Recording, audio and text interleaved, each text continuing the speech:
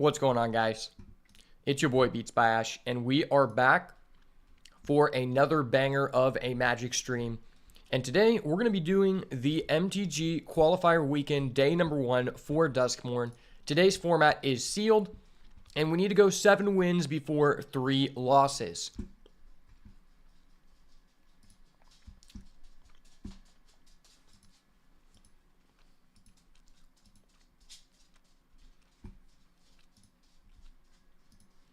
Let me go ahead and make sure I pulled this up correctly.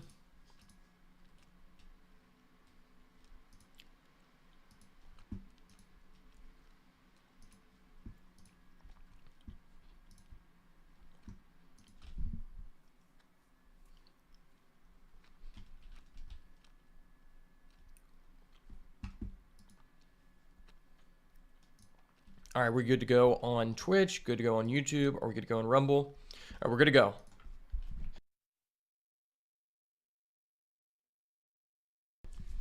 Give people a chance to join here.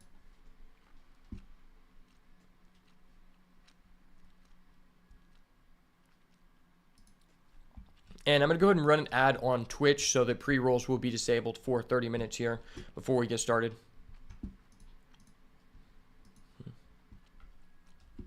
How is everybody doing today? I'm excited. This is going to be fun. I'm ready to get some competitive Magic in.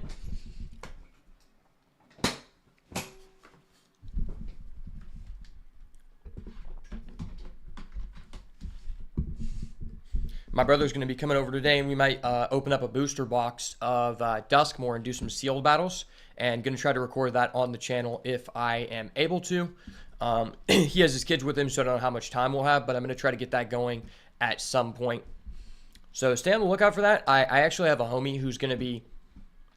He told me he's in the works of 3D screen printing us a device to be able to hang our camera from the ceiling to get a great, like, directly looking down view on the gameplay. So when we do some IRL matches, we will be able to give you guys the highest quality experience possible, because I don't really see a lot of people doing that. A lot of people I see playing IRL matches, they're not actually IRL. They're doing them online on like a webcam versus someone else. And I really want to bring back that personability of IRL card game matches and include banter and just have like a 3-camera setup to show each of our reactions on plays and stuff. So that's going to be fun. Make sure to stay on the lookout for that.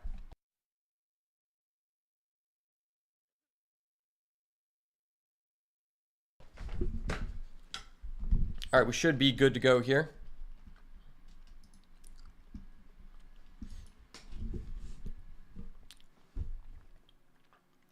All right, welcome to Qualifier Weekend, day number 1 for Duskmourn Sealed. This is the event that we qualified for last week. If you haven't seen that video, make sure to go check it out after this one. And today, we need to get 7 wins with our Duskmourn Sealed pool before receiving 3 losses to move on to tomorrow, where if we are able to win out in the drafts tomorrow, we will be qualified for the next Mythic Championship and maybe the Pro Tour. I'm not exactly sure, but man, I have felt really good about this format. I've been having a lot of fun. This is probably, for me, the most fun set I have ever played in terms of drafting outside of Modern Horizons 3. But I've been playing since original Innistrad and New Phyrexia, and this has probably been the set that has hit the best for me. There's just so many fun combinations to go about in this format, and I'm really excited to get into some more competitive matches for it.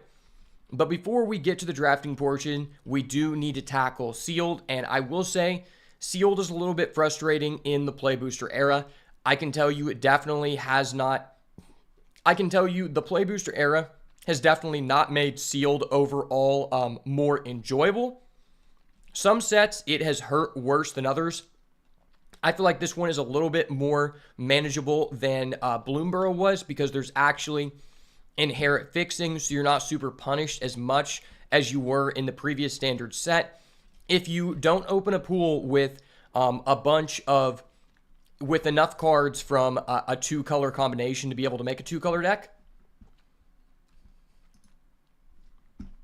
So I'm excited to see what we can do. And now it is time for us to do a prayer. We're going to do a quick little prayer before we get into this so that we can have some fun and awesome gameplay of some competitive Magic the Gathering in Duskmourn Sealed.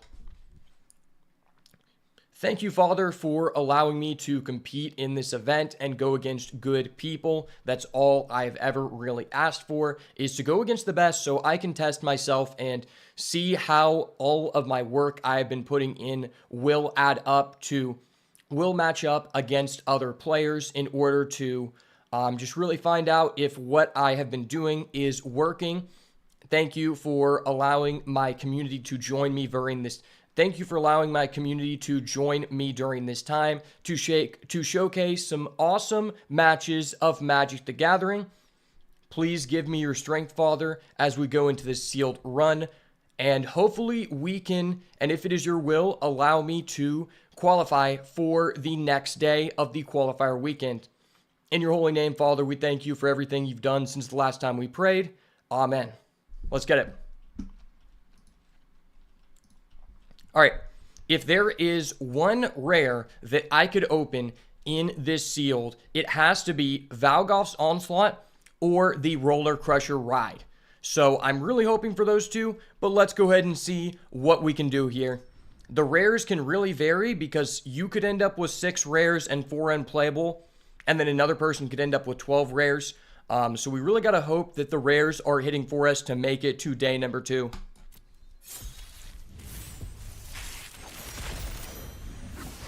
Okay, we have Nico Light of Hope, which is an insane banger, one I'm really happy to open. Come Back Wrong is a fine card. It's basically just a 3-mana removal spell most of the time, which is okay, but definitely not a bomb. Fear of Missing Out is awesome, though. This one I actually like quite a bit. Fun fact about this card, when it enters, discard a card, then draw a card are separate lines of text. So what that means is if you have no other cards in your hand, you will still get to draw, even if you cannot discard. But overall, a really cool card. And then we have Unholy Annexed Ritual Chamber, which is a banger.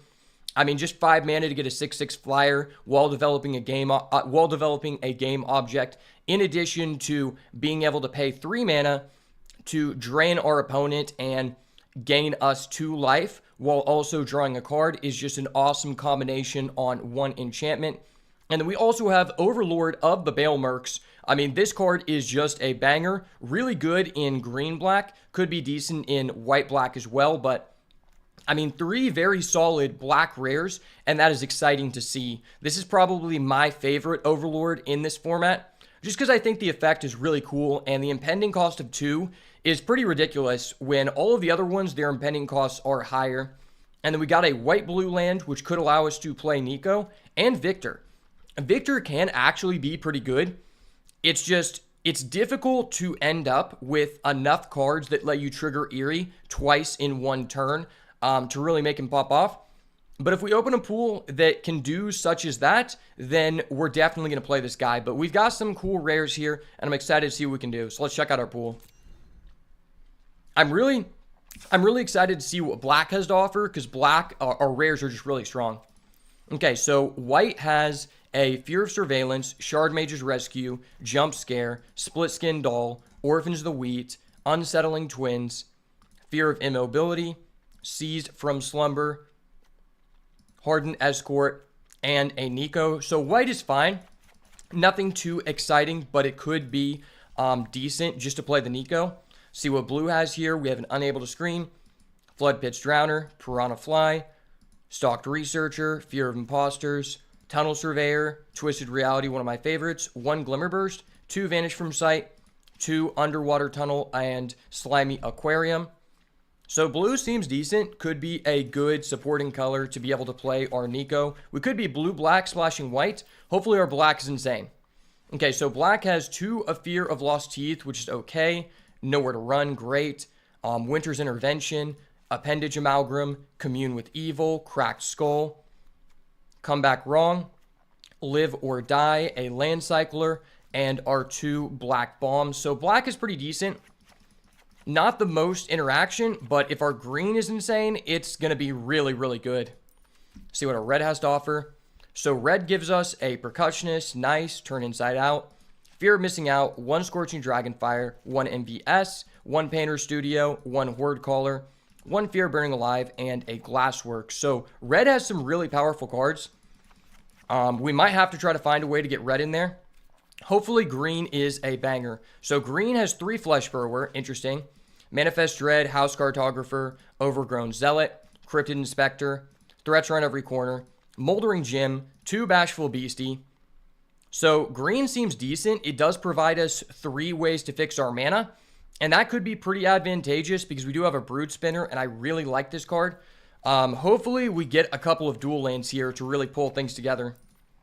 So we actually get a Glimmerlight and a Saw. That's really nice. Saw is one I've been playing with more and more, and I'm excited to open it here. Our gold cards, basically just the Brood Spinner, Fear of Infinity, and the Nico. I mean, if we're able to play Nico with our other black rares, we're going to be really happy. And our lands, we did not get a Terramorphic, but we have a white-blue, a green-black, and a red-black. So black is looking very promising. Let's go ahead and just add this into Sealed Deck Tech and see what our options are.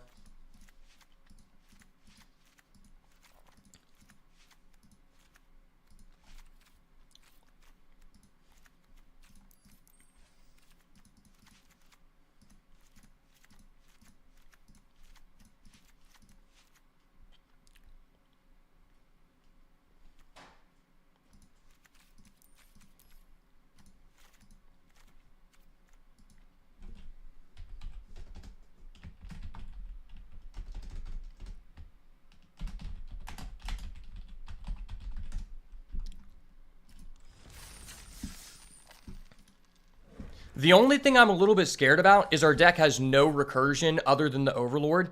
If we had a way to buy back stuff, oh my gosh, it would be so insane because our bombs are crazy. Like if we had a Under the Skin, oh, this pool would be great. But I think we definitely have a chance here. We're just going to have to get a little bit lucky on our draws because we did not end up with that recursion.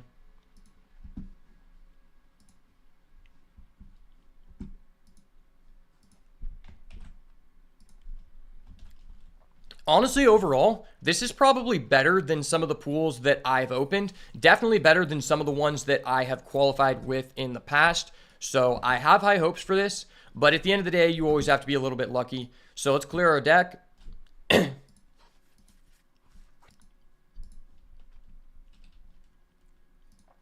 Let's see what our highest power cards are.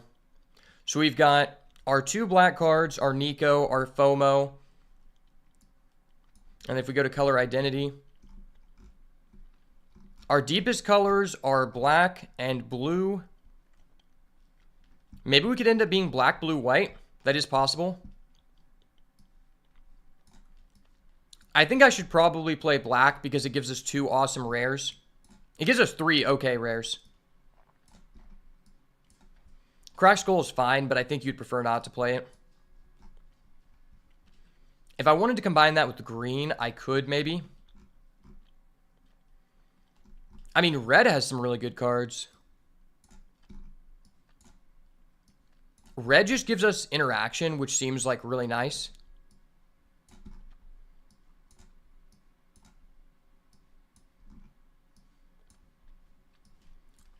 We do have that Glimmer Burst.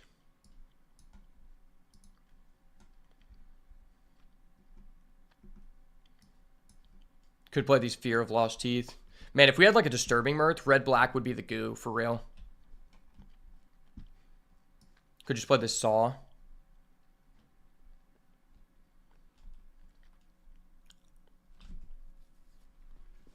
Saw is pretty cool.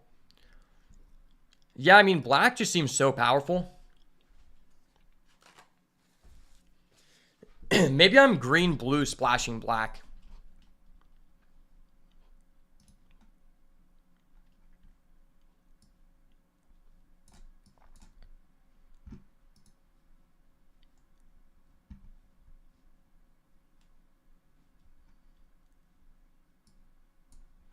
This is going to be a tough one for sure.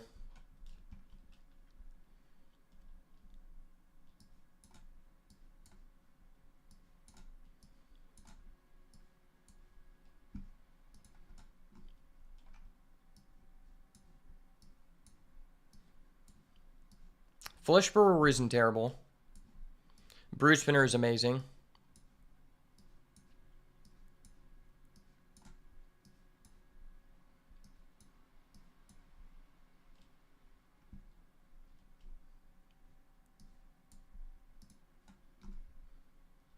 Could play Cracked Skull.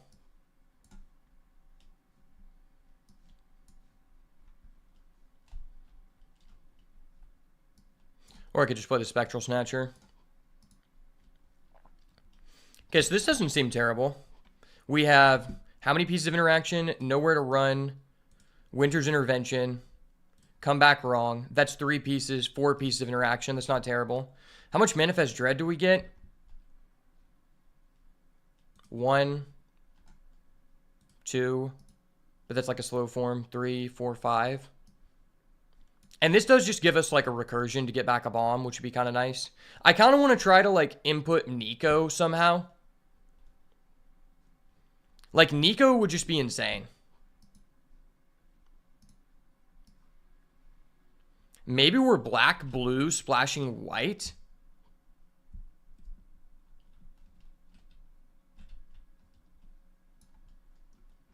I also think red's pretty good. There's definitely a couple decisions here.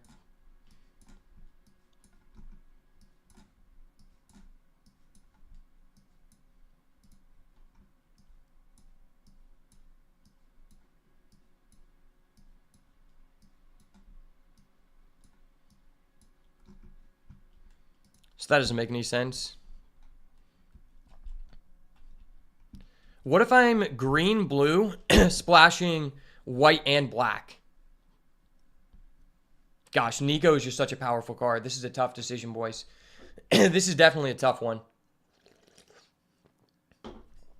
If you guys have any ideas on what would be better, feel free to let me know. I am not opposed to being wrong here.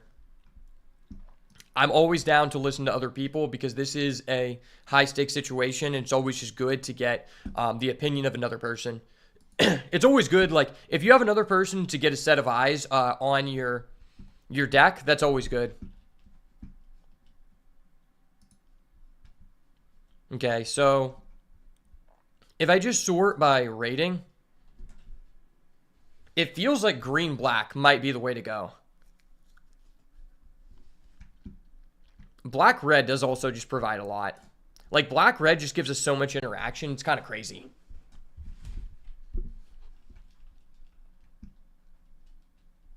So, before we get down to the C's, there's quite a few black cards. How many enchantments do we have overall? Is this enchantments? That's enchantments. Okay. So quite a few enchantments. I was just wondering how good like Nico would be.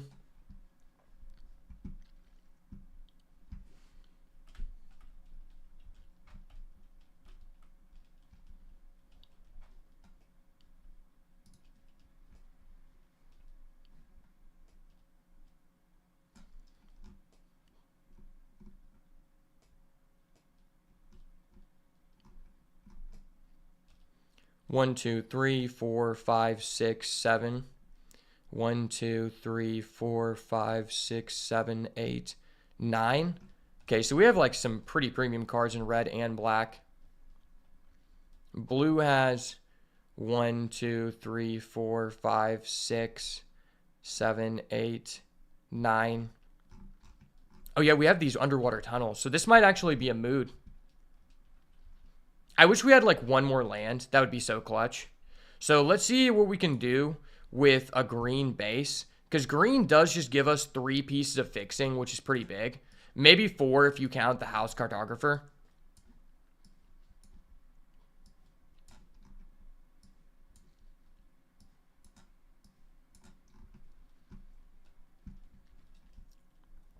And if we want to be blue, adding Glimmer Purse, Vanish, Stalked Researcher, Twist Reality, Underwater Tunnels, which are nice.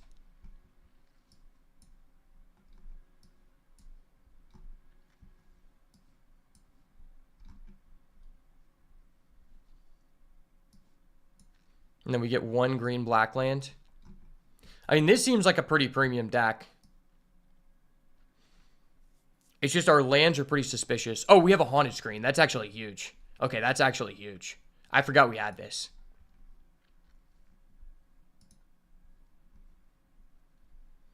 How many Manifest Dread effects do we get? 1, 2, 3, 4, 5, 6. That's not bad.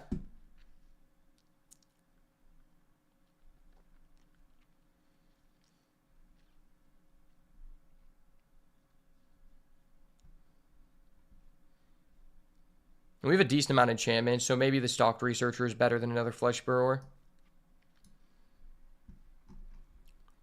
So we could cut that. And then if we go to our mana base... Oh, I forgot I have a black land cycler that might be worth.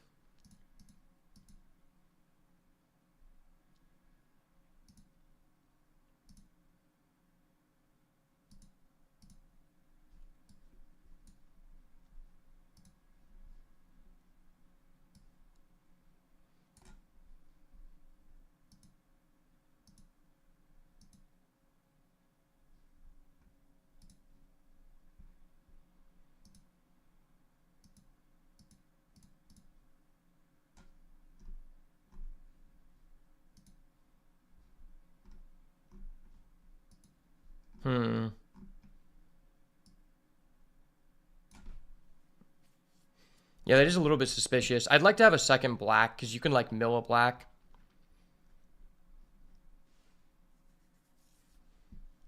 Honestly, I feel like we can't splash black. I think we need to be base black.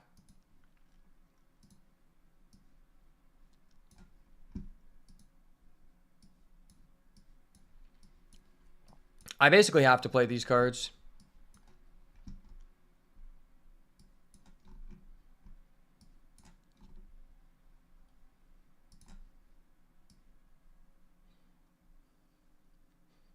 Not opposed to playing an Appendage Amalgam.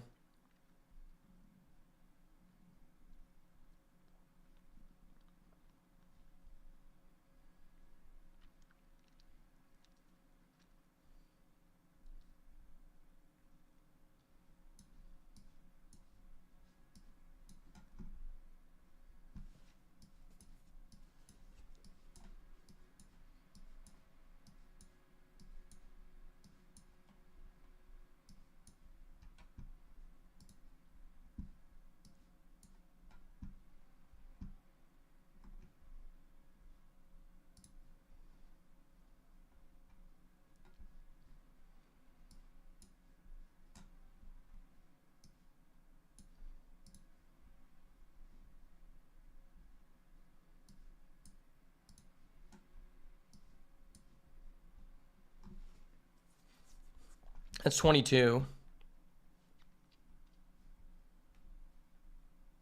I don't really like playing Fear of Lost Teeth in this deck. I don't think it makes a lot of sense.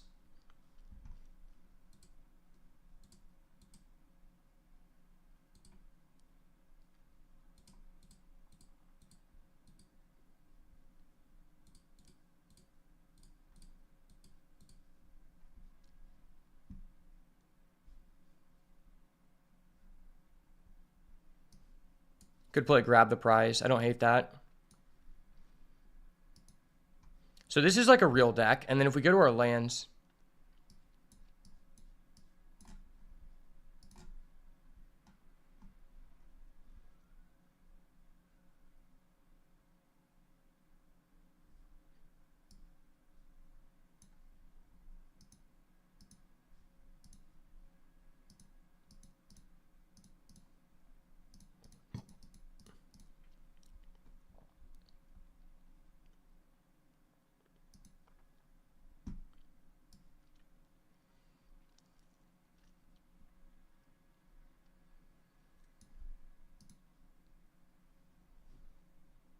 This isn't terrible.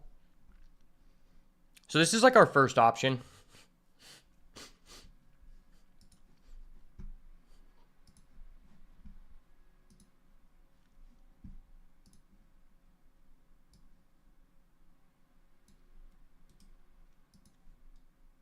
No, I'm just going to keep this over here so we can like weigh it versus the other stuff. I think our lands, it probably pushes us in that direction, but I do think that's kind of a weird deck.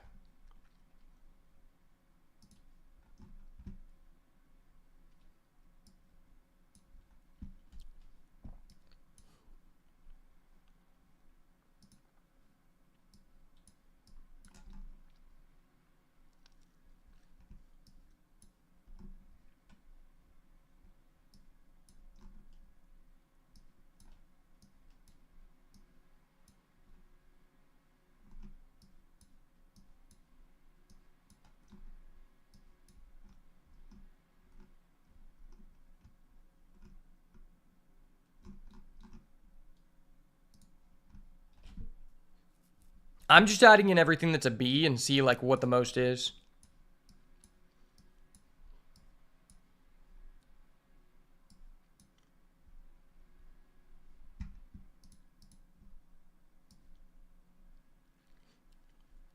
So red has the most, followed by black, then white.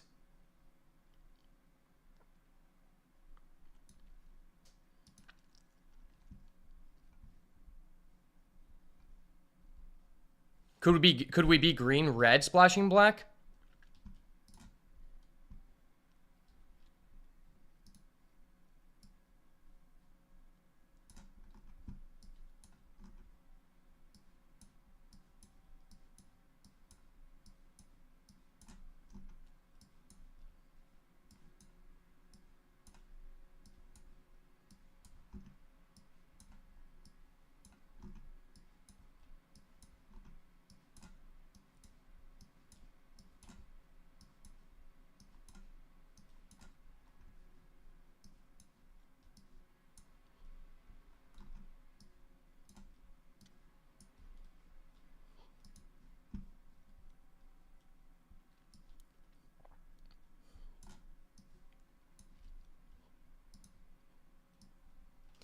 Okay, let's see how this looks like.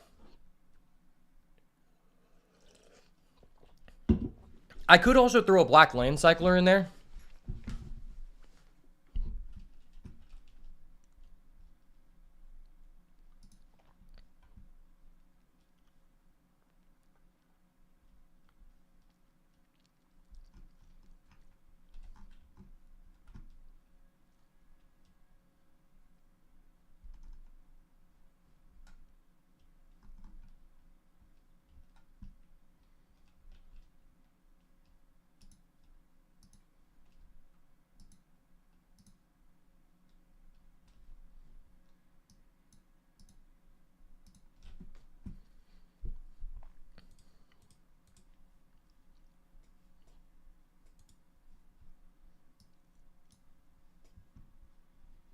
Kind of want to cut out the percussionist.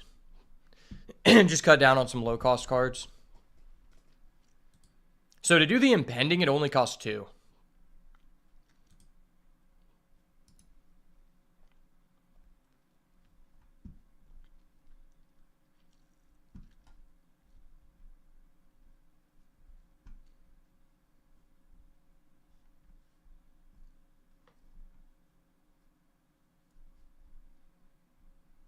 How much Manifest Dread do we have?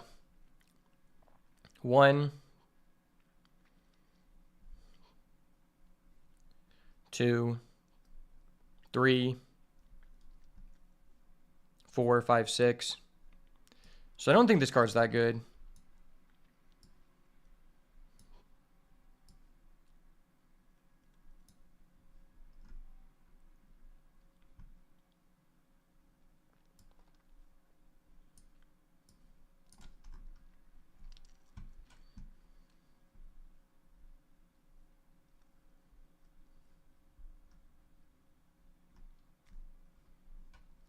This gives us such a limited amount of interaction, though. That's like really, really sad.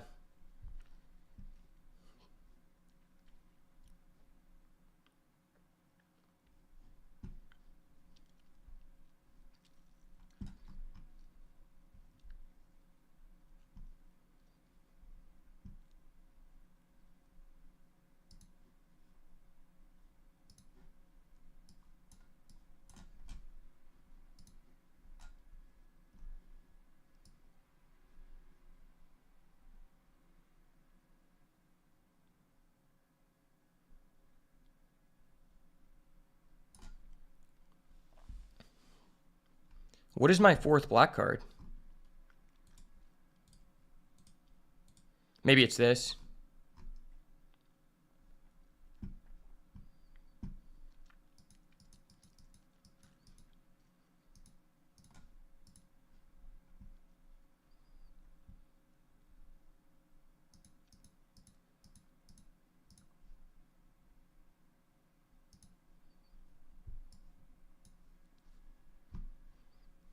This would give us 3 black sources alongside the threats.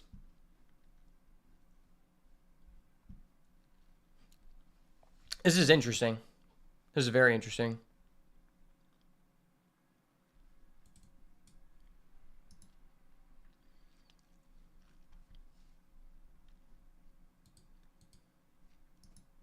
I mean, this deck doesn't have like a lot of Manifest Dread. Red just seems so good.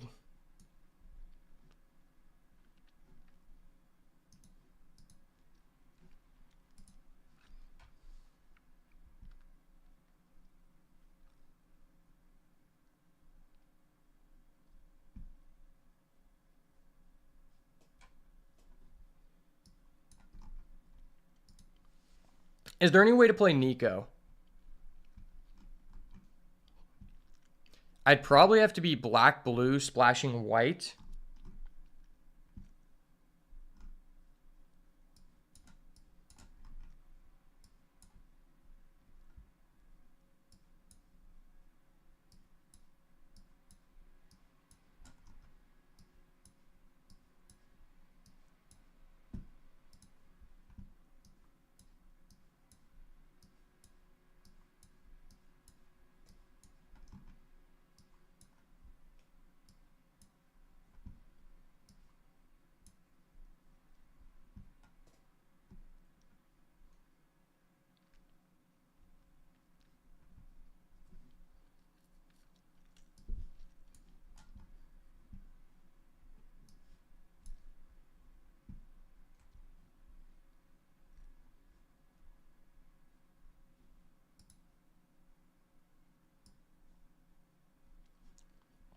But then I only get 1 dual land. I mean, I could play this card.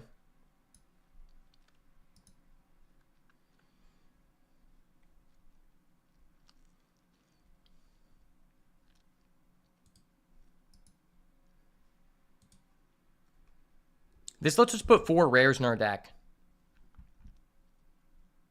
How many enchantments do we have? 1, 2, 3, 4, 5, 6, 7, 8, 9, 10, 11. So I have 11 enchantments, which is actually pretty good for Fear of Infinity.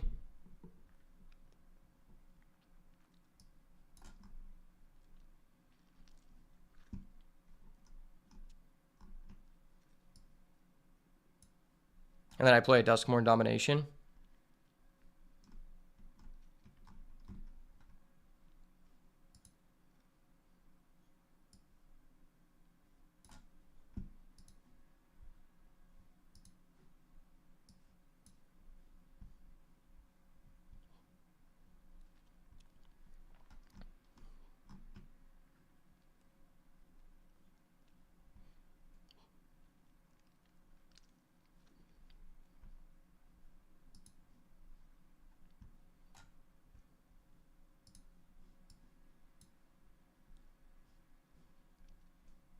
This gives me 3 sources to be able to play that card.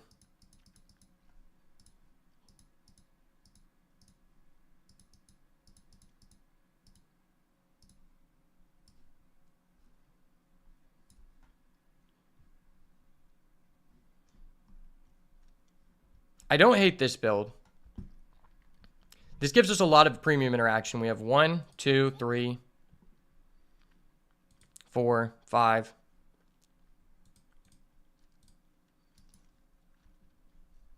Nine pieces of interaction. I think Duskmourn's Domination is actually a pretty decent card.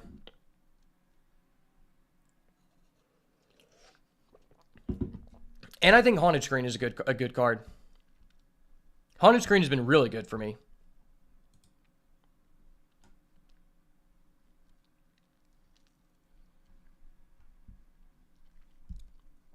So this is another build we can go.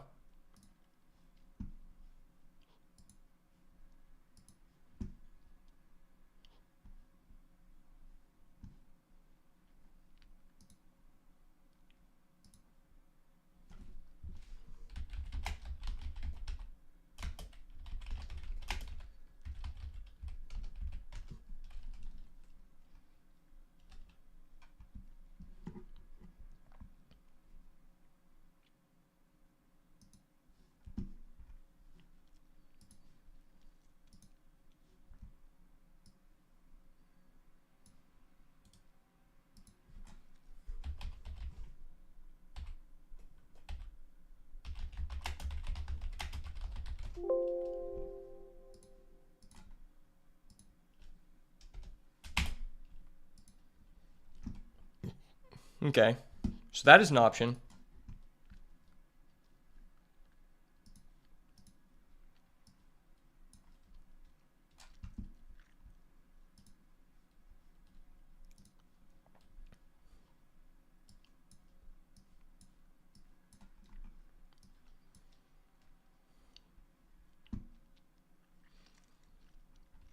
Can I ever play black-white with Victor splashing blue for this?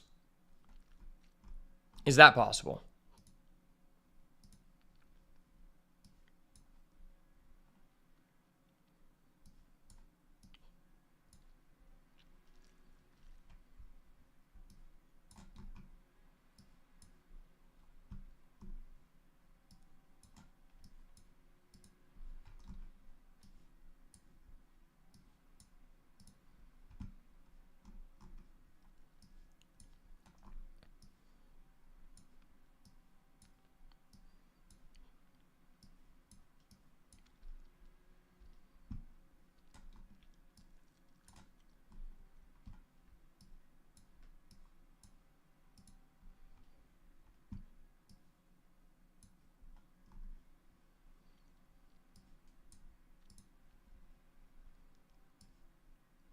How many enchantments does this deck have?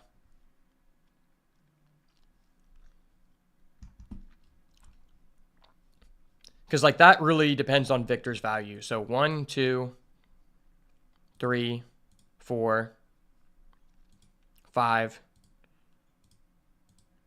6, 7, 8, 9, 10. 10 enchantments? Does that make this card worth?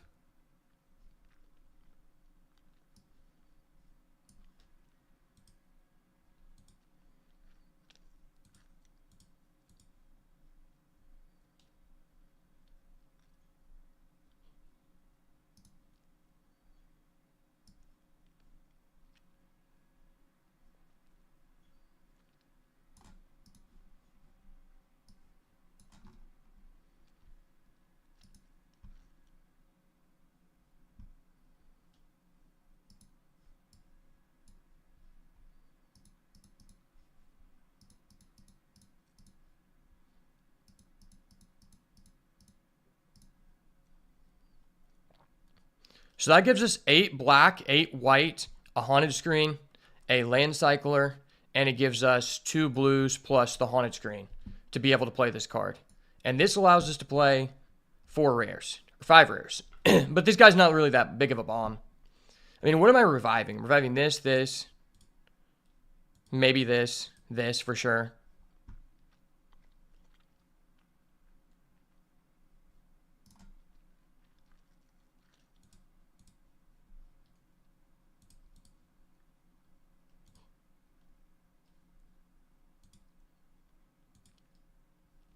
And that gives us 7 pieces of interaction.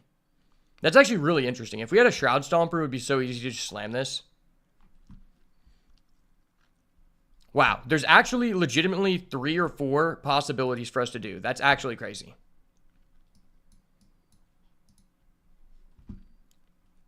This is a really difficult pool.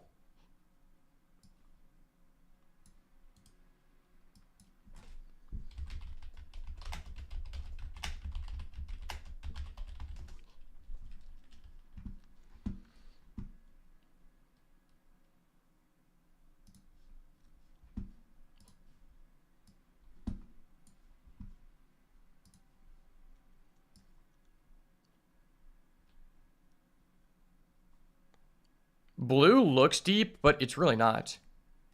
Yeah, I gotta open back up Arena.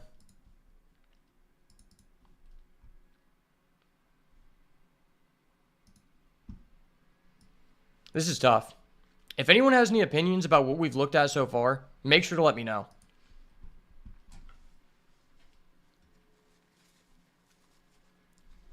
Because this is a tough one for sure.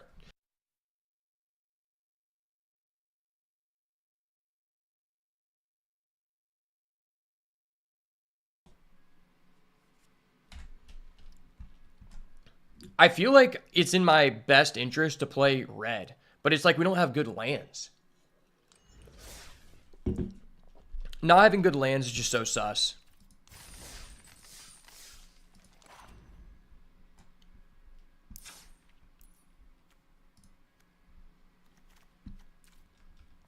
This is just black-green. So red, I could splash like a Scorching Dragonfire. Maybe a Glassworks.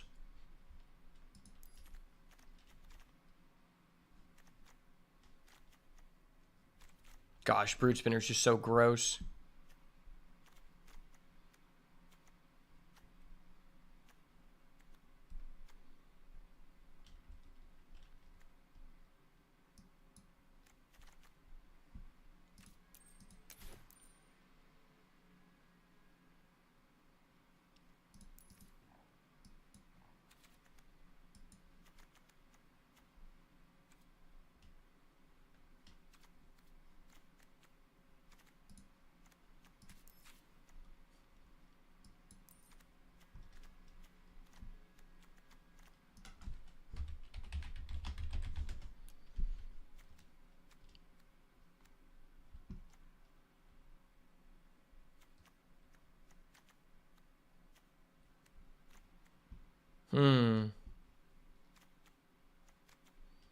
There's several cards that I'm just not sure about their value.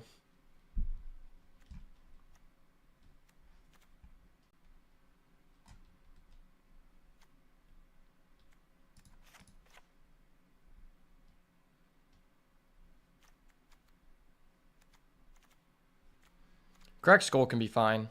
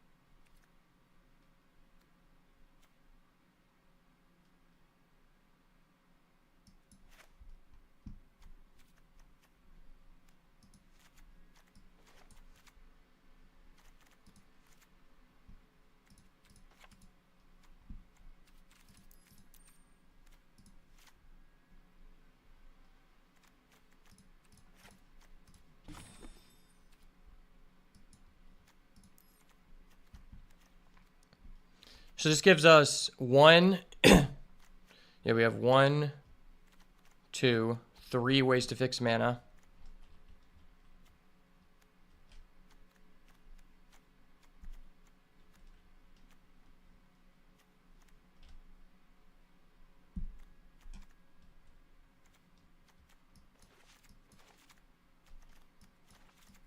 This doesn't seem terrible. How much interaction does this have? 1, 2, 3,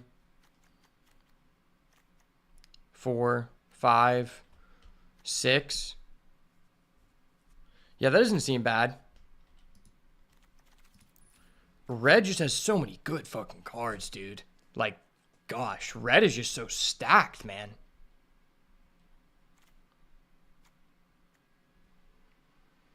If I play red, black, splashing green, we get an overall better deck, but we get a more suspect mana base, which is just like really scary.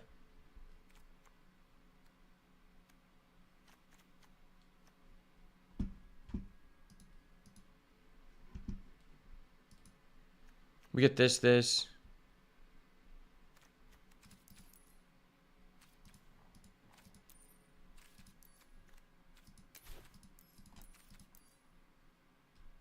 It feels so bad to be leaving Nico on the sidelines.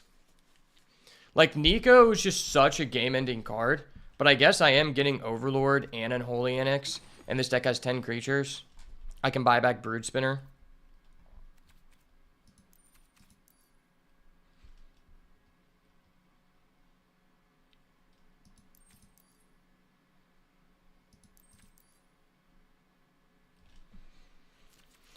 Yeah, this is a tough one.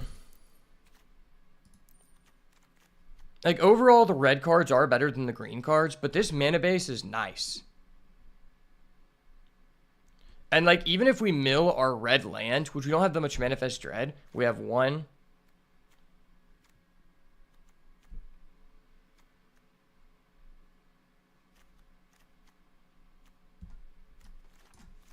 2, 3, 4, 5. Thought we had 6 Manifest Dread.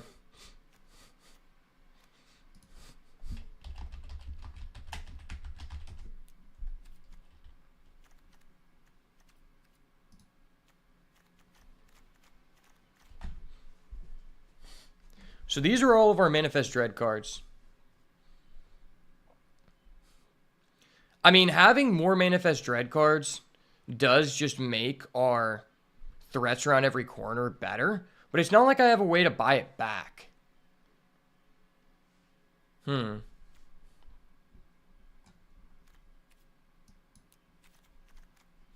So it's this versus...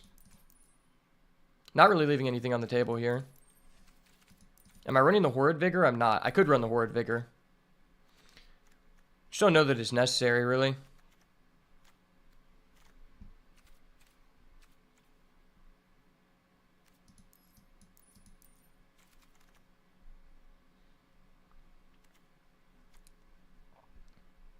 Man, I wish we had like a Spine Seeker Centipede. This deck would be so much better.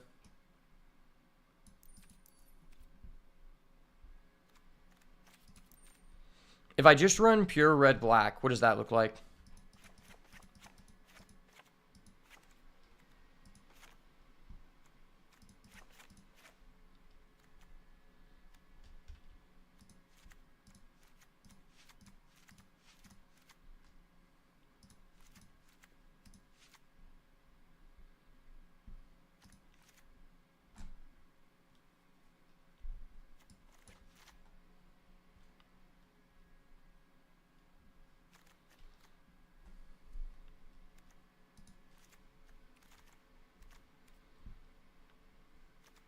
I'm putting, like, Grab the Prize in my deck, though. Our curve is just so bad if I do that. Because then we just have so much top end.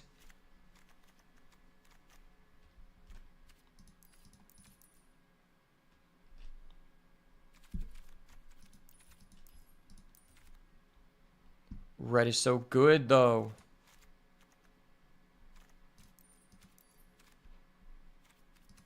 I don't mind this Saw. This deck has 9 creatures.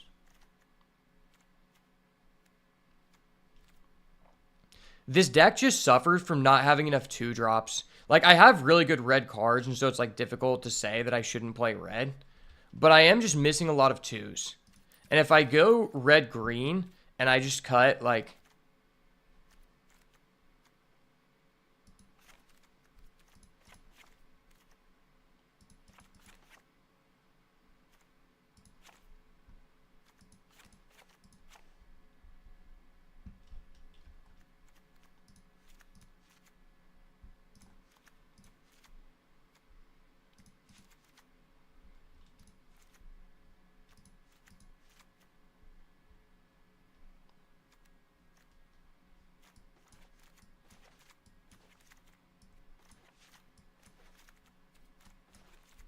That's pretty fine.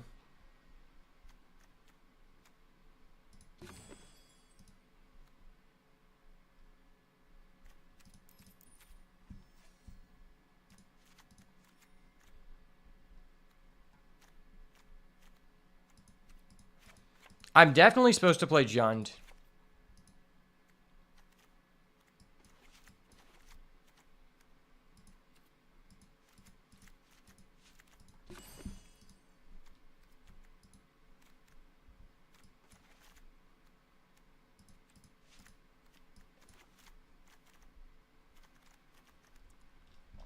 I get 3 black sources for 3 black cards, which 2 of them really would like you to have double black.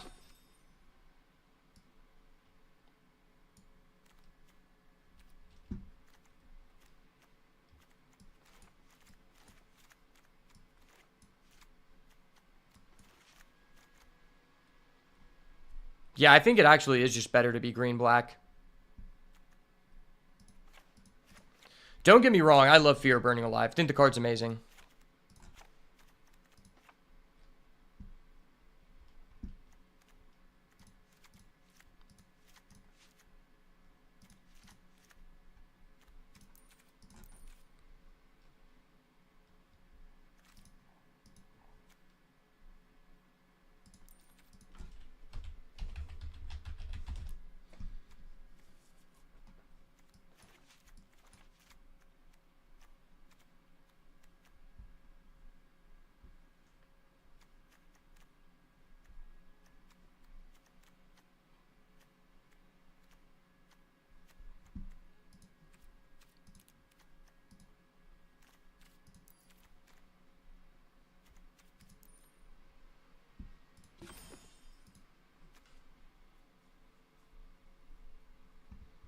Do I really want to play 3 Flesh Burrower? I don't know.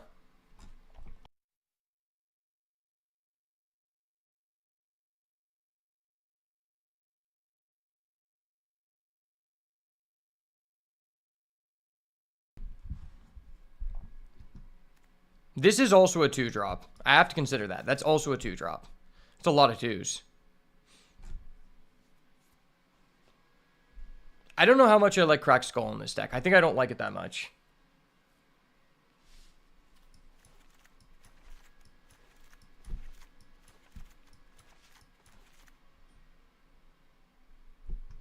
So I have 8 proactive things to do on turn 2. Should probably just slot in this Appendage Amalgam. How much interaction do I get? 1, 2, 3, 4, 5, 6. Okay. I don't hate this. I think Appendage Amalgam might actually be better than Cracked in the Skull. Let me look at my original list real quick.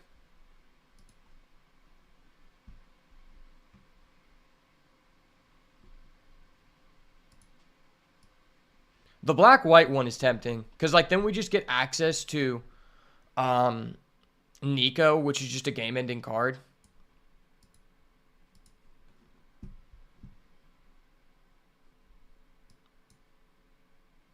Yeah, Nico is just a game-ender. But I think our lands point us toward Giant. Like, I would rather have a more consistent deck and lose due to my cards rather than lose due to breaking.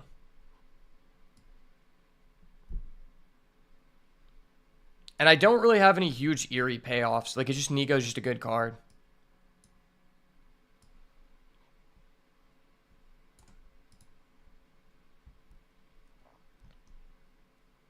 Cracked Skull is 53.9. Appendage Amalgam is 53.4. But I feel like Cracked Skull is mainly good if you're in red-black. Maybe it's a little bit better because the format's slower. I'm not really sure. I definitely disagree with the win rate on the Land Cycler. The Land Cycler is nice. Cautious Survivor is a 55.9% win rate. That's ridiculous. I don't think that card's that good.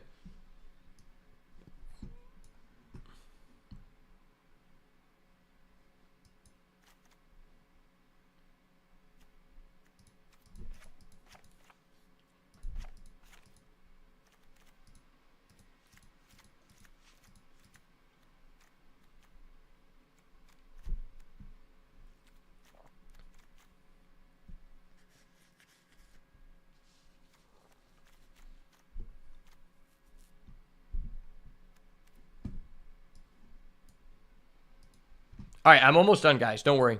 We're actually going to get in some action here. Trust. The big action. This is just a really tough pool.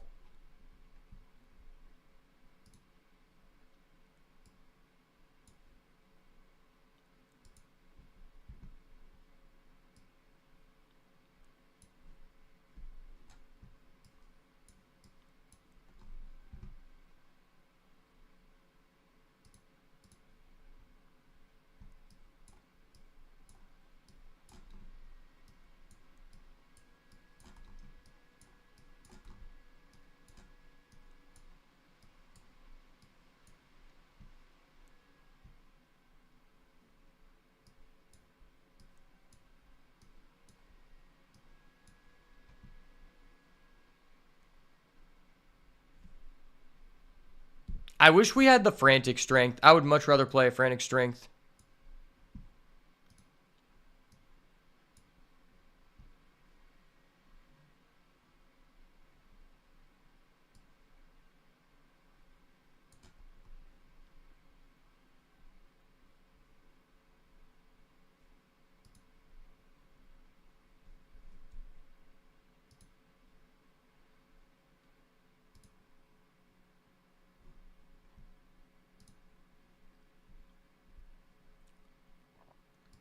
So Horrid Vigor has a 57.2 win rate. Maybe I should just run a Horrid Vigor. It's the highest win rate card. That's got to mean something. It's either that or a third Flesh Burrower. We have so many 2-drop plays, I might just will be being willing to pick this up. Like, protecting our guys is somewhat worth.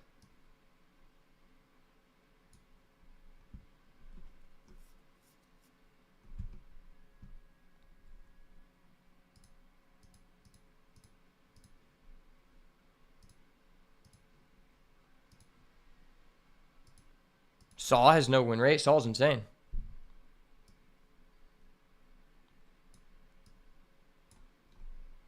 It'd be so nice if we could put this Fear of Burning Alive in our deck.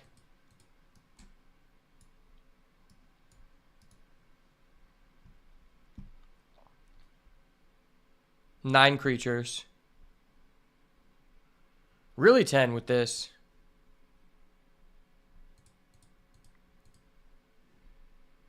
Okay, I think I do just like the Horrid Vigor maybe a little bit better. Because this is 1, 2, 3, 4, 5, 6, 7, 8 things to do on turn 2 with 10 creatures. This, like, isn't always going to hit, which is what's scary. I'm also currently playing the Appendage Amalgam, though.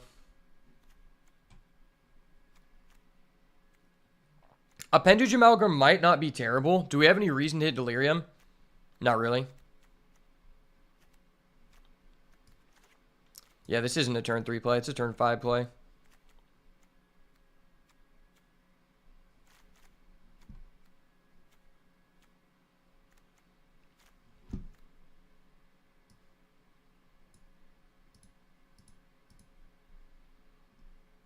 Is Appendage Amalgam really that bad?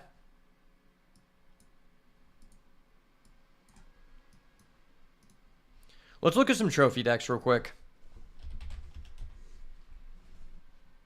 We'll look at some trophy decks, and then we'll hop into it.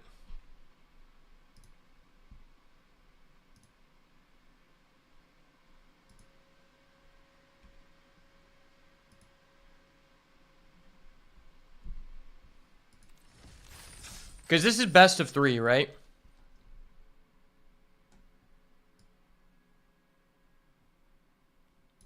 Maybe it's best of 1.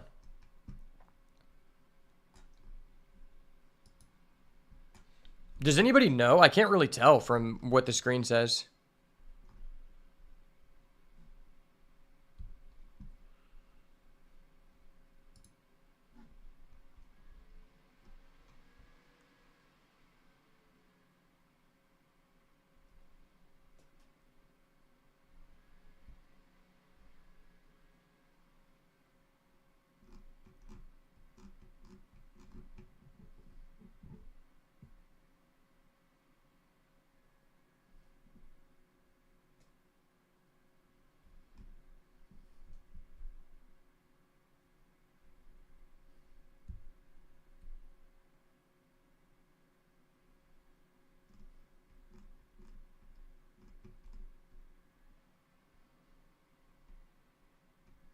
I think it's best of 1 if you're getting 3 losses.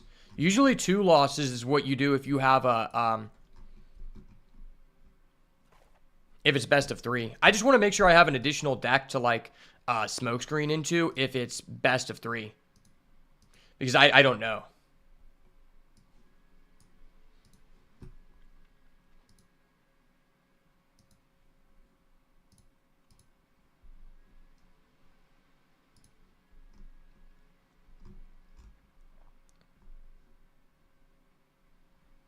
Oh, this person had 2 under the skin. That's gross.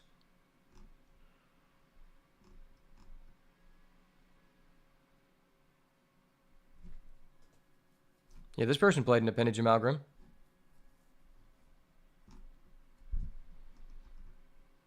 Fuck it, we have a lot of 2-drop plays. I think Appendage Amalgam is fine. Like, do I really need 3 Flesh Burrower?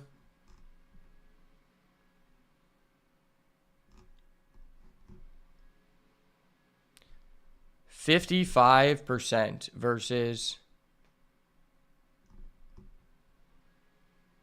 56.9. Wow, okay. This guy's playing Fear of Lost Teeth. I mean, if it's best of 3, I'll put it in, but probably not if it's best of 1.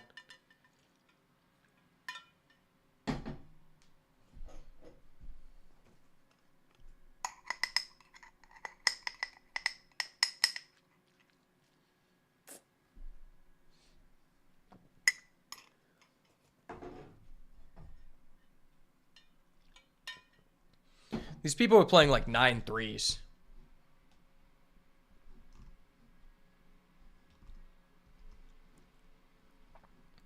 This person splashed just Sawblade Skin Ripper. That's crazy.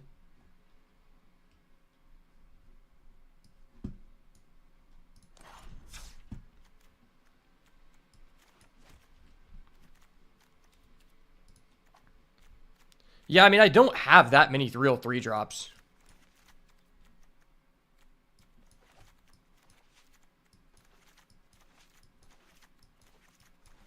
I mean, that's 7 proactive things to do on turn 2 and 9 total if I'm being reactive. So I don't think this is terrible. Yeah, this seems fine. Then we have the Liver Die to buy something back. I just want another, like, real creature to buy back. Because I want to have enough creatures to where using this effect is, like, actually going to be impactful. Because our deck, if I don't have that in there, it's only 9. And it's like, I don't know if I want a 3rd Flesh Burrower. 3rd Flesh Burrower is kind of sus. And also, Flesh Burrower is just terrible in the late game, I feel like. Horrid Vigor has a terrible win rate. And I have 1, 2, 3, 4, 5, 6 pieces of interaction. That's not bad. I think this is the deck that we're going to go with. I just like the curve. All right, I'll be right back.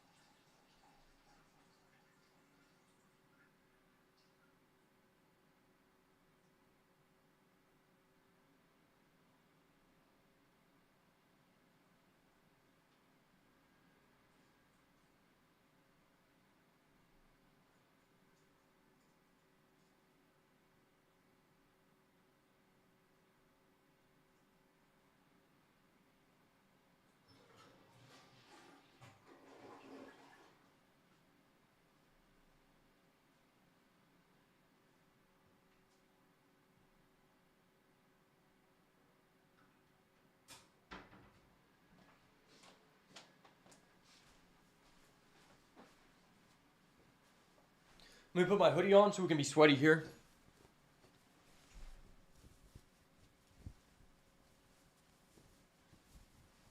Yeah, I think this is fine. I think I like just the Appendage Amalgam over potentially a 3rd Flesh Burrower. Because Appendage Amalgam trades up.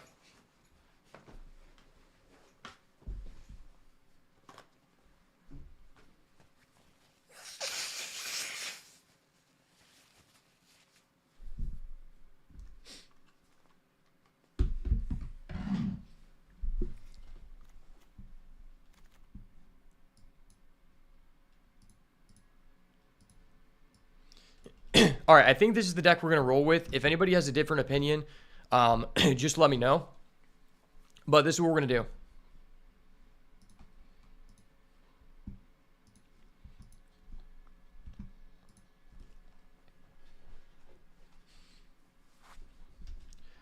All right, so after spending All right, so after spending about an hour cycling through deck lists on, so after spending about 30 minutes cycling through deck lists on Sealed Deck Tech, this is the brew that we have come up with. We're going to be running a green-black deck, splashing 2 red cards here. I just felt like this deck is the one that gave us the best curve and allowed us to play the most amount of rares. There were several other combinations I thought about, and I'll put those up on screen in the video for you guys to see. If you think one of those was better or you saw something I didn't, make sure to let me know down below. But this deck has an Unholy Annex Ritual Chamber, which is an amazing bomb, as well as Overlord of the Baelmerk.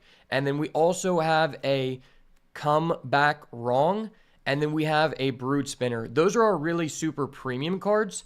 And then other than that, we are running a Haunted Screen to give us mana fixing with a Moldering Gem and a Overgrown Zealot in order to splash these 2 red cards, Glassworks and Scorching Dragonfire, just to have a little bit more interaction.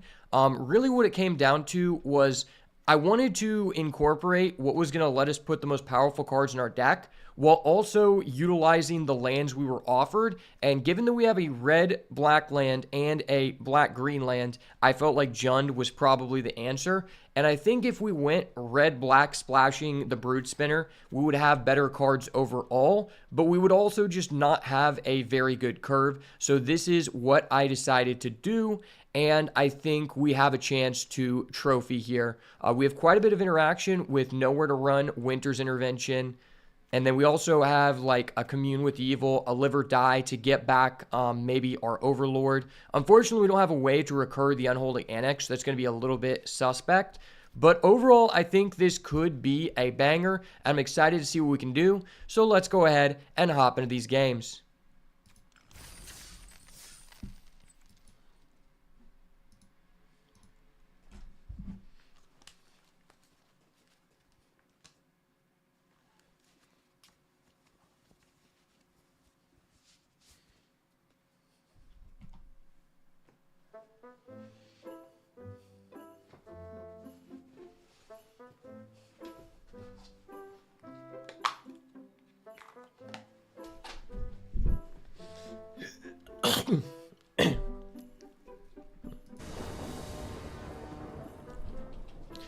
All right, let's get it, baby. Match number 1 of the arena play-in weekend. We're starting off on the draw. We have a red-black land with 4 black cards in hand. We can't do anything until turn 3, but like this is a 3-color deck and we have all of our sources. So I think I'm willing to keep this on the draw. We do have quite a few 2-drops that we could hit into. So I think I'm just going to keep. And it looks like it is best of 3. I wasn't sure if it was best of 3, but good thing I came up with some sideboard options to potentially smoke screen into. He's playing blue-white. He's going to start off with a Creeping Peeper. That is a little bit scary. I can go ahead and use my Land Cycler, which isn't terrible.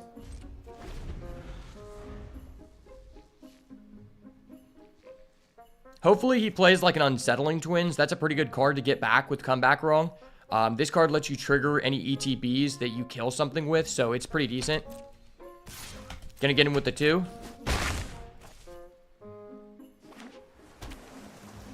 And then he's just gonna pass. I'm just gonna go ahead and use this. Reduce our chances of drawing dead here. Get a black. See what we top deck. We get a House Cartographer. A little bit late, but not terrible. Play down the black since he already knows we have it. Now, I could just go with this, like, Commune with Evil. I'm probably never going to get a better chance. Oh, my gosh. These are just all of our most powerful cards. This is really, really suspect. This feels really bad because all of these cards are ones that we would love to draw here. I think I probably should just go for the Unholy Annex Ritual Chamber because that one we can't buy back, but the Brood Spinner I can buy back with my Live or Die, or potentially if we top deck into the Overlord. But our opponent is about to have a frenzy just seeing all of the insane things that we just put in the graveyard. He's like, damn, this guy's deck is super premium. Unfortunately, those are all of our premium cards. That was really bad for us, but you live and you learn. Or in the case of us. You live or die. Gonna drop down the Friendly Ghost. Gets in for 4. And we draw another land here. This is a really awkward situation. So, like, I could come back wrong and kill this, but I'm gonna get a flyer that can test that. It's just, like, playing this House Cartographer and not using all of our mana feels really bad. I mean, it is only 2 attack. I probably should be a little bit greedy here. I'm risking it for the biscuit. Risk it for the biscuit. Hoping to trade off 2 drops here.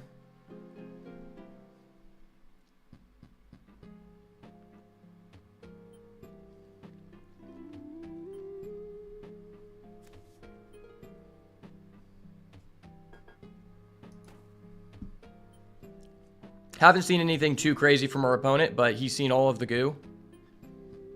Now, if he kills this, I'd be pretty happy, because then he's not using a removal on our Ritual Chamber.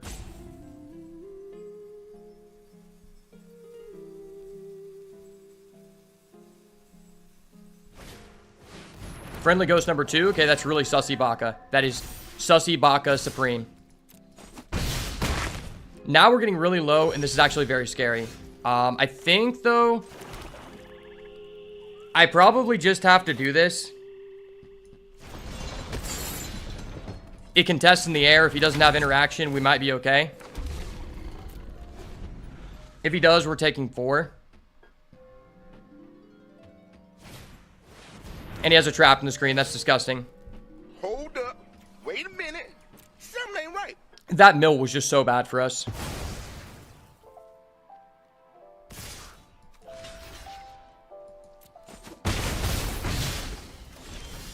And we draw a land. That was terrible.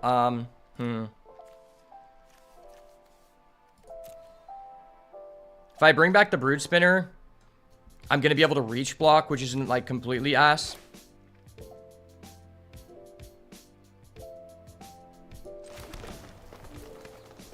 I kind of just like holding the liver die when he attacks and try to, like, reach block with the Brood Spinner, take only 2. Then I could potentially sack it off on our turn if we get Delirium 5, and then we would have, like, decent blockers.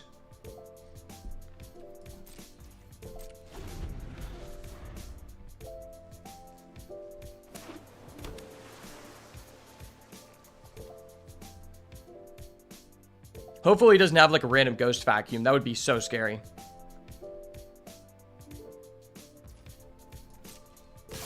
Attack with both. Please don't have a counter spell. Returning the Brood Spinner. This feels terrible.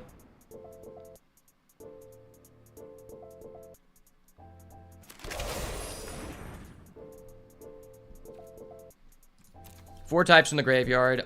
Scorching Dragonfire is good, but it's not really doing a lot here. Instant, sorcery, creature, enchantment. So the land has to go for sure. Am I keeping this? It doesn't automatically kill something. It is just good to have. 4, 5, 6. We'll have 7 next turn. I feel like I probably keep this.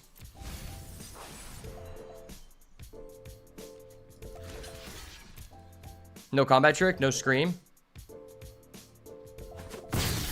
No one able to... Okay, cool. Cool, cool.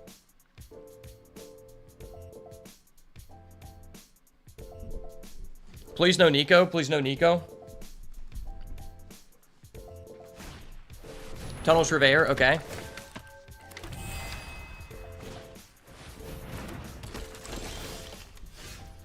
Into an Acrobat.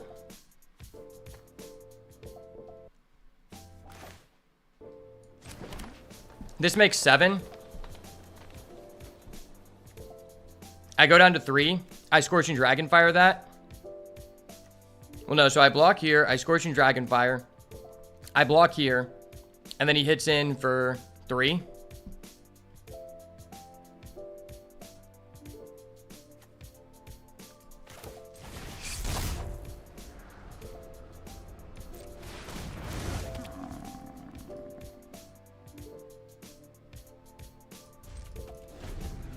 If I'm able to come back wrong on his Tunnel Surveyor, I'll net a token, which could be fine.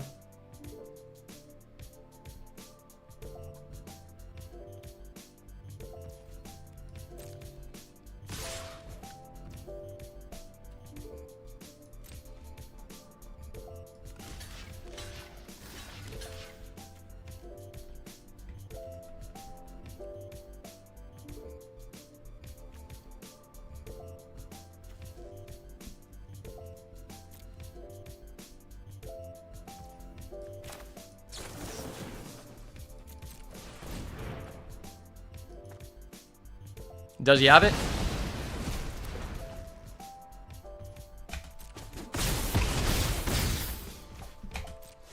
Go down to 2. We might just be dead here.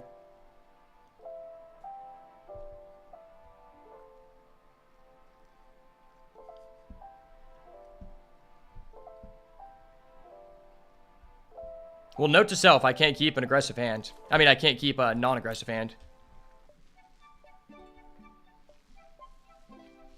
I might actually want to put in those one-drop guys we have. The Fear of Lost Teeth. He's just going to pass. Okay. So we get the Overlord of the Bale Merc.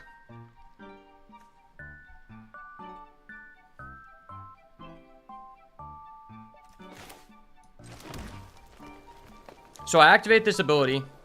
Then I do this. I buy this back.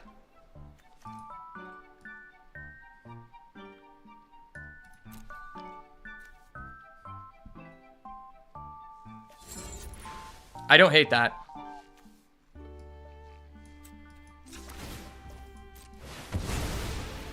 Play to our outs here.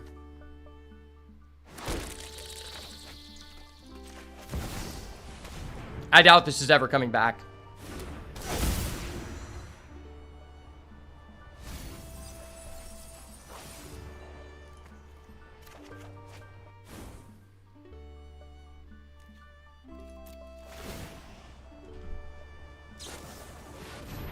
He has a Glimmer Burst. That's really scary.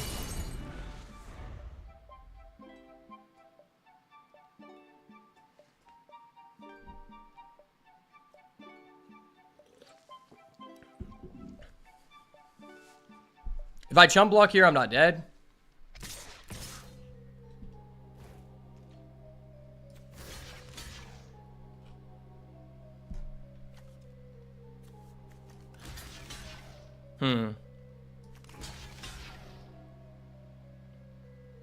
Do I want to just block all of those?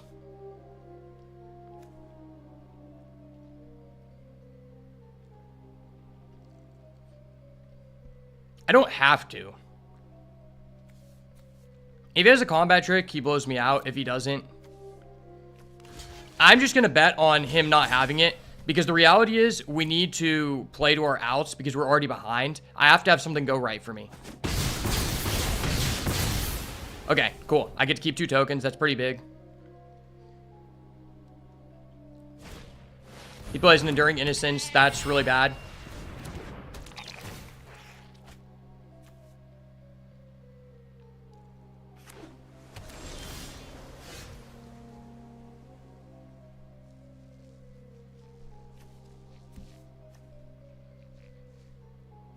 So I could kill this. I get it back, then I get a draw.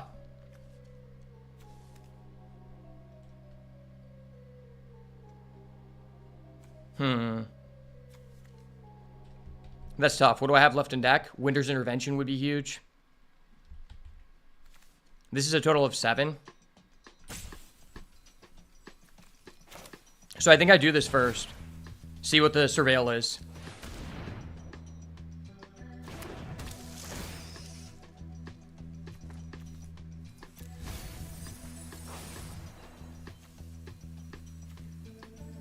If the draw is...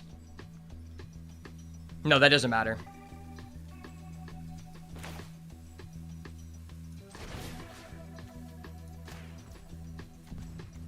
Like, because I think the way this works, he gets it back. When it dies, if it was a creature, return it to the battlefield under its owner's control. So he is the owner of the card, so he gets it back.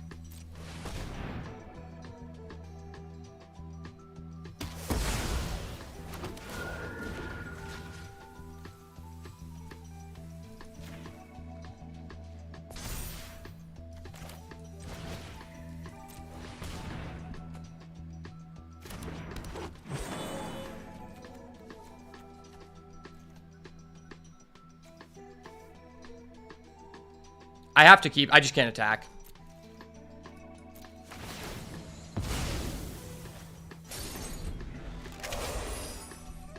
I need to be wary of my time here. Yo, what's up, boy? What's up, Bobby? I think he's going to get us here.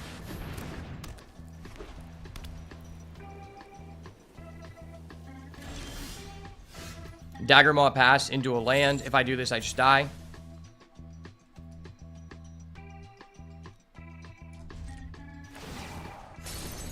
I might be able to get the Bailmerk back, but it's unlikely.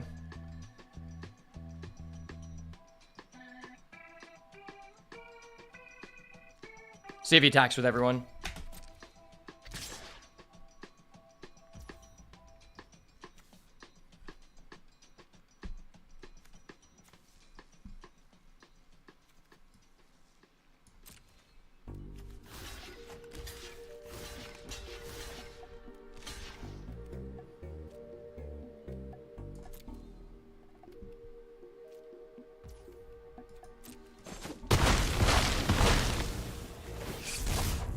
I keep a token, I manifest Dread into a Flesh Burrower.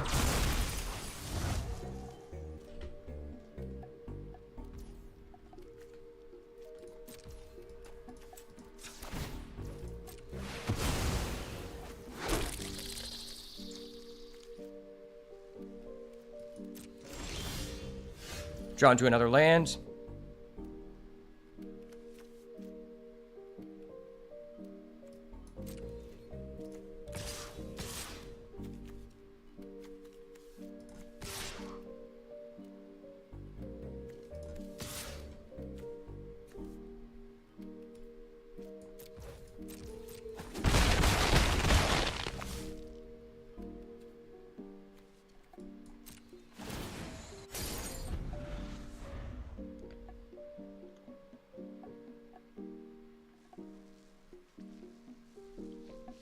He can kill my Overlord.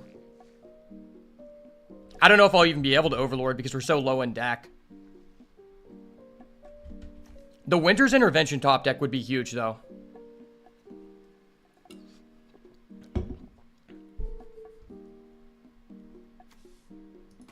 Winter's Intervention or the Bashful Beastie.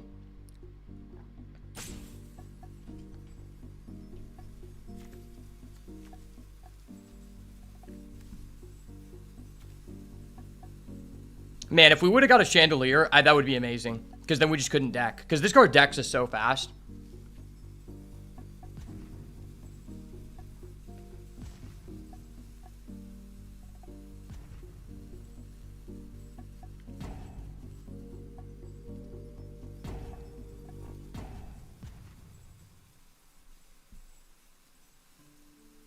Assuming everything goes as I think it would, I'll have a chance to Overlord, then sack and get tokens on his turn, which could allow us to push in for damage. That's like our only chance of winning.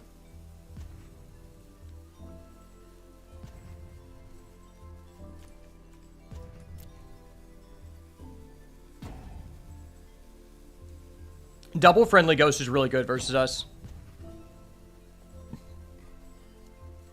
We don't have a lot of ways to answer that, but I do think Fear of Lost Teeth is kind of worth it versus him.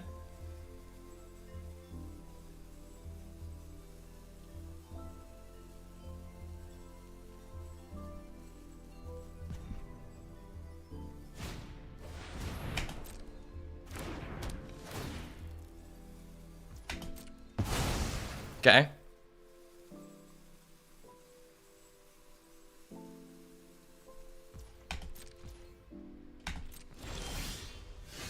Another Flesh Burrower. Okay.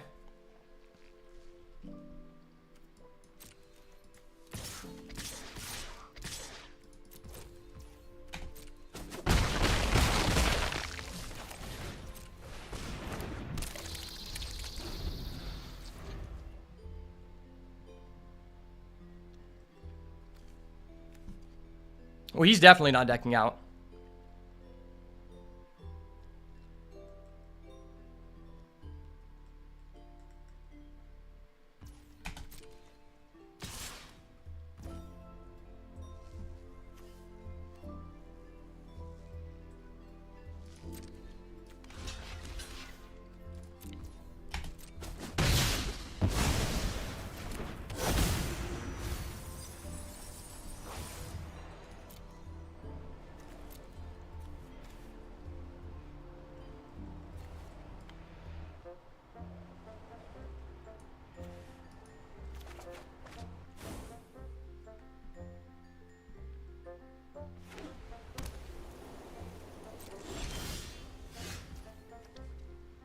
That was huge. It was actually huge.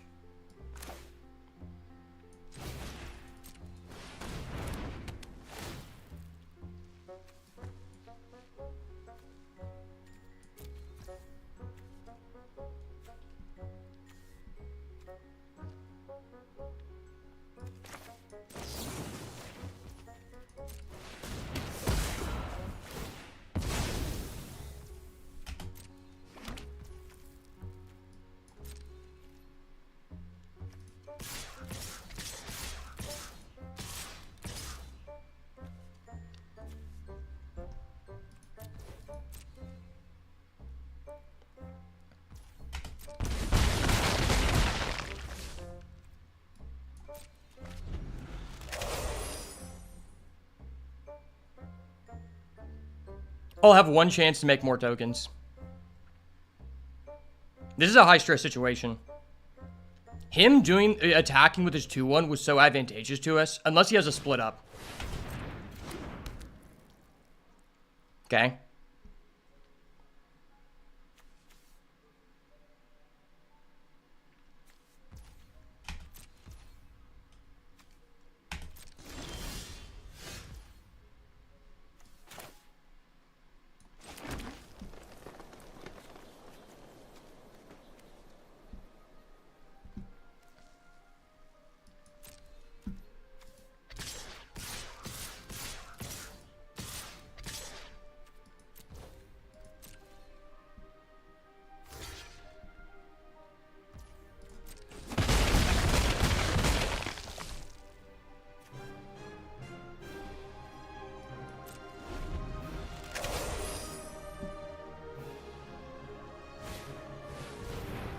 Okay.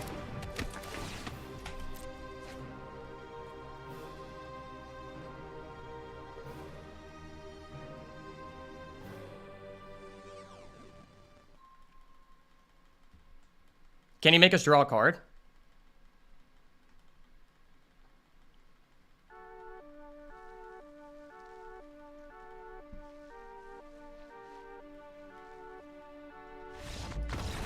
Let's go! The boat, baby!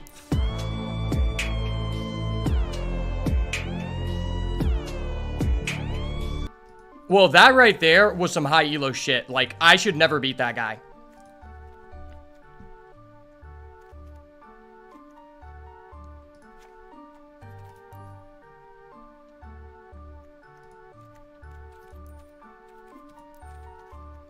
He does have a lot of tokens, which makes the Fear of Lost Teeth kind of decent. And he has 2-1s.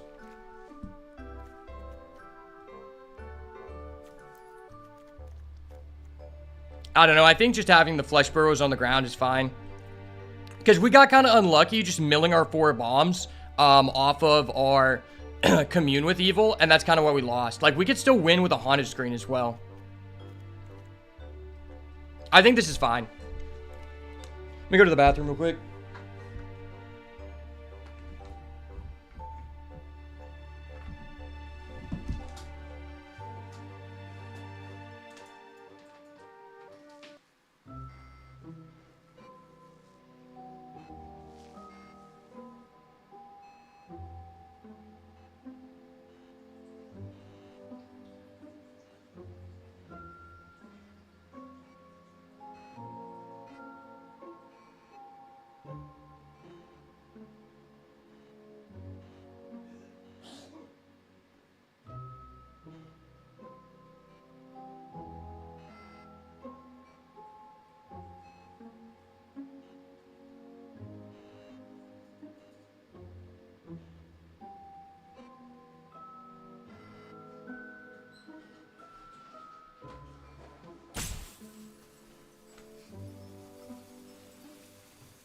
All right, this is a highly contested game.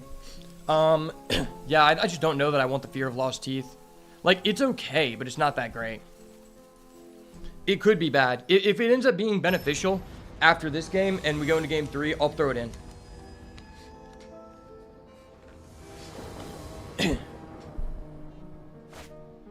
Okay, we have all of our sources, and we have a 2-drop into a 3-drop. I like this hand a lot. And we have a piece of interaction. This hand is just great. I'm so glad we went with this deck over the one with the sketchy mana base. I do need to play kind of fast, though, because we're kind of low on time for going to a game 3. No one drop. That's great.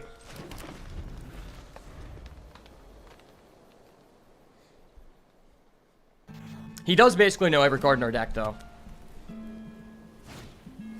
Scrabbling Skullcrab. Okay, that is kind of gay. I'm not going to lie. That actually is very irritating.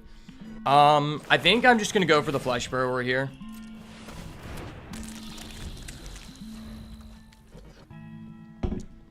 I kind of need to kill this because that card's just really oppressive.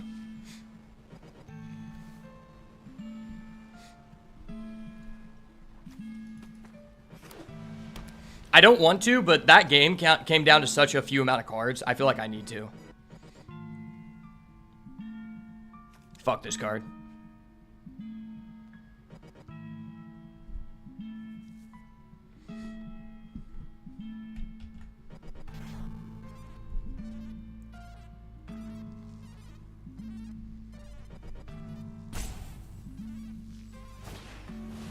Shelter by Ghosts. Oh, that's gross.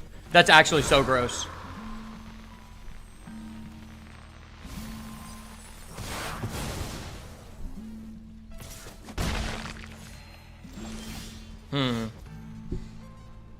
I'm gonna need to get to 5 lands to kill that. This is just so risk.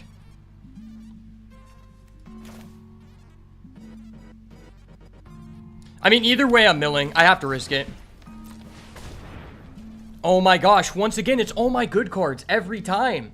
Dude, this is the exact same mill we had before. Are you kidding me? That's really frustrating. I do really want this. But if I take this, I can double spell.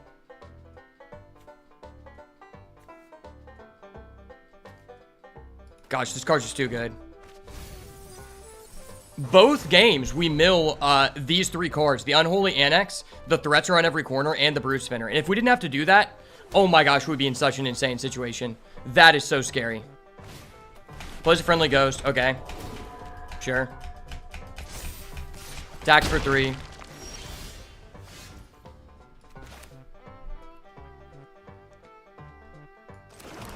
I kind of just like doing this to get out our red mana.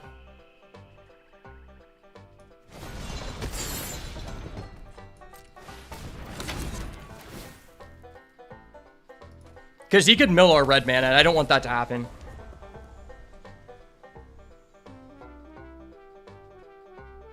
He might try to kill it. If he kills it, then we just go for the comeback wrong on his Scrabbling Skullcrab. Locker Room. Okay, that's really good.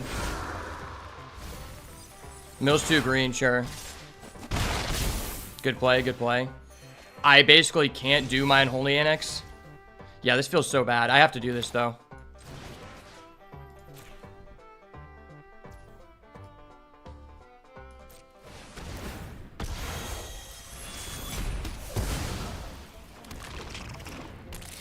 That is one of, like, 3 interaction pieces that he does have, though.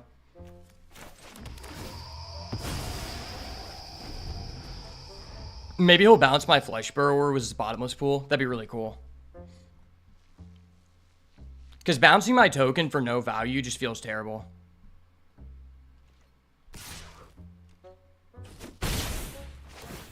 Locker Room is just so broken. Like, both sides of this card are equally fairly priced.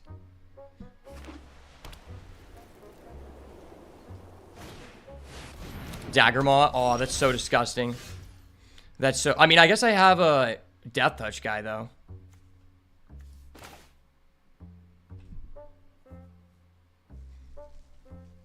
This is a weird situation.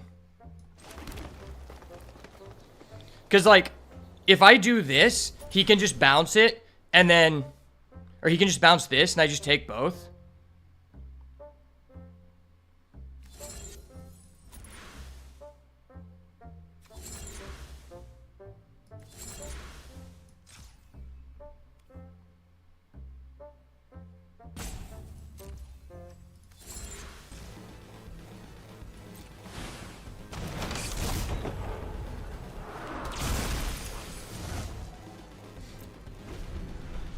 Maybe he'll bounce it back to my hand.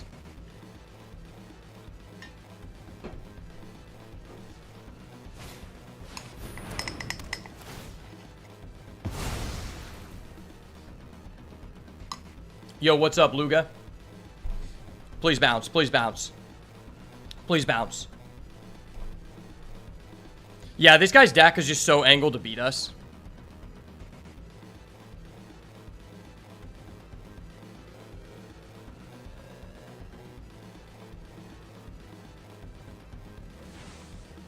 Okay, he's doing it. Awesome.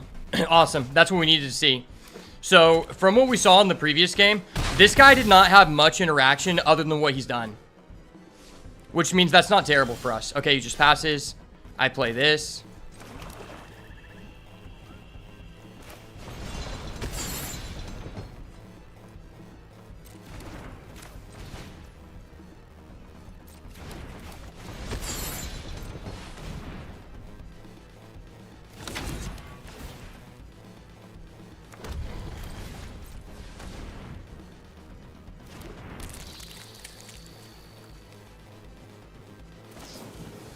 Oh my gosh, that's disgusting. That's so disgusting. Wow. This guy just drew everything. Oh, he has double... Bro, this guy's deck's so premium. What? Wow, that was gross, man. This guy's deck has double trapped in the screen. He has a Shelter by Ghost, a Bottomless Pool Locker Room, and he has another removal that we saw. So this guy's deck is just jacked up with nothing but premium removal. I mean, we're basically already running all of the cards that can answer his stuff. And I just don't think that the blue deck gives us enough, like, good cards for it to be worth it. To be fair, we haven't even gotten to go first yet. And we've gotten pretty unlucky with our mill on our Commune with Evil both games. Yeah, I think this deck is just legitimately better than us going with blue. Like, if he has the answers, he has them. But there's, like, no way I can really combat that, I don't think. Because, like, blue just isn't that good. And our cards aren't aggressive enough overall. Like, if I go red-black, we just don't have low enough of a curve to, like, be able to aggro him out. So I think this is the best chance we have at winning. All right, let's just hope for the best. His deck does seem extremely formatted to counter us, though. It's like he has a Scrabbling Skull Crab. He has all that bounce removal that's insane versus us. Starting off on the play, can we get her done? Okay, we're going first. I have all three of my sources. I have an Overgrown Zealot into a Moldering Gym weight room. That could be fine. I'm going to keep. This is our first time going on the play, so we'll see how good this is. We get another land. That's not great, but that's okay. Drop down the Zealot. If we get another 2-drop, we could, like, tempo out here. If we don't, we just go for the weight room. Creeping Peeper. Okay, my guy can test your guy. We just play this. Just get a green.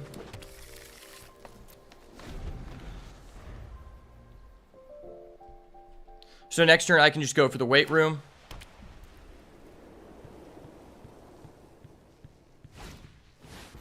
Oh, yeah, I forgot he has this card. That card is so busted. Yeah, this guy's pool was super premium, I have to say.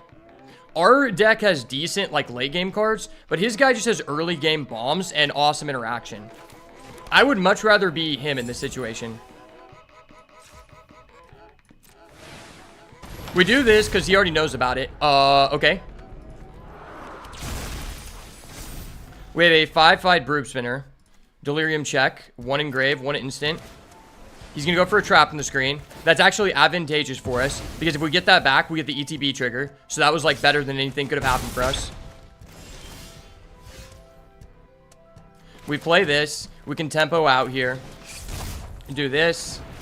Into... I guess it doesn't really matter. And just hope that he doesn't have another one of his, like, 10 premium interaction spells. The first game was super misleading because he only used 3 pieces of interaction and he saw, like, a lot of cards in deck. But then the second game, we just saw how insane this guy's deck is. Like, his deck is actually out the wazoo.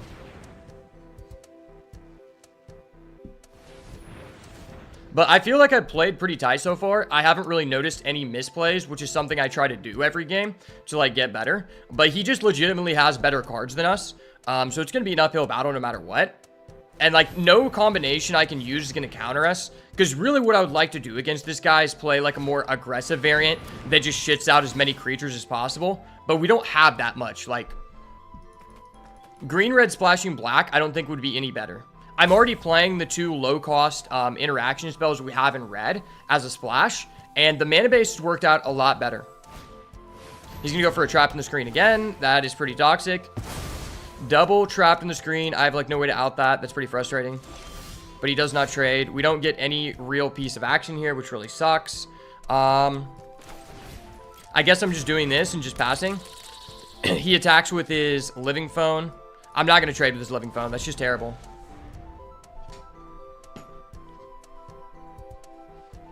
Yeah, this guy might have gotten us by the balls, but at least we are doing everything we can to win these games. I kept a very fairly decent hand. We've just been top decking lands while he's gotten very premium cards.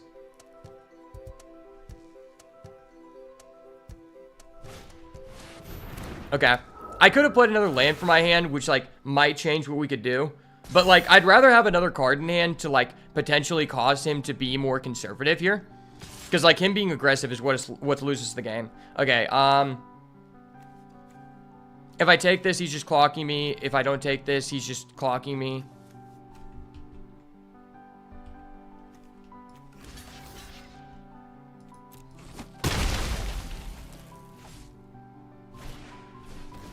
Oh my gosh, that's so bad. Well, GG's, opponent. You have a very good deck, and if you don't qualify, I would be very sad for you, because your deck is literally insane, bro.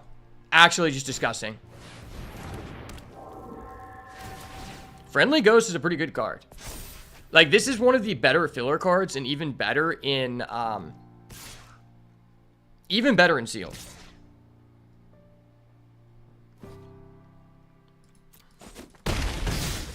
I don't think there's anything I can top deck to put us back in. Like, he stole our Brood Spinner, which is just, like, really painful. And we just top deck another land. Well, GG, man. We tried to the best of our abilities. We got him one game. Played an uphill battle. It was unfortunate. Oh, well. On to the next.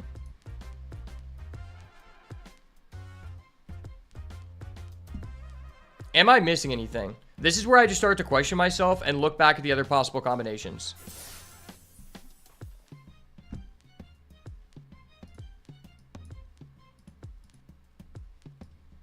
I mean, really what ruled that game was interaction. And yeah. So what is, like, our most interaction? So it's like black gives us 1, 2... That guy also had flyers, which was a huge weak point for our deck.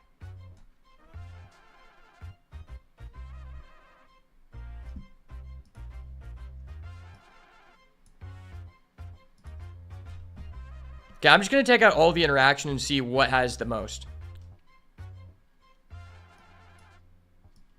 Because this is just such, like, a interaction-heavy format.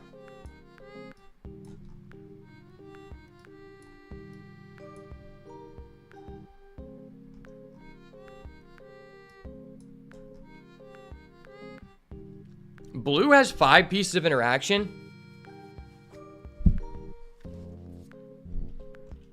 But I don't know if I would call it that. It's just like our lands really, like, pinhole us.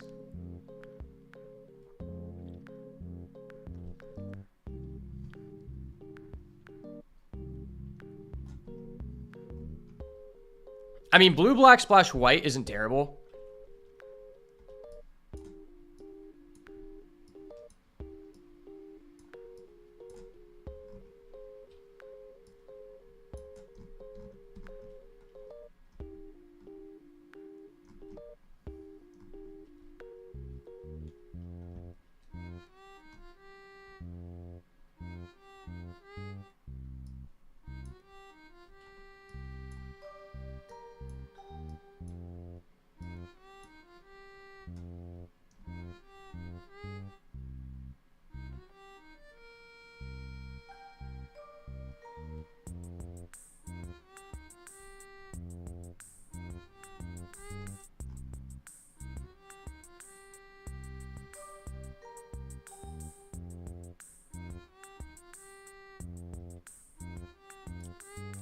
Red is just so good, man.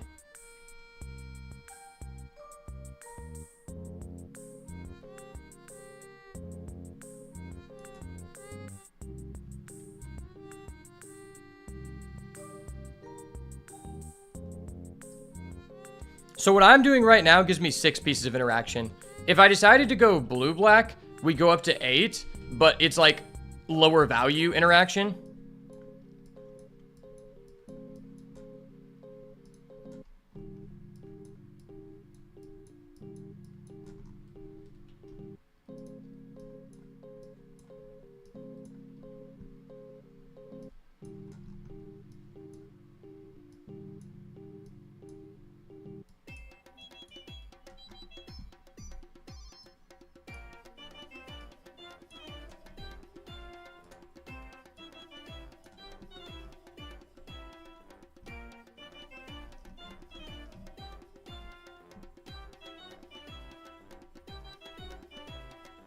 But also what we're doing gives us the most amount of 2-drops. And 2-drops are just so important in the format.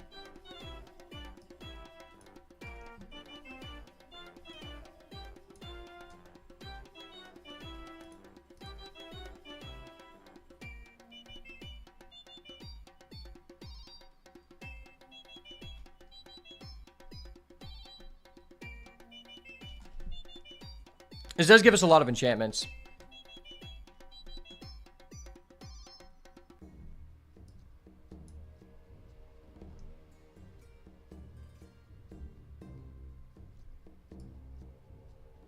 I mean, this isn't terrible.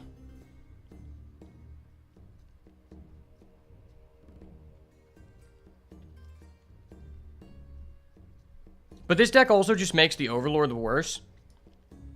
And the one game that we won off the back of Brood Spinner, and we don't get to do that. Like, I think the addition of being able to have Brood Spinner combined with, like, the more interaction is probably better.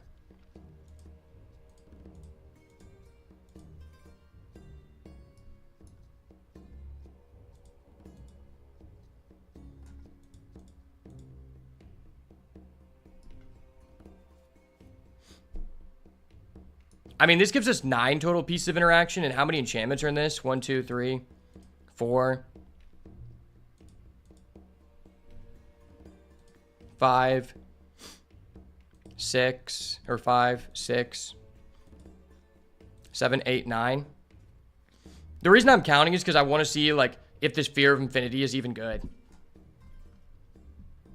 If we had, like, more cheap rooms, I would say that, like, Victor is a fine card, but it's really not.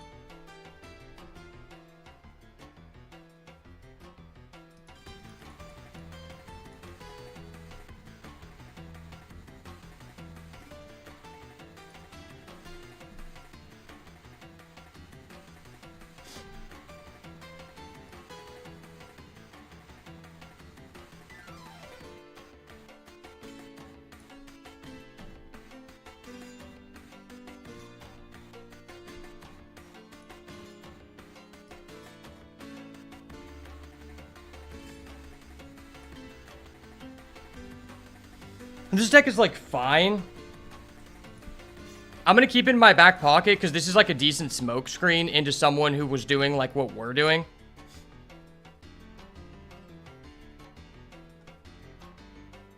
Like, this deck just provides a lot of interaction. A Nico, an Overlord, and we have this guy to, like, grind.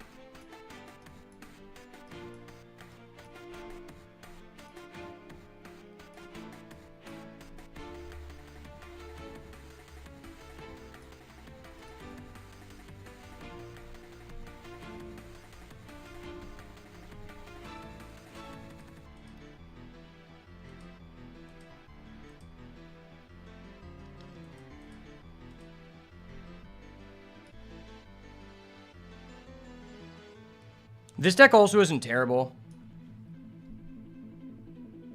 But once again, it just doesn't have twos. I feel like I just value twos higher.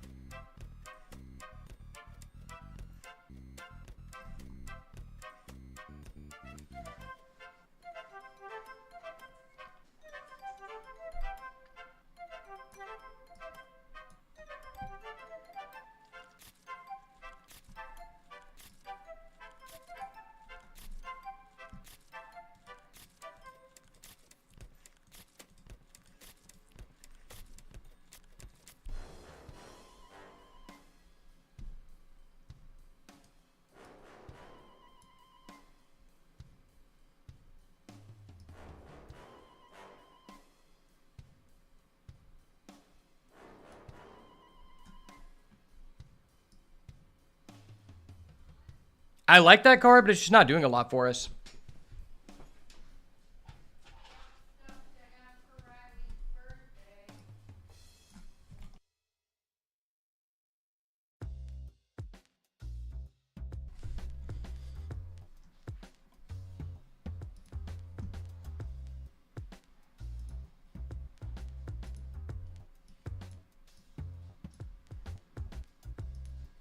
There's no way this is better than what we had.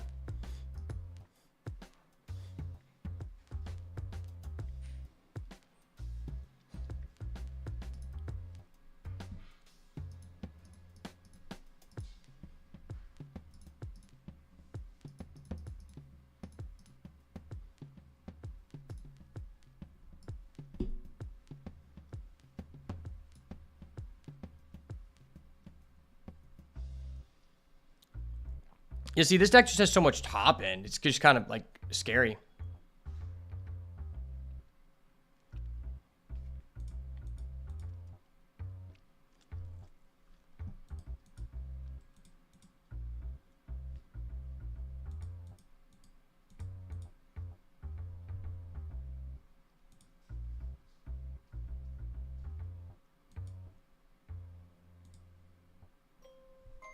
And then we just get such minimal interaction. We're only getting 1, 2, 3. Yeah, I mean, the deck that we had before just has the most interaction we can play, which just seems like optimal.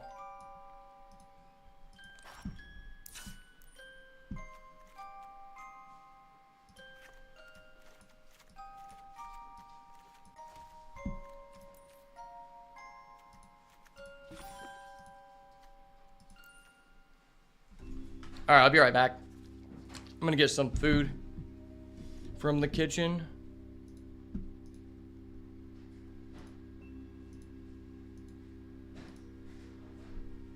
Yo, what's up, Key? I'll be right back, bro. This is our playing weekend sealed deck right now. We have a Unholy Annex, an Overlord of the Baelmerk, Come Back Wrong, and a Brood Spinner.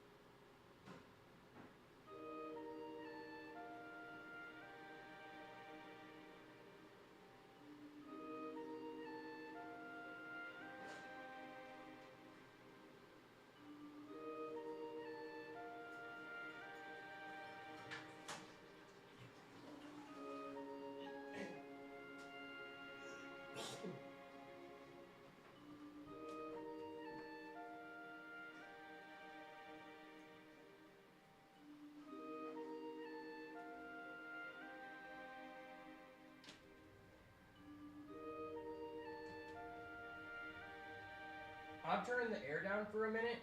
You can turn it back up if you want to in a bit, because I had it on hot and it's at 76. So once it goes,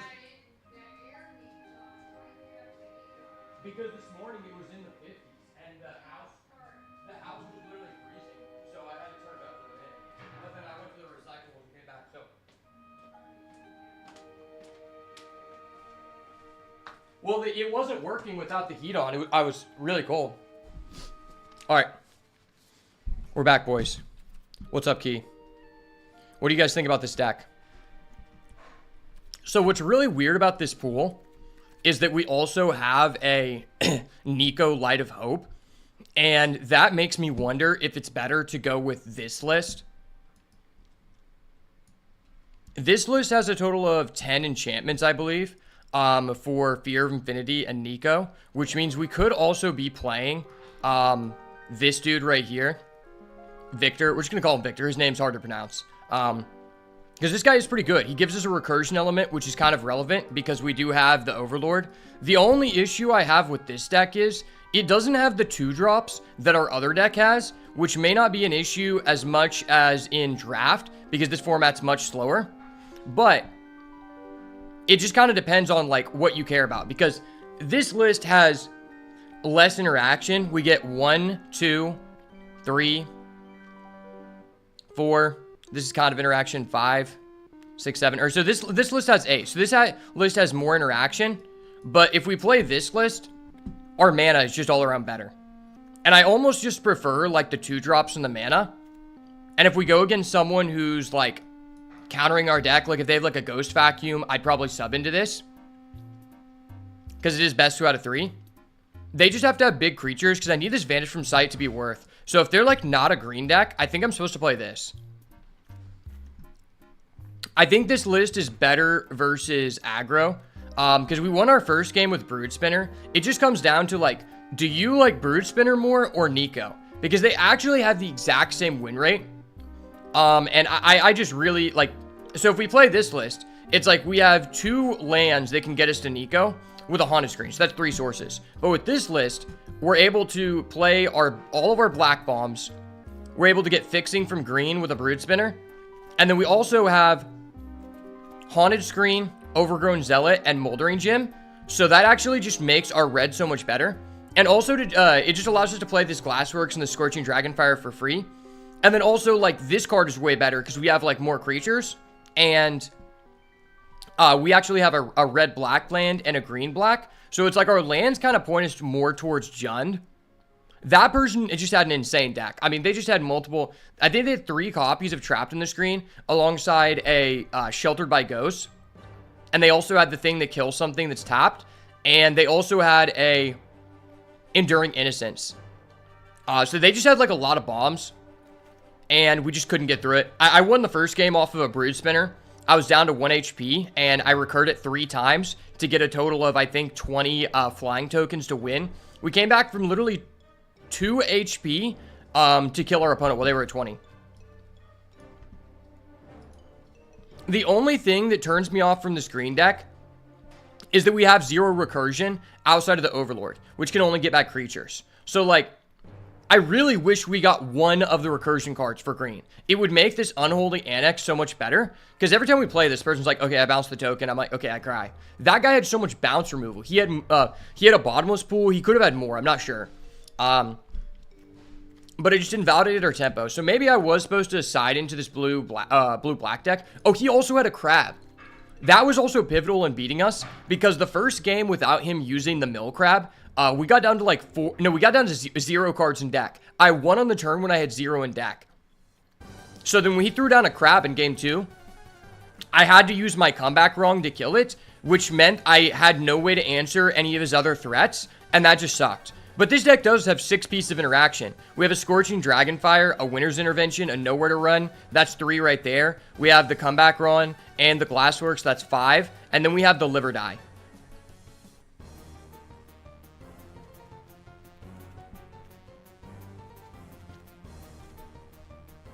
I could probably get away with playing another red removal.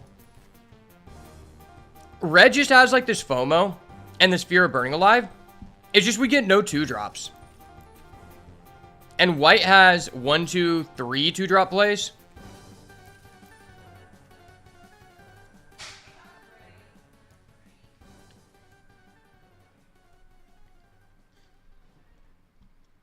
Yeah, I think red-black has the best, like, card quality overall. But, like, our curve is terrible. If we would have had, like, a Disturbing Mirth or even, like, a Sawblade Skin Ripper / a popular Egotist, I would probably go with this because all of these cards are, like, good, right? We already have the Scorching Dragonfire and the Glassworks in our deck. But we just have no sacrifice outlets, which makes, like, our only, like, 1-drop Fear of Lost Teeth just kind of ass. I could have put it in against that guy, but he just outvalued us anyway.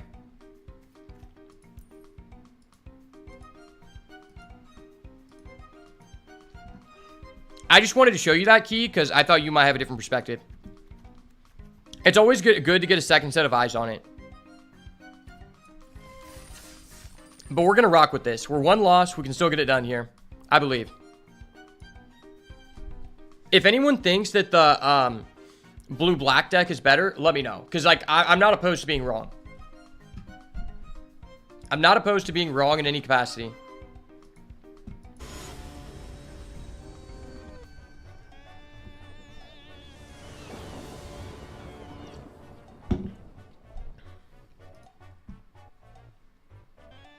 All right, match number 2, starting off on the play here. That is a good sign. Okay. Well, this hand has 3 lands alongside a turn 2 Impending Overlord. That seems pretty fine. We have 10 creatures in the deck, so we could miss.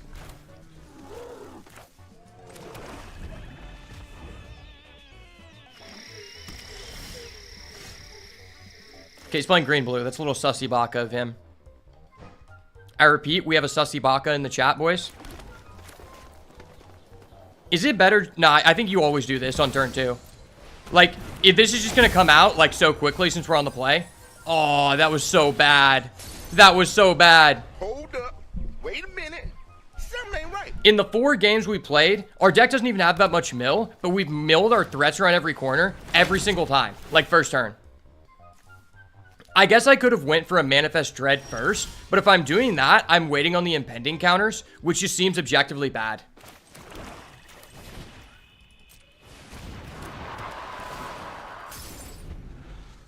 Okay, so I have the Haunted Screen live. We still have big drops in the deck. And we draw another land. That is really shitty. Okay. I think I'm just going to go for a Manifest Dread here. Snooze the ads on Twitch. Okay. We get a double Flesh Burrower. The Wombo combo. And, like, we do have some red cards that give us Delirium. It's just that, the curve is just so sus. There's like 3 different possible, or 4 different relatively reasonable combinations of cards we could have went.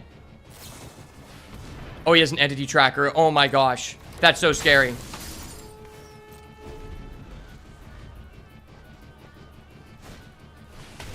Yeah. That's disgusting. Please tell me he attacks.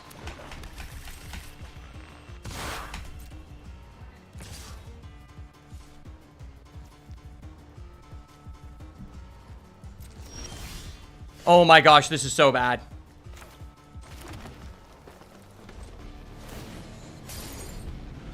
Maybe he'll attack since I've done nothing.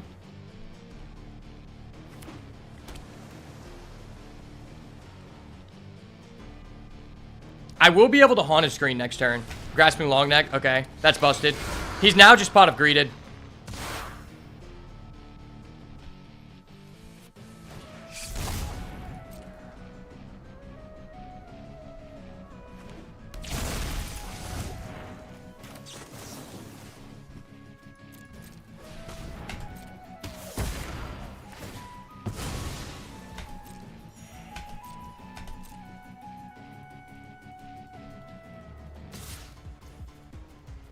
Yes. Yes, we have a chance here. I mean, he's drawn 2 additional cards and has 2 rooms up, so I don't think we're going to be able to come back, but we'll see. Okay, that's kind of nice.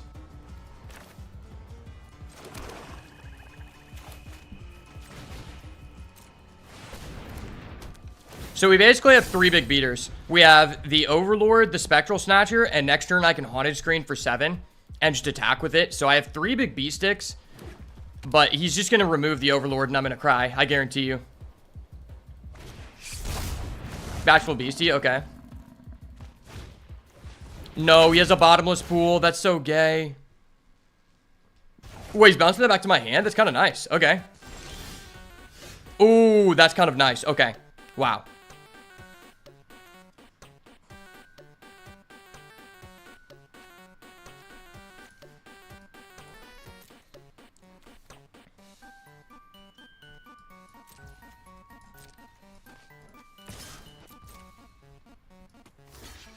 Okay.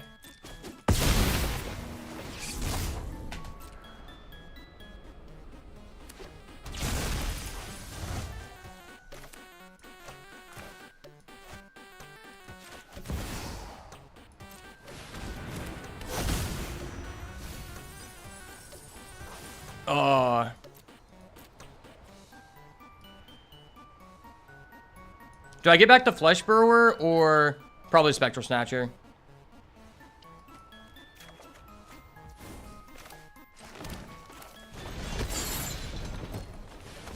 I'm putting a target on myself, but this is okay, I guess. I turned on the kill clock on us. Meat Locker. Oh no, that's so bad. Did he just play a land for turn? Okay, he did.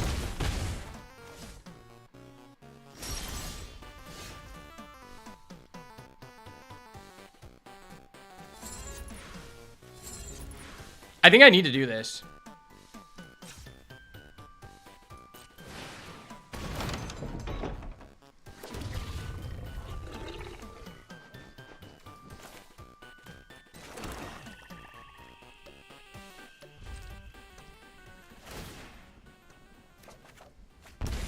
Okay, I got back 2 health. That's not terrible.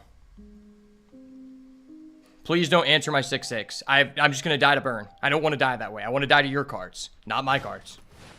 Oh, gross. That's so broken. Damn, we're just going against people with really premium pools. Both people we played against have had a bottomless pool, and they've also just had all these other premium lands. And we're just going to die to our own thing here.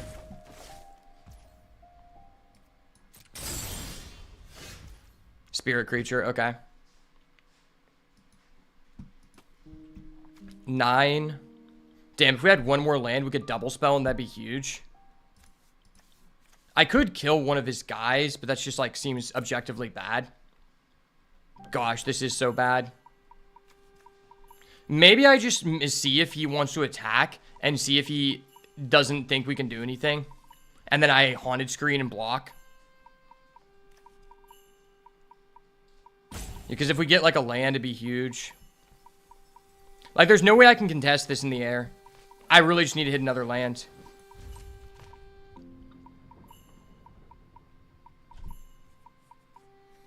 I'm just going to Haunted Screen on his turn.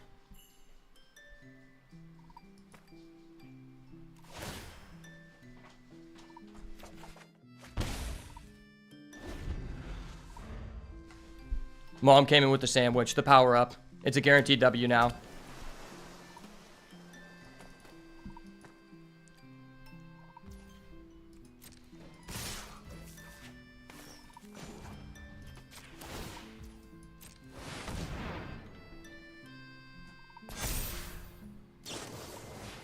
Oh my gosh, that's so disgusting. Well, I think I'm dead.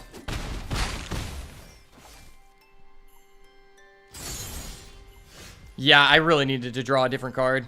Okay. I could Overlord, and then I'm just letting him know what I have. Oh,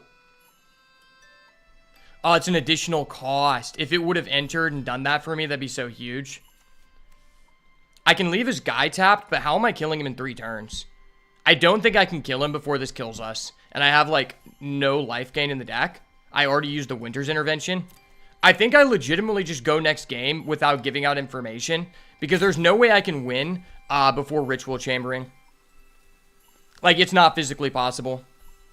Because he just has too many resources available.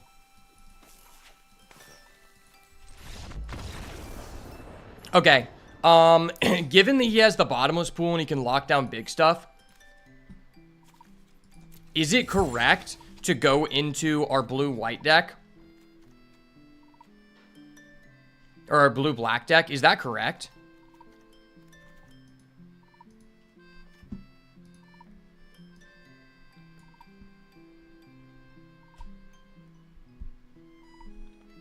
I don't know if this is any better. We would get unable to scream.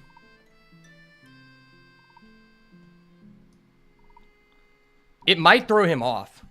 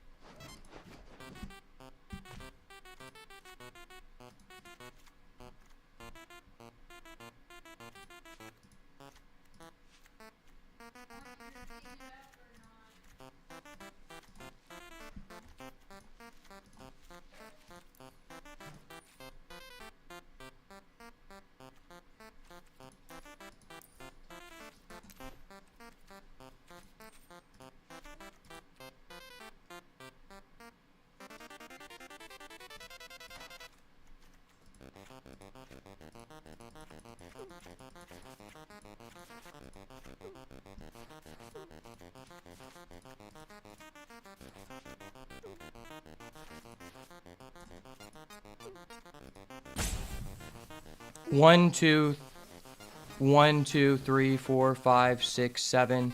1, 2, 3, 4, 5, 6, 7, 8. Do I lock in this?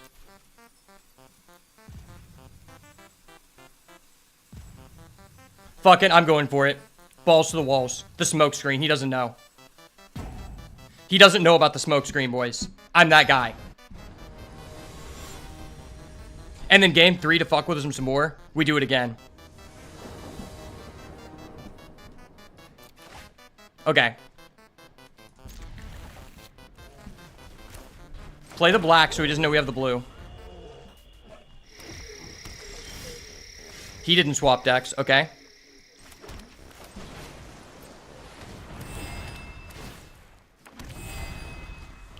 I can hold up a twist reality.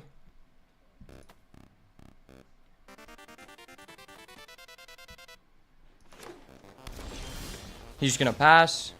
I'm gonna get in here. Am I just playing this Fear Infinity to get it down?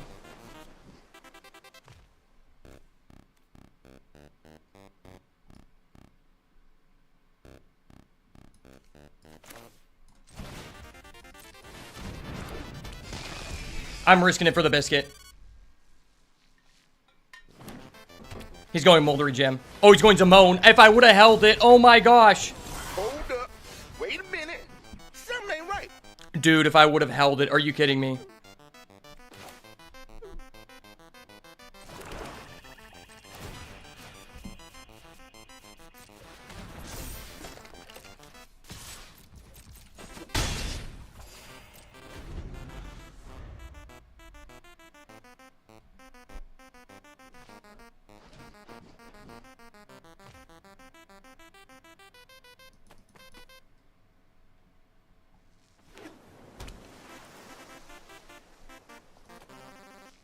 This is a toughie. Yeah, this guy's deck just has so many bombs. How are we going in so many bomb berries?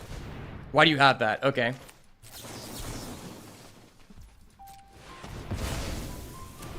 Don't worry, guys. Bomb berry is here.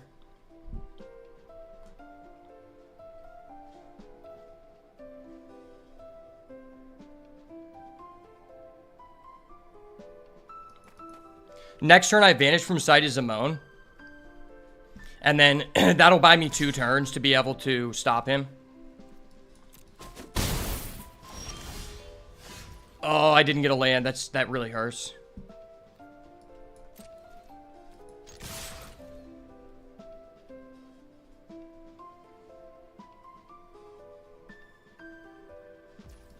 You're not trading with Simone. Calm down, buddy. You're not trading with Simone. Holding full control.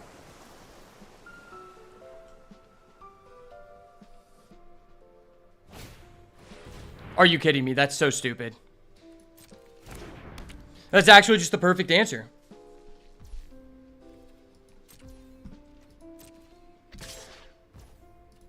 Why would you not attack with Simone? I'm tapped out.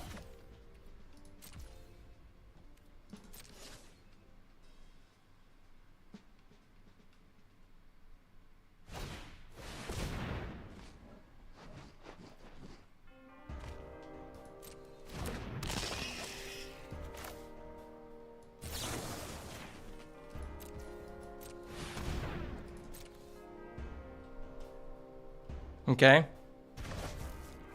Oh, that's good, but I need a land here. I have to hit.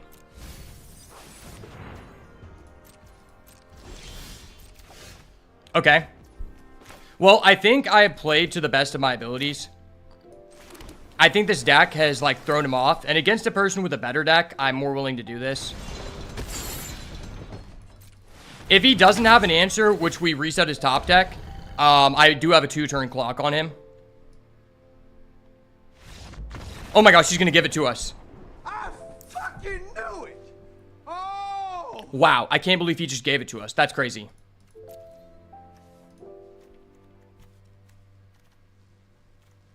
I think this deck is a lot better going first than it is going second. I think it's a lot better going first than second.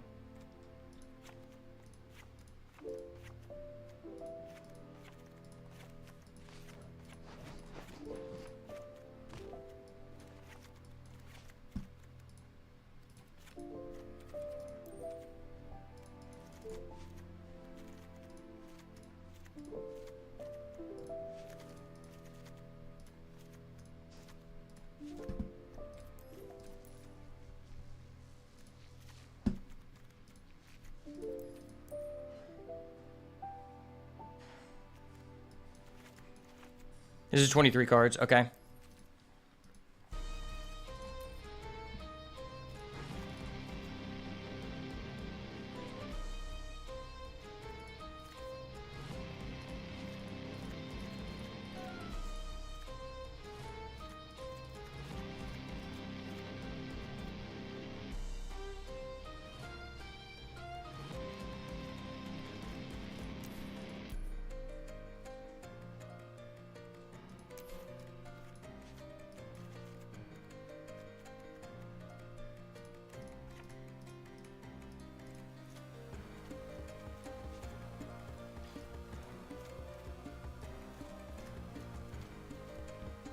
That's 8. That's 9. I think this deck is just way better going going second here.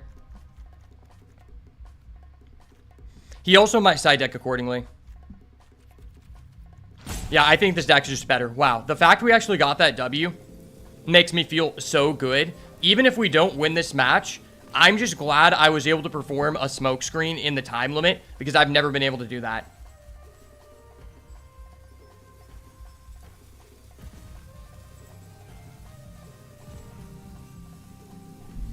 Yeah, that was really difficult.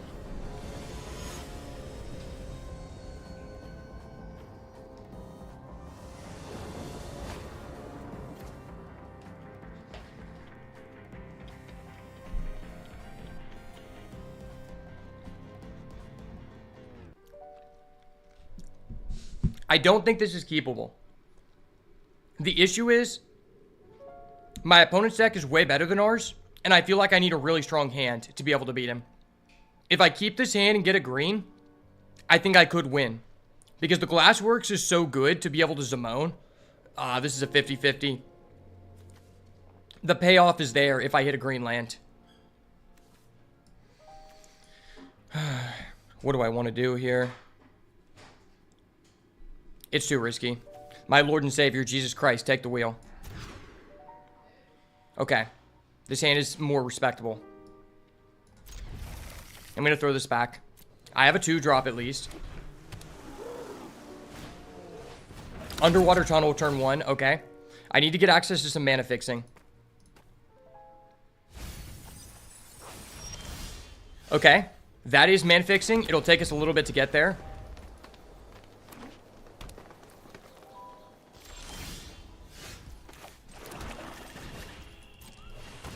Please do not have a turn 3 Zimone again. Please do not have a turn 3 Zimone. Your deck is way better than mine.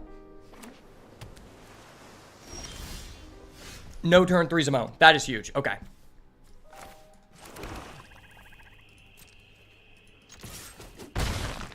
I think I'm willing to take this risk here.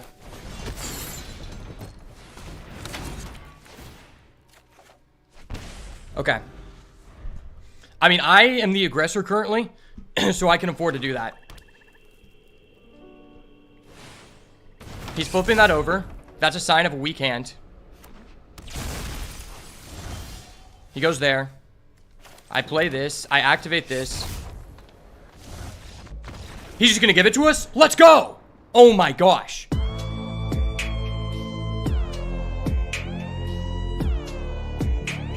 Dude, that was scary because that guy's deck is insane. Are you kidding me? That guy's deck is absolutely crazy. The fact we got that is huge. Wow, I'm so glad that my smoke screen paid off. Maybe the blue-black deck is just better.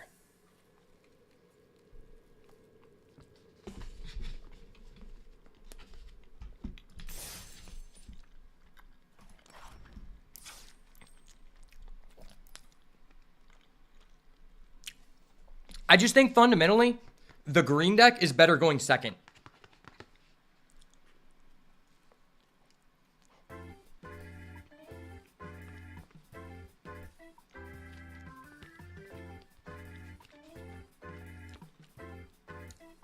Because, like, with this deck, we have ways to catch up. We don't necessarily have ways to catch up with the blue-white deck, right? In my opinion. I don't know what you guys think.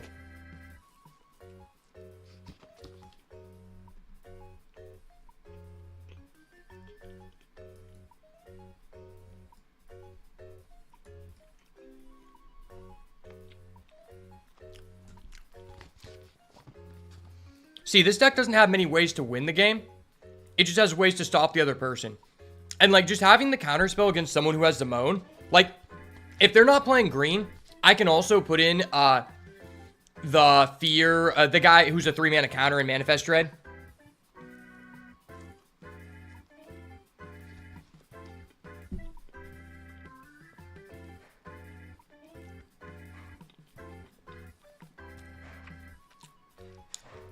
Yeah, because, like, Vanish from Sight is only really good if you're the person who's being proactive, because then you can set them back, right? And that's why it allowed us to win, because we went first, and he had the Zimone, we set him back.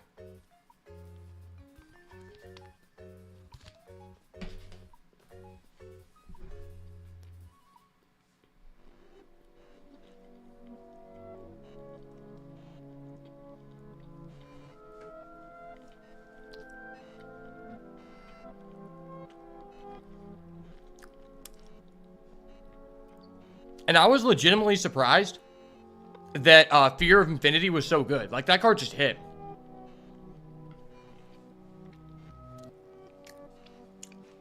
Yeah, that Fear of Infinity, it won us that match. Let me go put up my plate, and we'll run it back.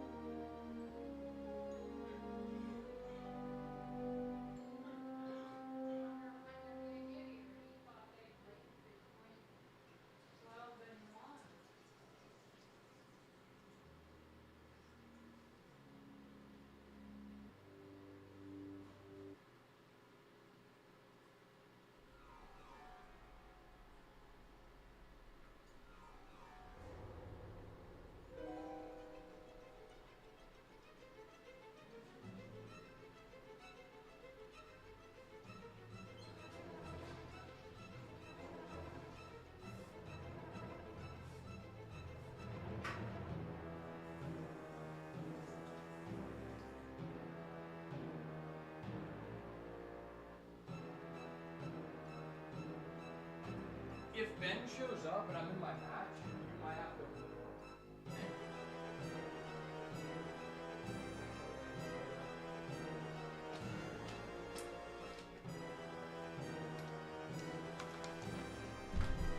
All right, I'm back, boys. Let me check my phone because my friend is coming over to work on the fence.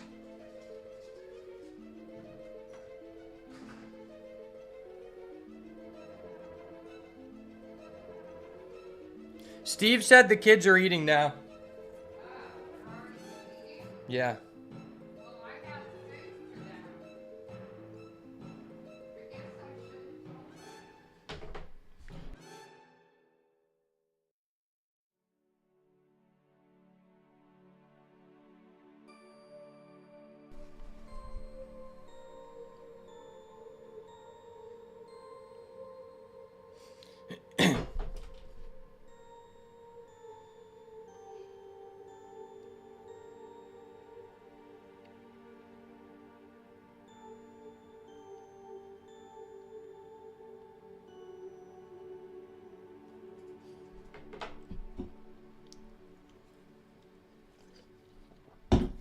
All right. I think that's a good strategy to smoke screen into this deck if we are guaranteed to be on the play. Especially if they have like bomby stuff that we need to counter. And in that situation, we might also throw in a Fear of Imposters and take out maybe like Tunnel Surveyor, I guess. Yeah, that could be fine.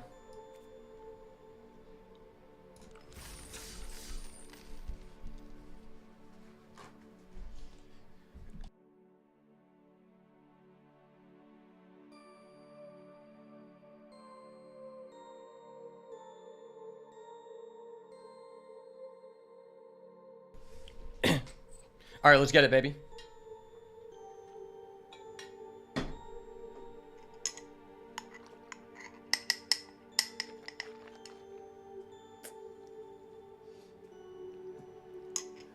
Yo, Key, you still there, bro? My brother in Christ, you still there? This W is for you. I'm dedicating this W to you and my Lord and Savior, Jesus Christ, who strengthens me.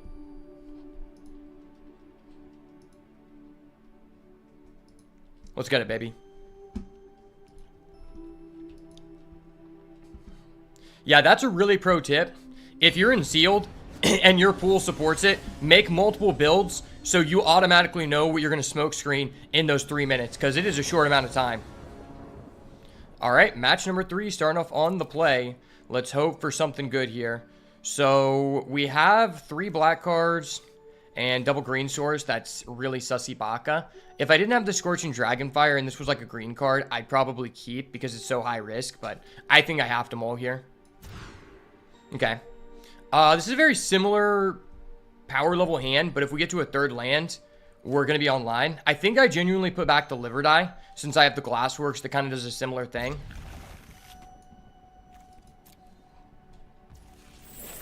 Start off with the black, make him think we're a weakling. We get a 3rd land, that's actually huge. Gonna drop down the Flesh Burrower. Flesh Burrower. Death Touch is the real deal. Okay, the green black mirror. That is sussy baka as fuck. We have a green black mirror. Go to combat here. We're gonna play slow and precise. Slow and steady wins the race. Gonna go for the Molten Gym weight room. I do not have a double black, but I can Haunted Screen for it. I think I'd rather have the red immediately available. Number 1, because if we mill our red source, we have no way to get it back.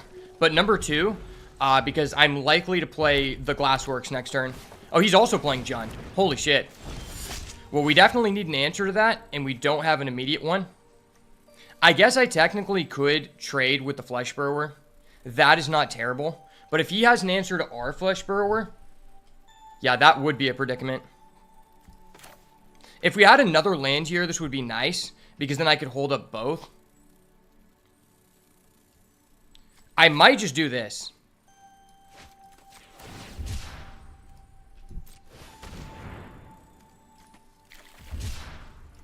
Play down the black, and then we're just going to pass.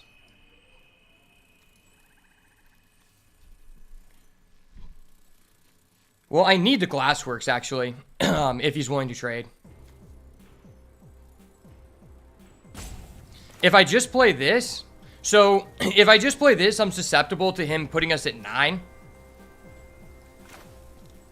I think I need to risk it, because if I just do this, I'm not going to have the guaranteed ability to wait room next turn. Yeah, so if he kills our Flesh Burrower, we're kind of cooked. But I think I have to risk it. He's attacking? Okay, nice. Awesome. No combat trick. Cool.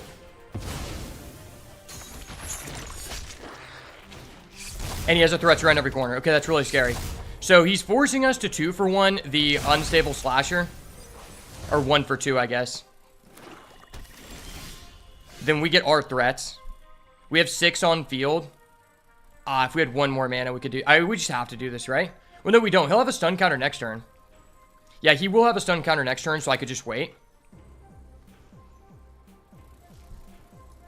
I think I'm just going to get this out. It's going to keep us on pace, and... Okay. Do I want that in the grave? Well, I mean, yeah, I'm just going to do this. I'd rather him not know that. And then, yeah, we'll just get another black, I guess. Is this double green? It is. No, it's 1 green. I mean, I have a haunted screen. It doesn't really matter.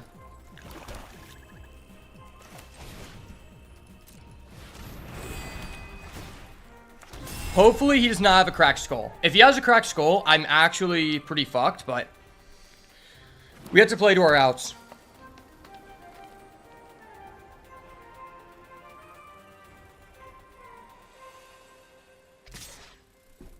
Attack for the 2. Offer the trade, I guess. Does not flip. Okay. That's bad, but it's not terrible.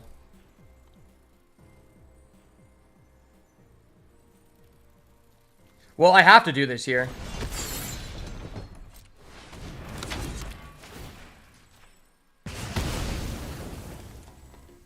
If he can buy that back, it'd be so bad for us. So I either don't play this. If I play this, I turned on my Shattering Yard, which I don't know how relevant that is. I'm just going to do it.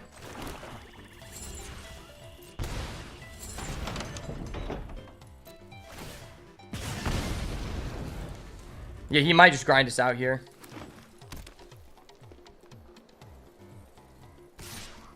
It's looking like the blue-white deck might be better against this guy, too.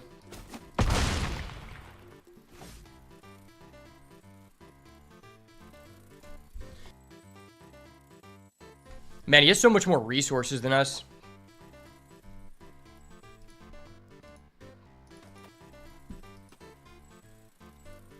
Hopefully, at least 2 of those cards are lands. I have a Manifest Dread I can do, but that's not really helping us that much. Oh, he has a Charred 4EA. That is insane. Holy shit, that's insane. Yeah, that's just letting him draw 2 cards per turn, which is terrible for us. I could just do this and attack, putting him to 10.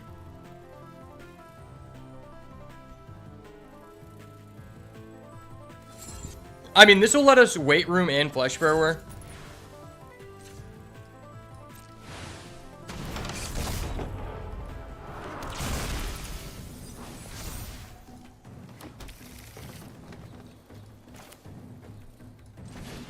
So, this gives us a little bit of protection here, I guess. Because if he answers the Flesh Burrower or the Face Down card, I still at least have a way to trade with the Branch Snapper. But it's not ideal by any means.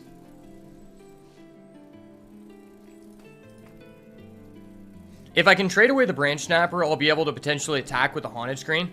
Which isn't the best, but I need to be pressuring because he's drawing 2 cards per turn. And that's just going to end up killing us. If I draw the Unholy Annex, though, that changes things. Because I'm currently pinging for 1 in the air, and I would be draining for 3 at that point without interaction, and then I would be 2 hits away. Yeah, I would probably put him on a 2-turn clock if we top deck that. He has a Cautious Survivor, though, which means he can gain back some, so it might be a 3-turn clock. Oh, that's insane. Hold up. Wait a minute. Something ain't right. That's actually insane because you can tap the Cautious Survivor without attacking. Is he attacking? If he attacks, that'd be amazing. He doesn't attack. And I top deck dead. Wow. Top decking dead is not very cool. Not cool, man. Well, I think I need to be aggressive here.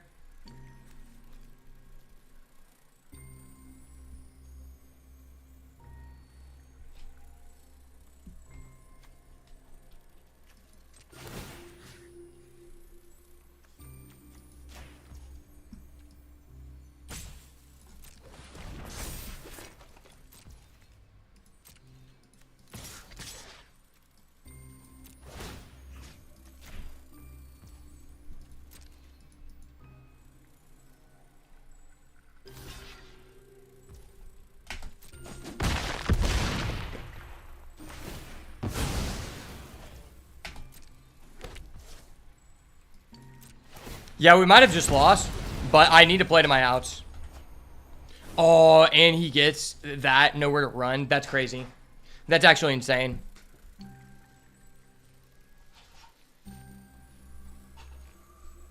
That's actually uber insane here. He's off the goo, man.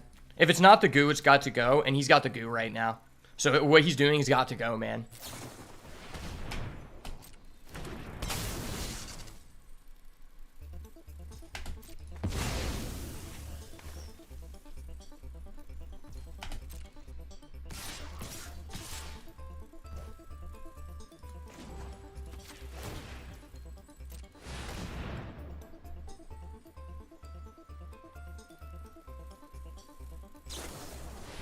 Oh, nice. Good play, man. Good play. There was just nothing we could do. Alright, time to smoke screen.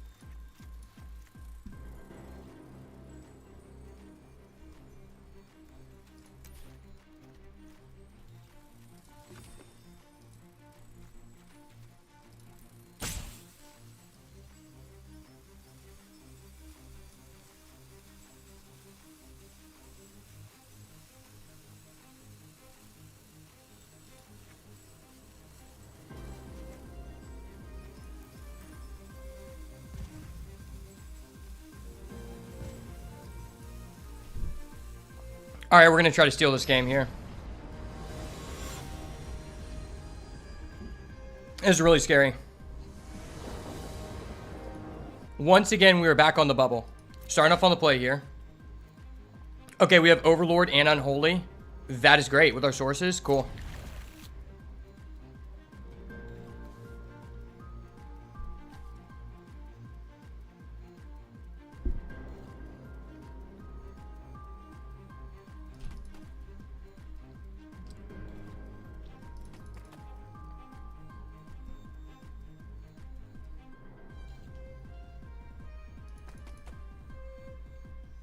He's going to 5. Okay.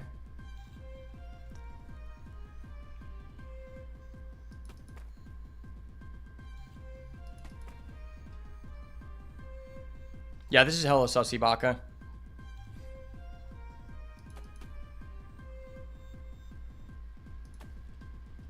We got lots of time at least. Play this down. Don't let him know that we're not on the normals. We get a Glimmer Light. This deck has like 9 creatures. So like, I'm not sure how good this really is. But I guess just getting it out is like, there's something to be said about that.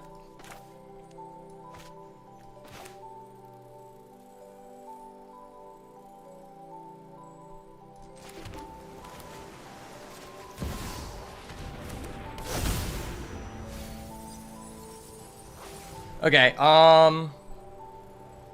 do I add back this? If I play an enchantment, I'm just getting it back to hand anyway. Just gonna grab this guy. Flyers seem pretty relevant against this guy. I wish we had more flyers. He's just gonna pass, okay.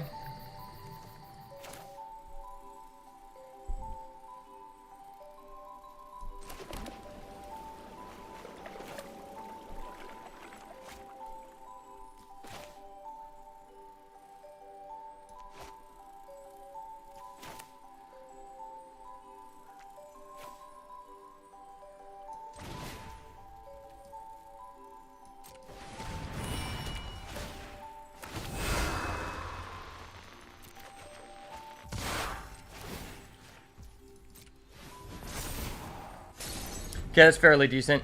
Because next turn, if I go for Fear of Infinity, I'll be able to also equip the Glimmer Light. He has the Slasher. That is pretty fucked. That's just so fucked. I needed to draw an answer to that. At least I can trade there. I don't have a double black to do this.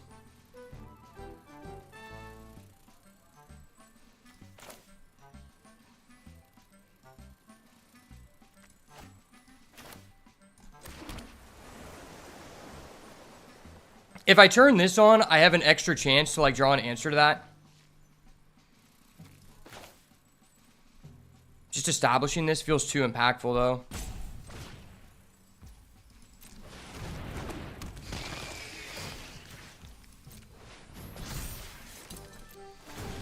With this setup, I could maybe afford to take 1 Slasher hit because I'm going to gain back.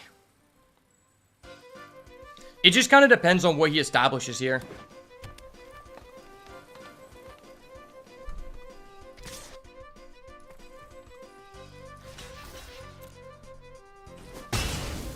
No trample. Nice.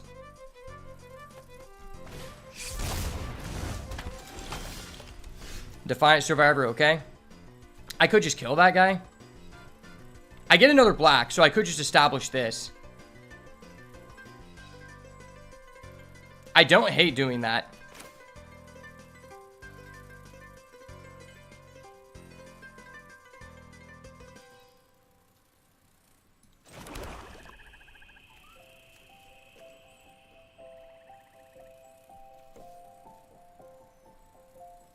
Under its owner's control, which is like, I could just kill that guy.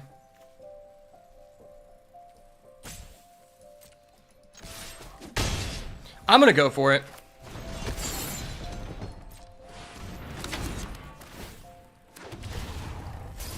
Yeah, let's just see if we can outvalue this guy. Or, I mean, rush him down, not value. We're never outvaluing him. He has an Unstable Slasher and a Defiant Survivor.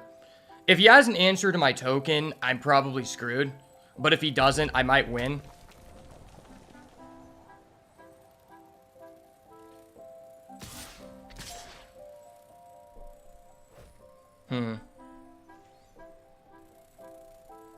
If I do this, he's probably going to Scorching Dragonfire. If I don't, I'm just putting him down to 9. And then I could burn him. Fuck it. I'm taking it.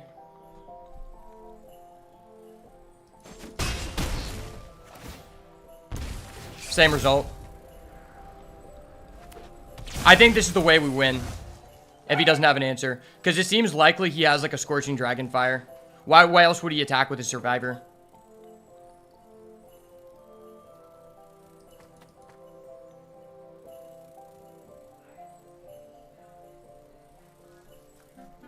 I could gamble on killing his face down card and hope it has an ETB. Like, that is a real thing that could happen.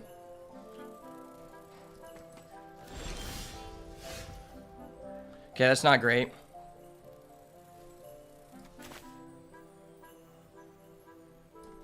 I am going to be getting an Overlord, though. Just going to go in here.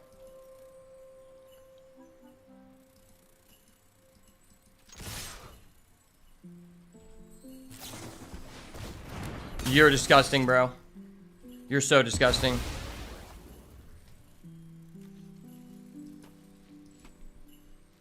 I needed that life gain. No.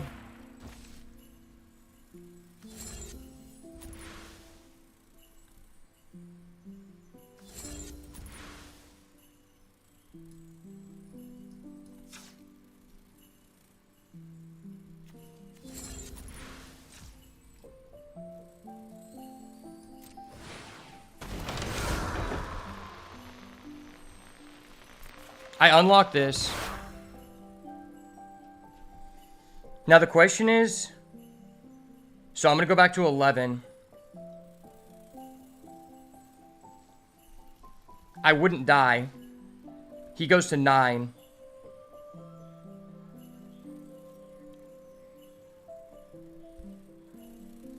With no interaction, he loses here. If I kill this guy, I do just slow him down.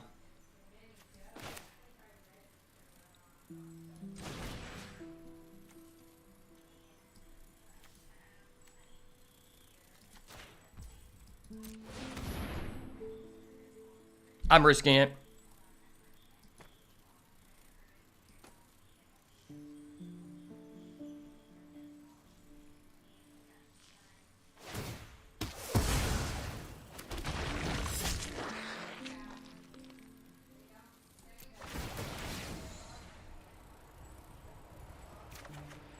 Okay, that was huge.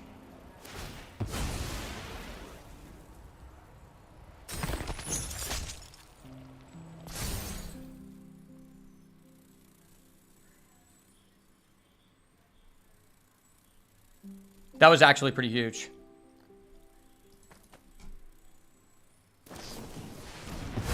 Okay. Sure.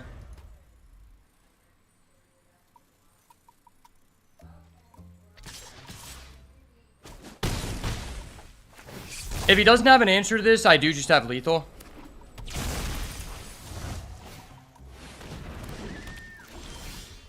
Okay, I think that's game.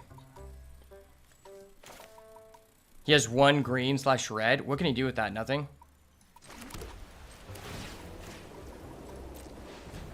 I have a counter spell, so like this is game.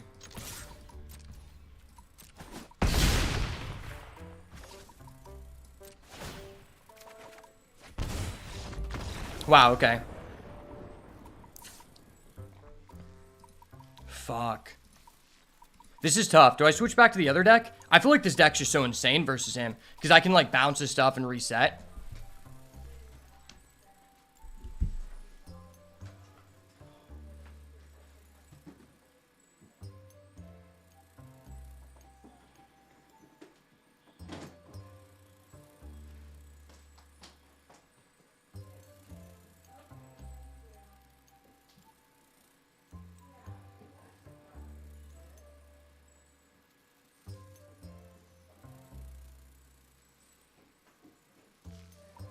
No, it's just me.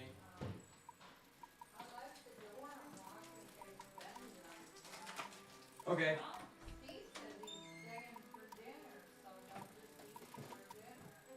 Okay.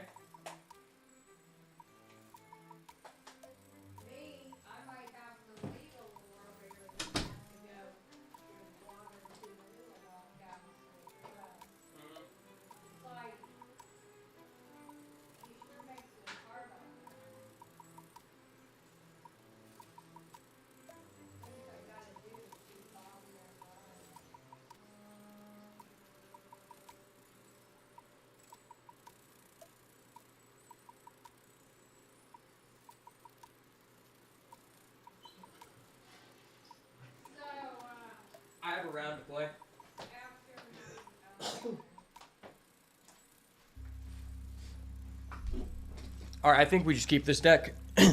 I mean, this deck just performed very well versus him. He doesn't even know we have a Nico. He has a lot of creature-based removal, and this deck is low creatures.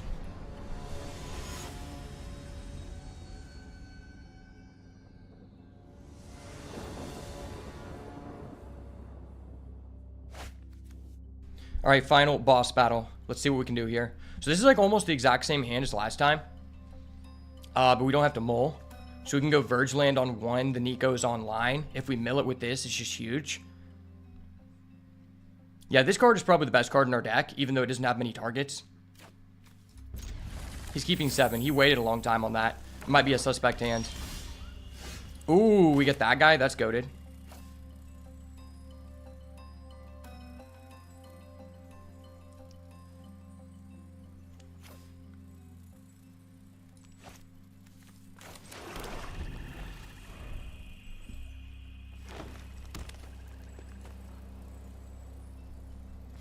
He's just passing on turn 2. I think I legitimately just need to go Overlord again. It could whiff, but like just getting this online as soon as possible is so impactful. Like having this on the second turn of the game is just so huge because it's impending too. So we get rid of our Unholy Annex, which is like our win con, and that kind of sucks.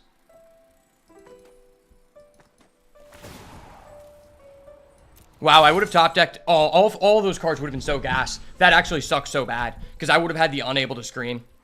But I mean, I at least went positive and I'm getting a guy. Maybe that counts for something. And he has the slasher again. Oh my gosh, if I would have had the unable to scream, dude. If I would have had the unable to scream. Man, that really bit us in the butt, but I mean, there's no way to know that. I'm never not doing that. That is like the one card we had to like disable him though.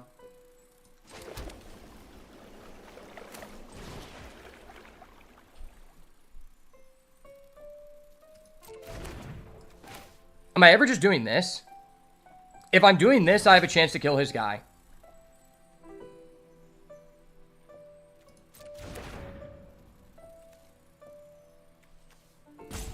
If I play this, I can heal. He puts us down to 9. We go back to 11. And then next turn we do this.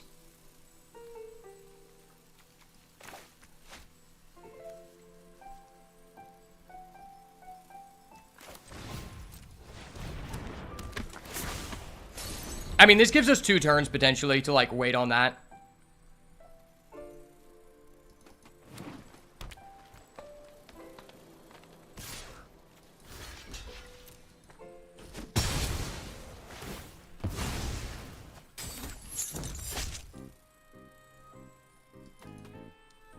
This card is so stupid, dude. It's actually just one of the most broken cards in the format. If you do not have an answer to it, you're just dying. And he's going rare into rare. Bro. Hold up. Wait a minute. Something ain't right. Dude, this is like a rare on rare crime, bro. So I think I hold the Vanish from sight until he gets to 0 stun counters. Try to find a counter. I mean, yeah, this is just so fucked. If I draw into an answer, maybe.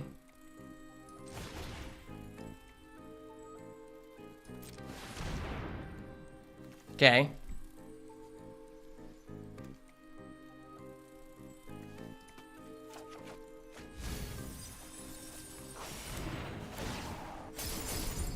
We grab that, and now what that means is when I put that on top of his deck, I could potentially hold a counter.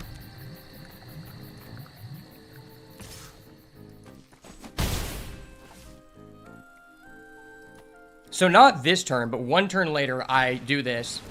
Oh, that's gross. Damn, this guy has so many rares. That's so frustrating. Like, why do you have so many fucking rares, brother?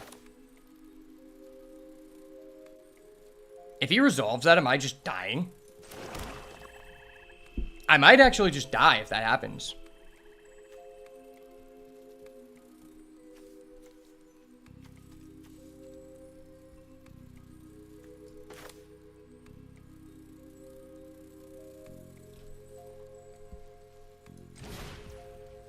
I play this. I tap down his... He's just 3 rares. And he's going to put something on the battlefield. That's so scary.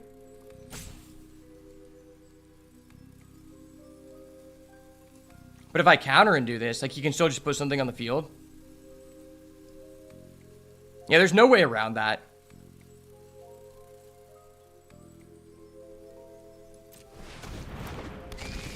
Hopefully we can draw a land. If we draw a land, I might just not die. Could still lose, but I might just not immediately die.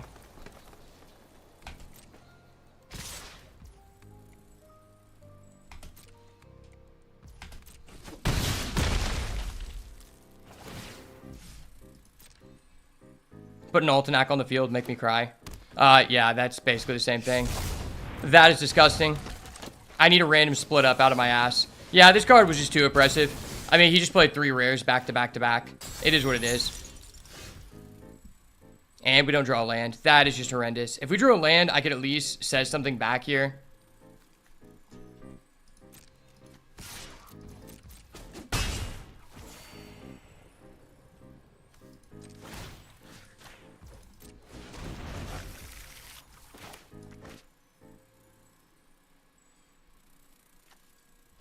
Yeah, and they took up my blue. I feel like I'm just cooked.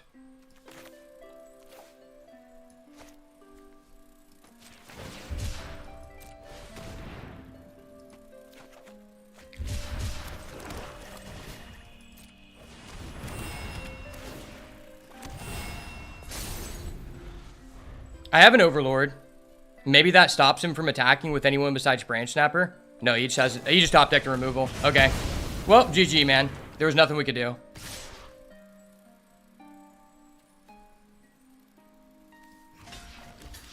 Yeah, I mean, I'm just dead. That was unfortunate.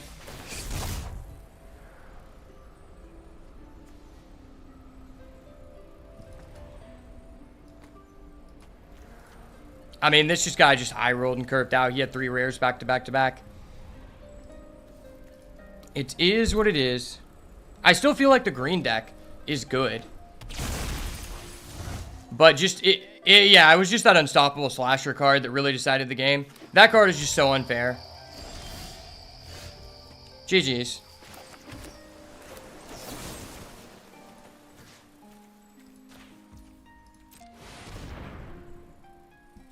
I'm doing this for fun.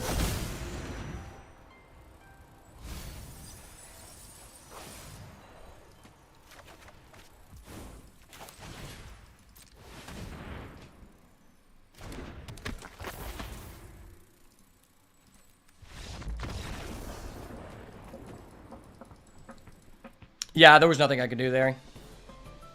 He just had unstoppable slasher every game. Man, that card is so oppressive. Alright, let's run it back, I guess.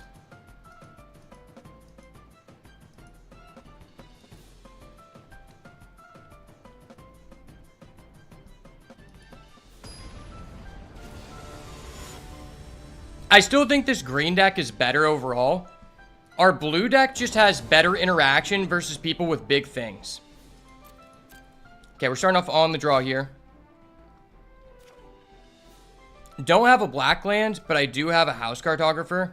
It's a little bit risky. I mean, I am on the draw. I'm gonna keep.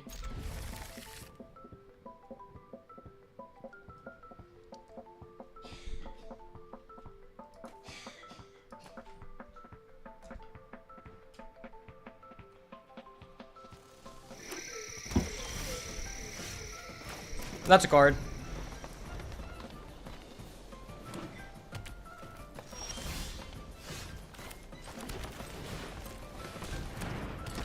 Man, everyone we played against is just on green-blue. Spine-Seeker Centipede, okay.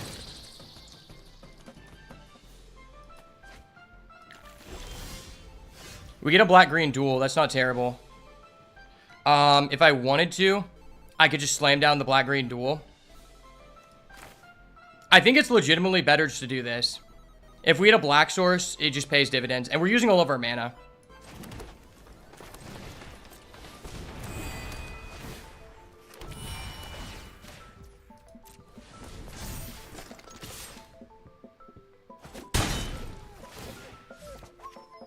Damn, if that was a black, I would have been so hyped. Those are the cards we revealed? Are you kidding me? That was literally all of our best cards. And now those are at the bottom. That really sucks. Okay.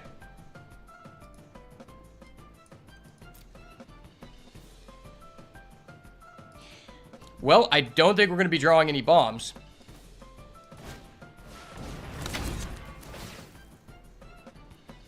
Can we draw a Moldering Gem? Well, he's not establishing anything, so there's a chance my Cartographer gets in again.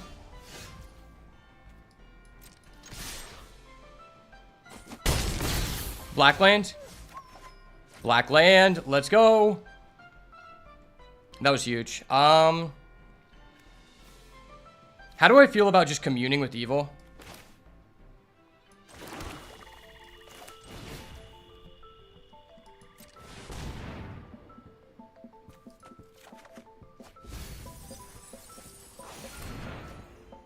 I mean, he's at 13 now. The fact he's at 13 is big because we can play the Strangled Cemetery untapped.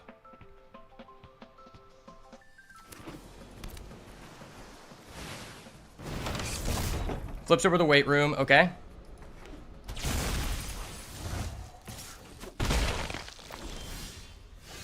Okay, we've got the Winter's Intervention.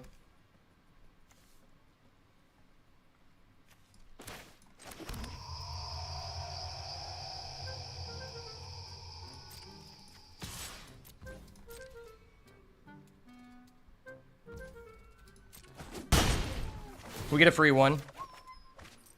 Get rid of another land. I could Overlord now, but I think it's better just to play this because this gives me a guaranteed thing to buy back with my Overlord.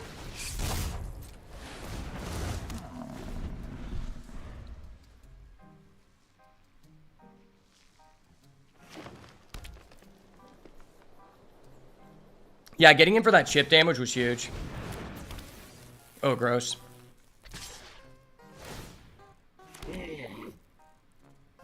So it's either a Turn Inside Out or a Horrid Vigor. Either way, maybe I'm just blocking and attacking on my own.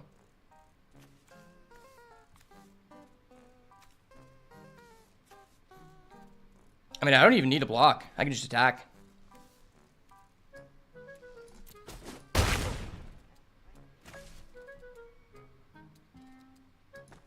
just going to attack on my own.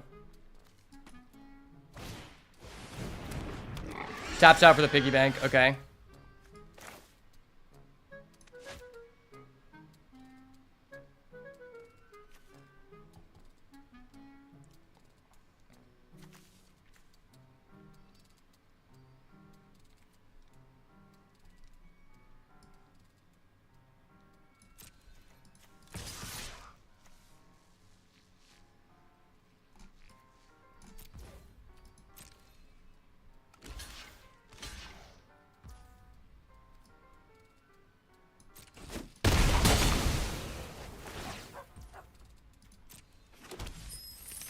Okay.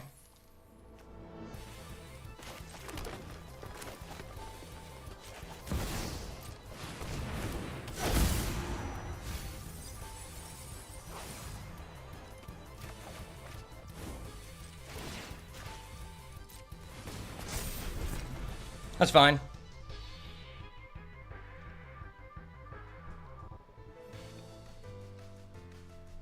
I have 2 medium pieces of interaction. 1 threat. Gross, bro. That's so gross. Oh my gosh, that was disgusting. Wow. The random main deck Cathartic Parting, it was too good.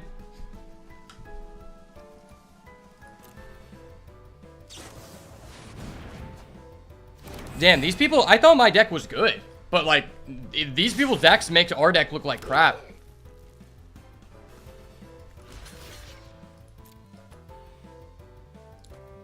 I mean, maybe my deck is good, but the other people just keep drawing better. I don't know.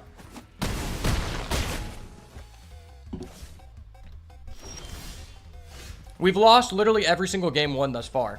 Can we win our first game won? That is the good question.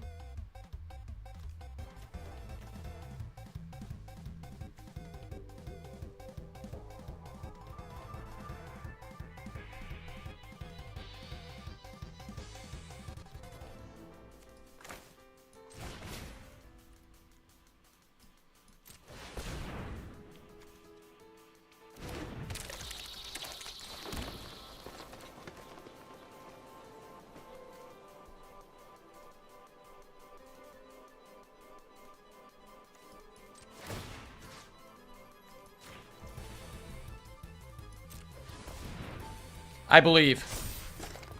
Himothy is inbound. Himothy is inbound, brother. Oh my gosh, that's disgusting.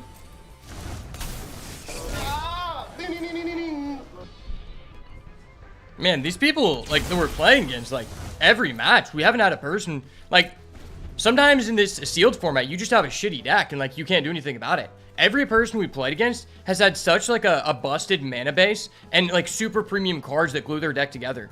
We have literally 0 recursion in our deck. Besides this guy who can only get back creatures, the guy who got shuffled back into our deck, the Overlord. Which, like, don't get me wrong, it's a good card, just not, like, really with our pool.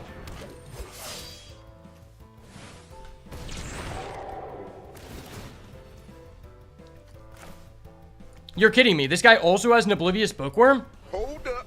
Wait a minute. Something ain't right. That's actually insane.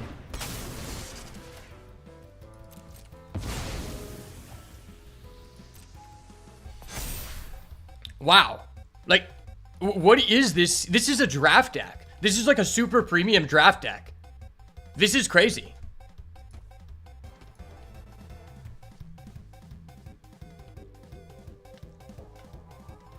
And, like, we're going against this guy with 2 losses. No, this isn't draft. This is sealed.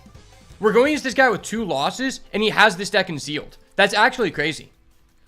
That means that he somehow lost with this deck. Like, how did you lose with this deck?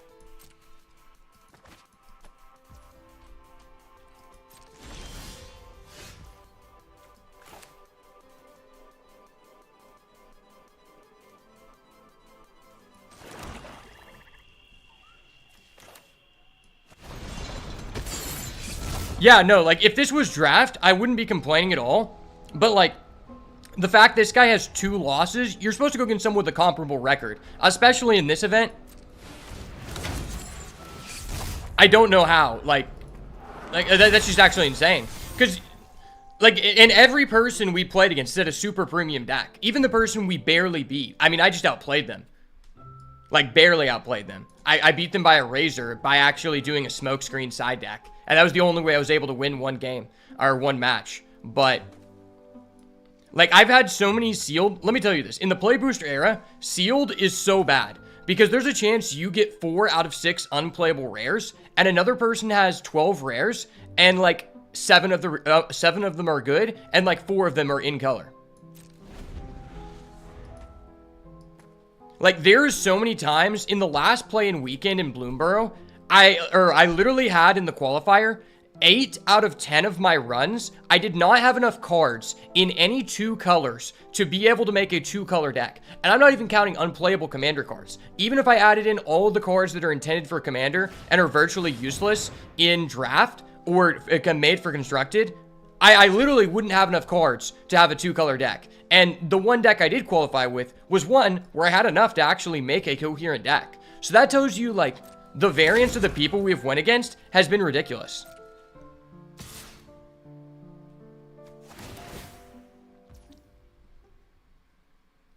Okay.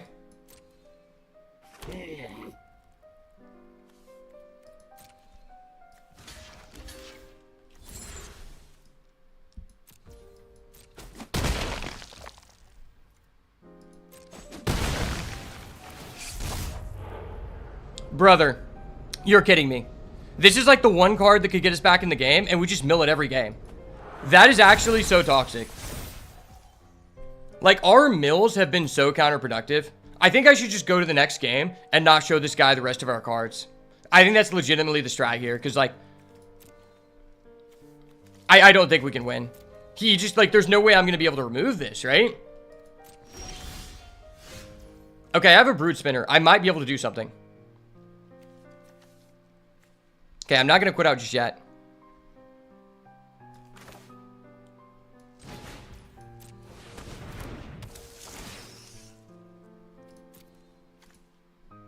Instant, creature, land, sorcery,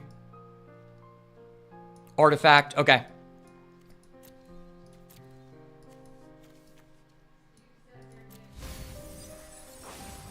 So now I have 6 types.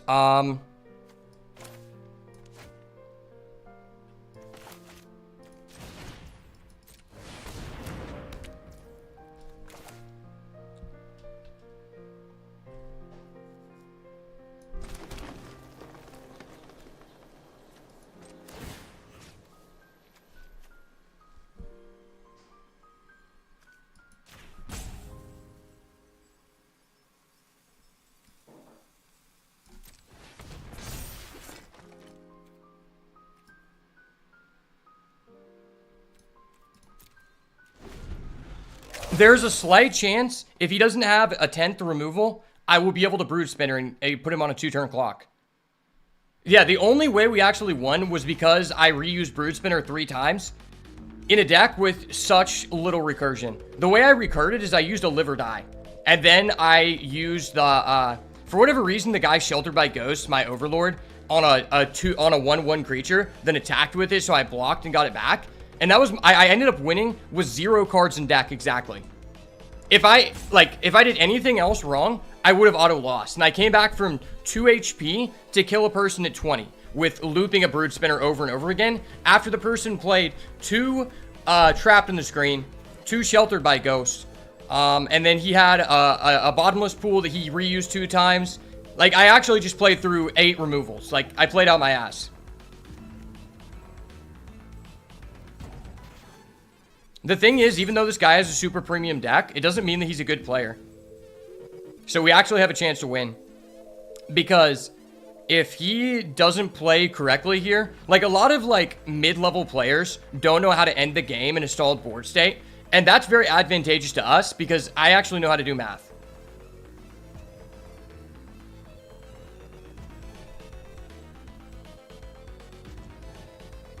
This is very simple. Do you have an answer to my Brood Spinner or not? If you have an answer to my Brood Spinner, I'm probably going to concede.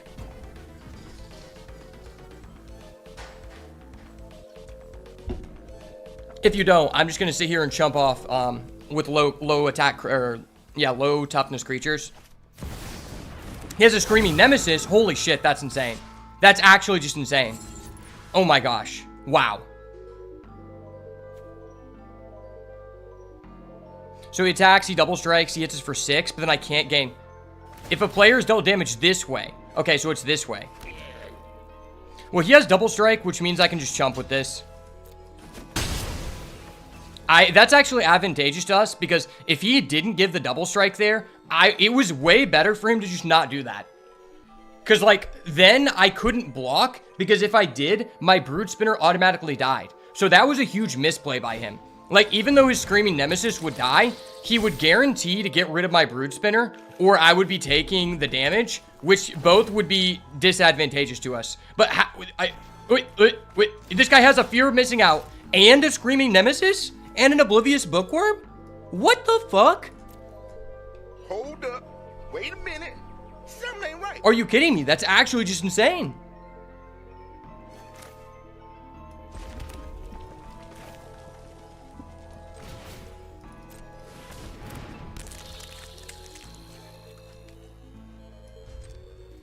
So I just do this, he attacks, I block with the Brood Spinner, I activate the effect before we go to first strike damage, I get 6/1/1s, and then I have him on a 2-turn clock, and that's like the only way I could like potentially win here. If he just attacks with everyone, it would be very like problematic, but I don't think he knows how to do that. He has another one? What? Hold up. Wait a minute. Something ain't right. This guy's deck is so insane.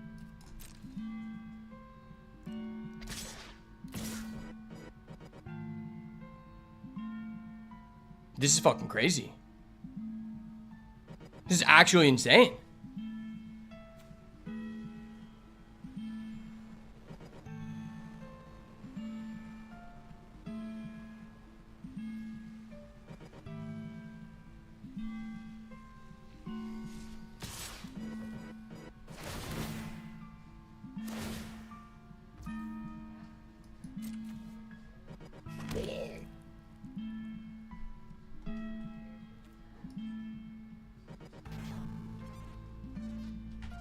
Hold full control.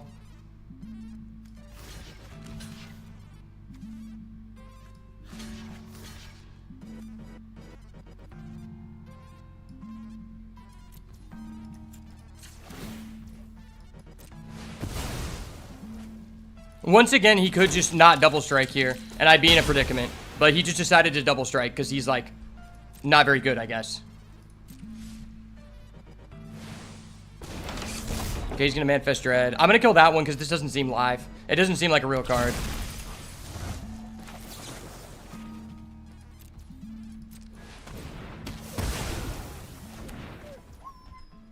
Top deck of my life. Top deck of my life.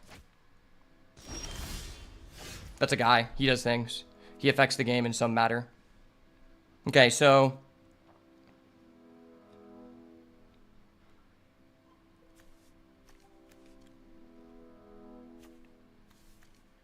yeah, okay, okay.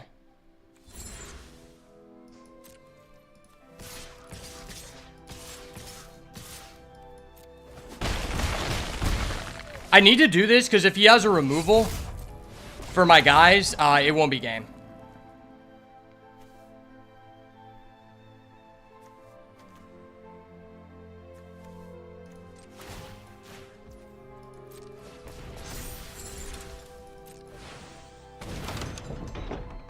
Oh, I don't have any. Oh, okay. Oops, I didn't know that. Okay. All right, do you have a way to stop this? Because currently, if you attack with everyone, this should not be lethal.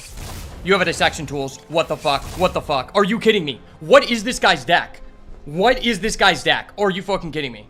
I am not gay. I have relationships with women and sex with men. And I got news for you. That means you're gay. Dude, what is this guy's deck? He has a dissection tools. He has a screaming nemesis. He has a fear of missing out. Like, what is this deck? This is disgusting. He literally I think he has more uncommons than commons. Which, I don't matter if he has a dissection tools. It's that he has like 6 other bombs and a dissection tools. We haven't seen one C level card in this guy's deck. That is actually insane. Like, all of his cards are C plus level or above. That is ridiculous. Like, what the fuck?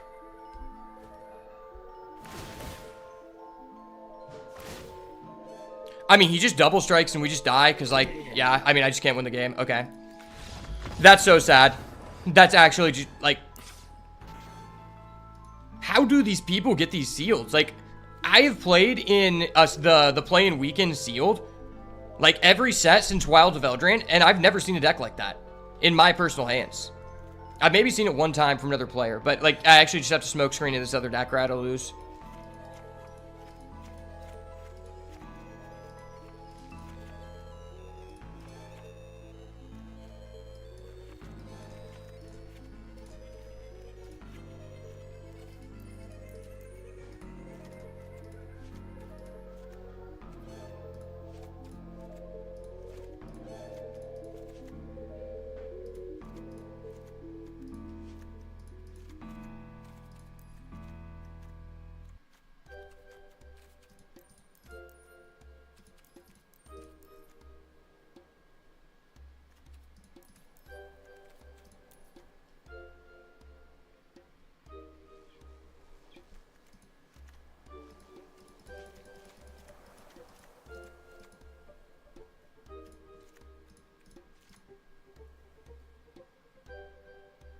Okay.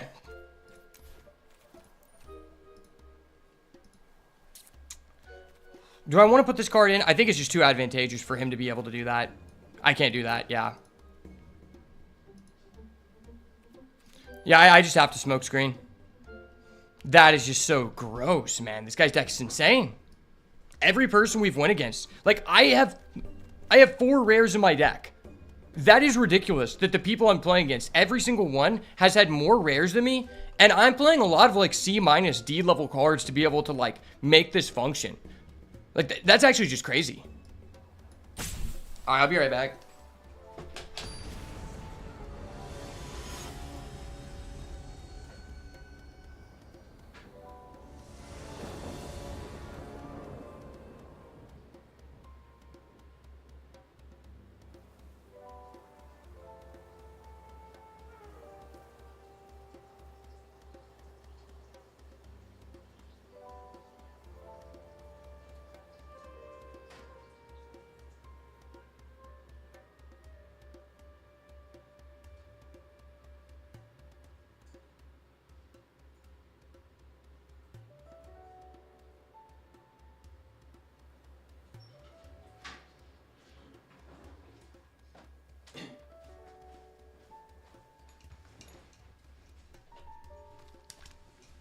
High key, it actually feels like this person didn't open up play boosters. They opened up the collector boosters. Okay, we have blue and black. Our deck is blue and black. We have an Overlord. Yeah, this is fine. This is fine. We have a chance here. He's mulling. Oh, I forgot. I think the guy mulled last time, and he still did all that. That was gross. I don't know if I do this on turn 2. Appreciate you, bro. Keys to the house turn 1. That's really scary. I get a Winter's Intervention. Am I using the Overlord this turn? Probably. Like, I just need a tempo here.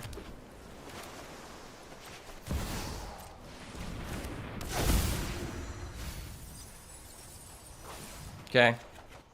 We milled our white source, which really sucks. It means our Nico is just less likely to hit. Okay, we get that. That's actually huge. Just gonna play this card. Cracks the keys to the house. I know he's gonna Scorching Dragonfire. Hold up. Wait a minute. Something ain't right. That's really frustrating. This guy's deck is what, bro. Can we like calm down here? Like this is just like what the fuck? Okay. This is a fun and fair game.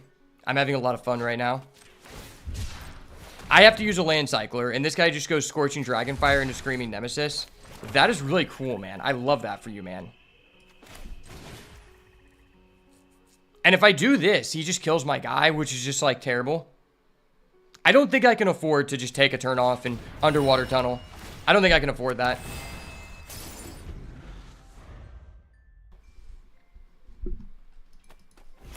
Yeah, I'm not going to be able to live through that. I'll take it, I guess. Okay, we hit the land. That's actually nice. I think.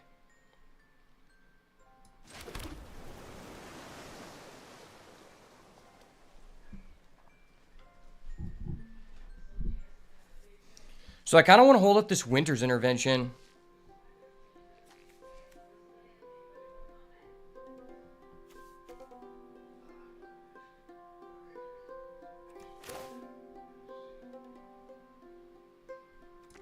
Do I risk it for the biscuit? I'm risking it. I need to do something risky here to win. Well, what if I just bounce that back to his hand when he attacks and put it on top? That's a pretty big delay. But also, if I just play this, I can just block. He can deal 1 damage anywhere, but they can't heal. Oh, that just feels so bad. This is a tough one.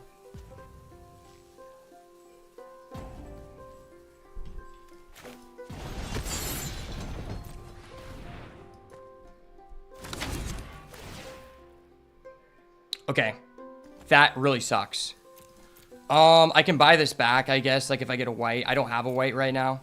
I just need interaction.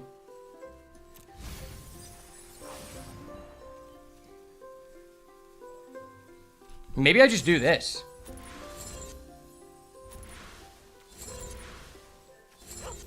I don't hate this. Nah, I want to do the Vanish from Sight.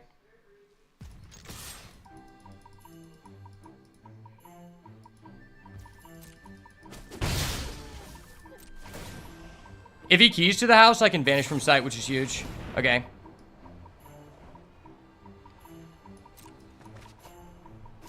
Dude, if this guy would have keys to the house, I could have blown him out.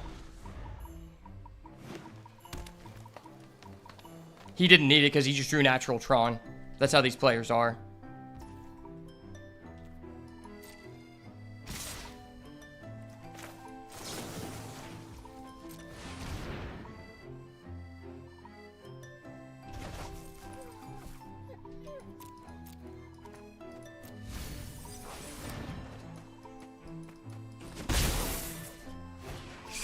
Into the dissection tools, dude. Hold up. Wait a minute.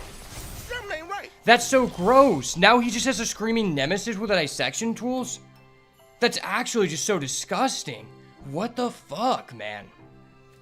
This guy is just high rolling out his ass. His ass is like so lubricated right now. Like, damn. I've never met someone with such a lubricated ass.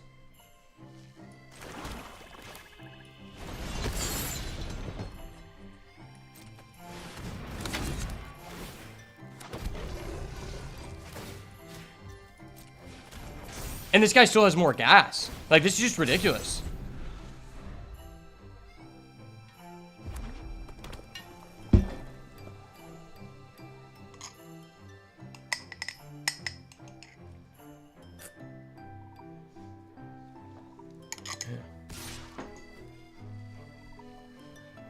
He gets in for 4. He gets in for 5. He flips.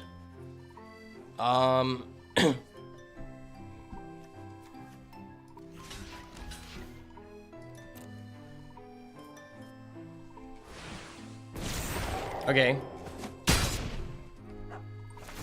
He pings us. We can no longer heal, which actually just fucks us so hard.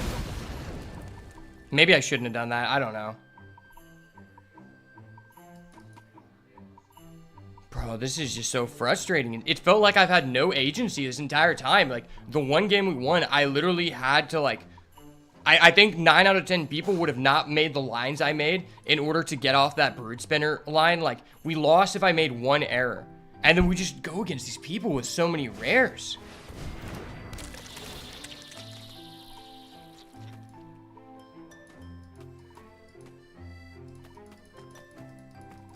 Every person has drawn all of their rares every game.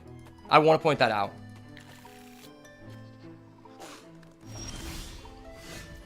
Okay, well. I could buy back my Nico. Replay my Nico, get tokens.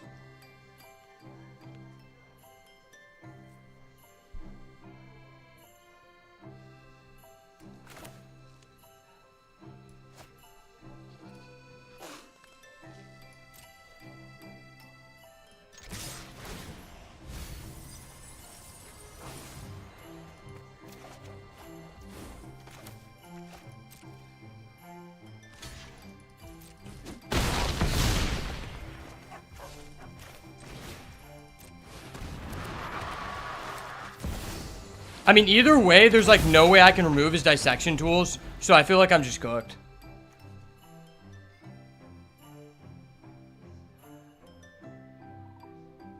I wonder if I didn't block and I just took the damage, would I be able to win? Because then it opens a line for me to go for this, but I think I would have just taken too much damage and risked dying. Because then at that point, it's like, okay, he attacks with his Screaming Nemesis. If I block it at all, I'm auto dead. Because he's going to hit me for an additional 5.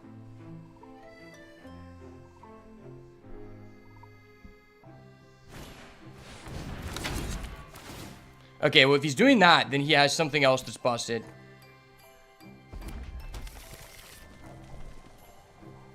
It's crazy this guy got enough fixing to just play every bomb in his pool. That's insane. I mean, I have to take it. I already can't heal, so. He goes back up to 23. I need to draw like an unable to scream on that, or I'm just dead.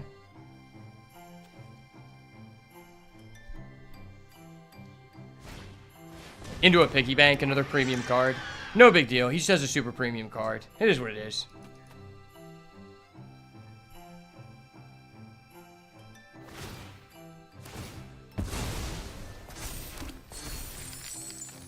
What the heck? Okay.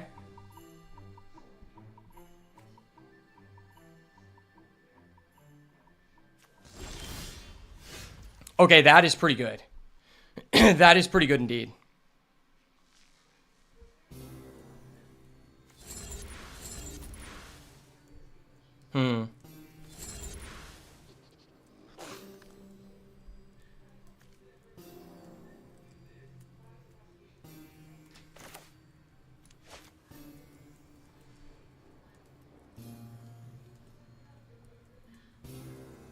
But that just makes shards become copies of it.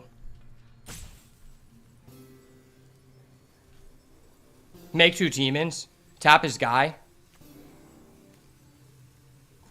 How is that lethal? You realize that I have to exile my guy. If I exile my guy, I get, and I tap this. So that's 14 plus 5, that's 19. That's not lethal. If I tap his guy, I can't tap whatever he attacks with.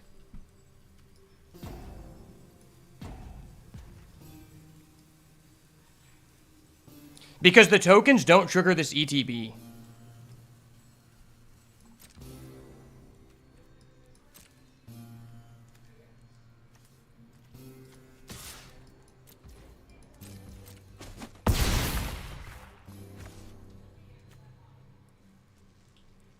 If I flicker with the 5/5, I'm going to mill 8 cards. I'm at 14. I would just die.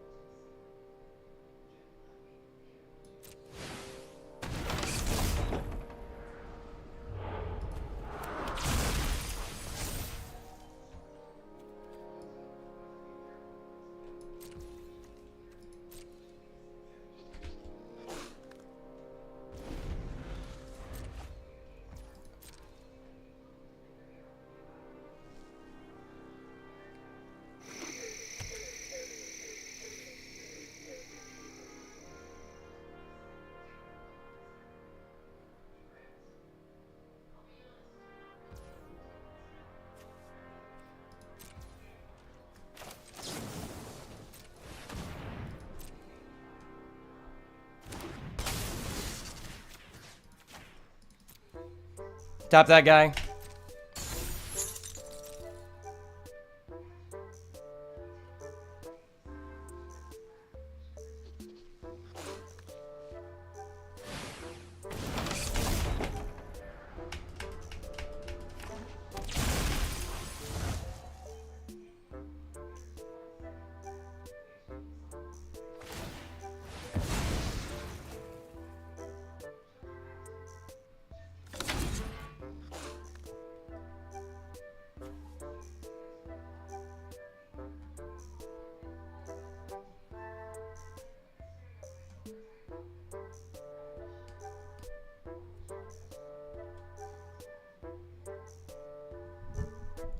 Does he dissection tools?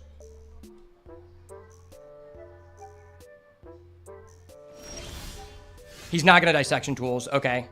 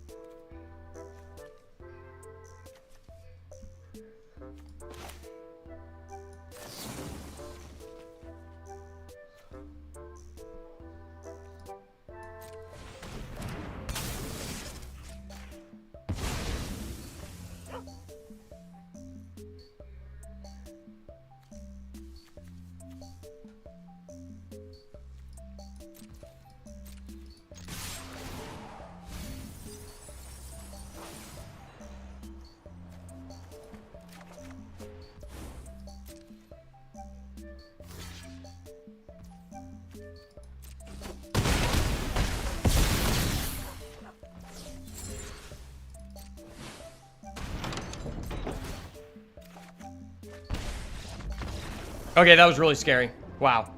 Am I winning? I'm winning now. Barely winning. That was just really scary. Yeah, the guy's deck's just insane. It's going to be really difficult to beat this guy.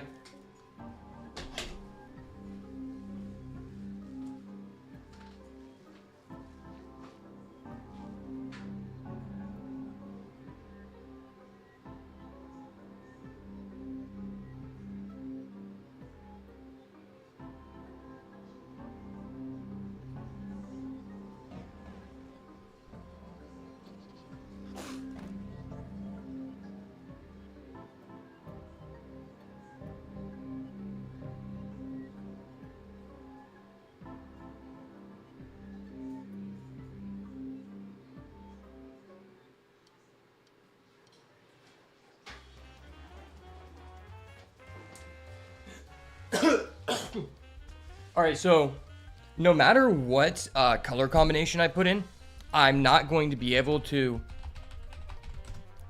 Yeah, there's nothing I can do that answers enchantments, which is like the real issue here, right? I think this is fine. I could like maybe put in the Duskmourn domination thing, but that's not really like good. I don't think that helps us. I think this is fine. Like, our way to win is by just, like, stun locking him and trying to get in the air with our few air creatures. That's, like, our outlet to win here, I think.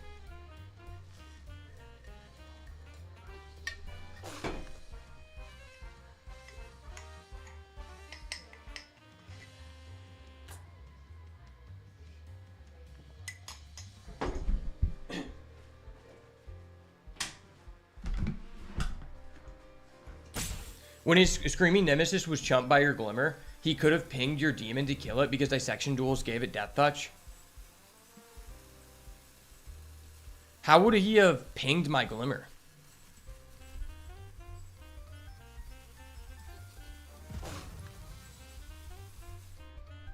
What do you mean? He killed my Glimmer.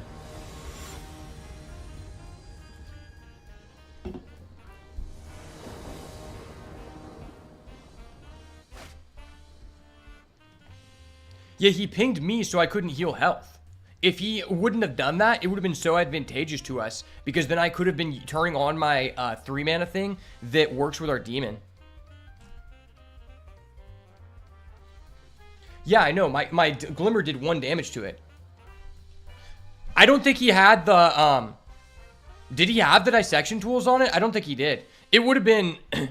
I don't think he had that. But if he did, then okay. I mean, either way, he should have won. Can I keep this hand? We're going second and we have interaction. I have to use a land cycler, but it has guaranteed interruption. I feel like I kind of have to keep. I don't have to, but I think this is the answer to a Screaming Nemesis, so.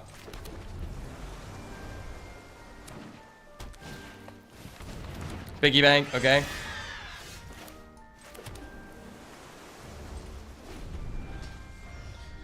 This was a risky keep for sure.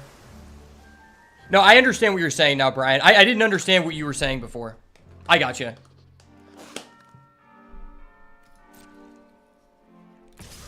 Oh, you look at that. He opened Natural Tron. Awesome. I fucking knew it.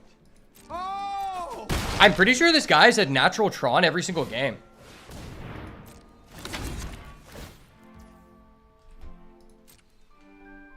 Yeah, I think he's legitimately had Natural Tron every game.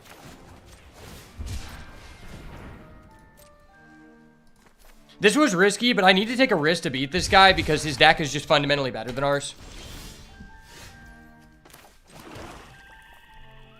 So here, I mean, if he has a Screaming Nemesis, he would have played it. Yeah, he would have just, like, already played that shit. I could just develop the Fear of Infinity to start getting back life. And the next turn, I can know where to run plus Glimmerlight. That seems fine. This seems bad now, but I think it's going to pay off later. Like, the other thing I could have done was just go Glimmerlight, make it a 2-2. Oh, that's so gross. Hold up. Wait a minute. Something ain't right. Well, now I'm just forced to make this action. This is the only real action here.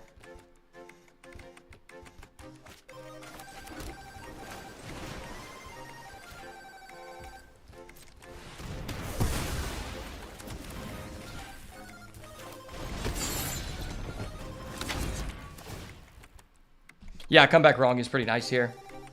If I get rid of my white, it lowers our chances to be able to play our dude. We're going to be at 5 next turn. We can 3 and 2. Yeah, I have a double swamp. I think I just do this.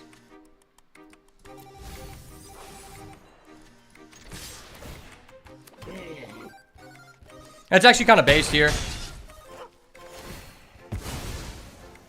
I widened the gap on our clock, and I still have a nowhere to run. Ticket booth, okay.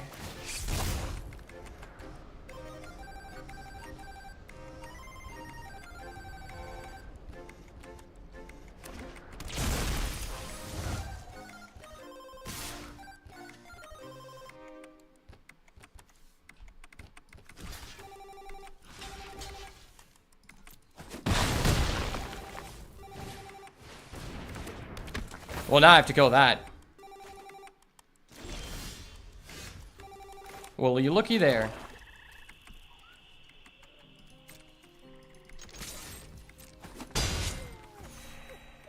Am I ever just doing that? Probably not.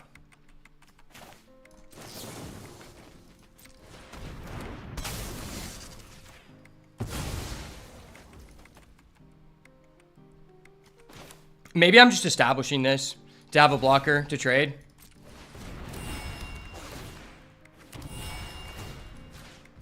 This way, next turn, I will have the Glimmerlight out to where I can equip to Fear of Infinity, which puts him on a 4-turn clock. And then in that situation, I equip to Fear of Infinity, and then I play Vanish from Sight.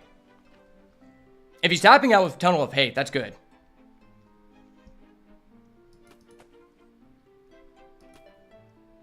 I would much rather have him do that.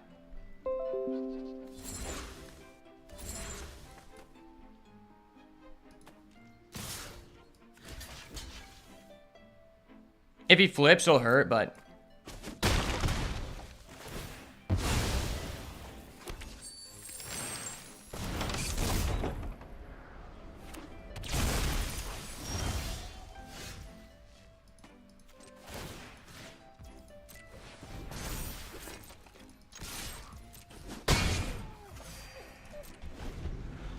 Hold full control. Please, no removal. Just go for the Tunnel of Hate, bro.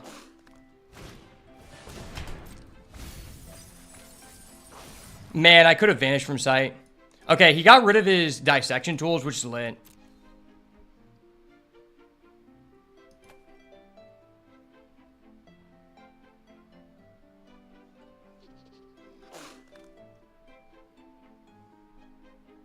Dude, you obviously had Screaming Nemesis. There's literally no world you don't. There's actually just no world you don't do that.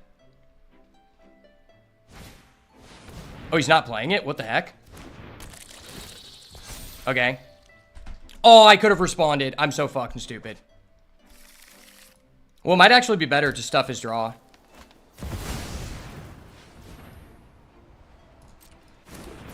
Yeah, I have to do that.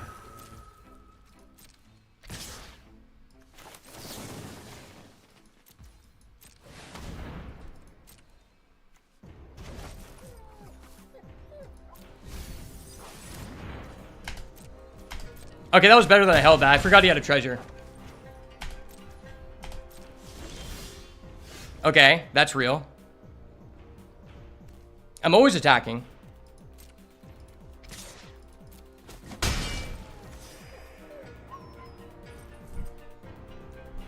Now, this is a question. If I do this, he's just going to double strike with that. And I probably die.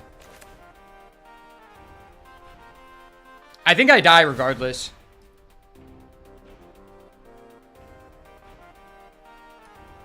If I do this, I definitely die. Because that's 8 right there. Man, wow.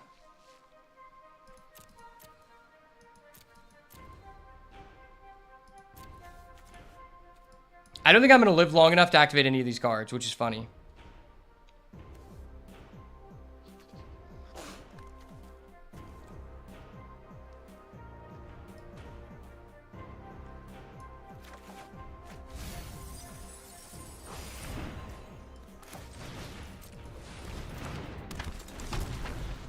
I think I'm just dead.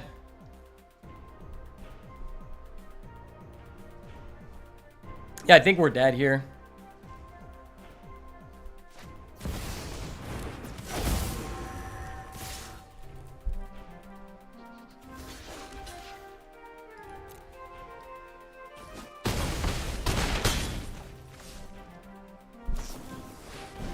I'm 1 off lethal. That feels so bad. Man, that feels so bad. I was 1 off lethal. Well, no, I wouldn't even be able to get a demon, so it didn't matter. Yeah, because I go up to 6.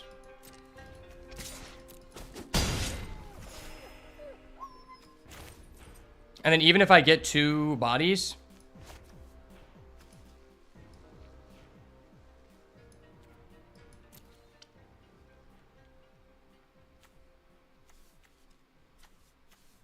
Yeah, this is exactly 6. That's unfortunate.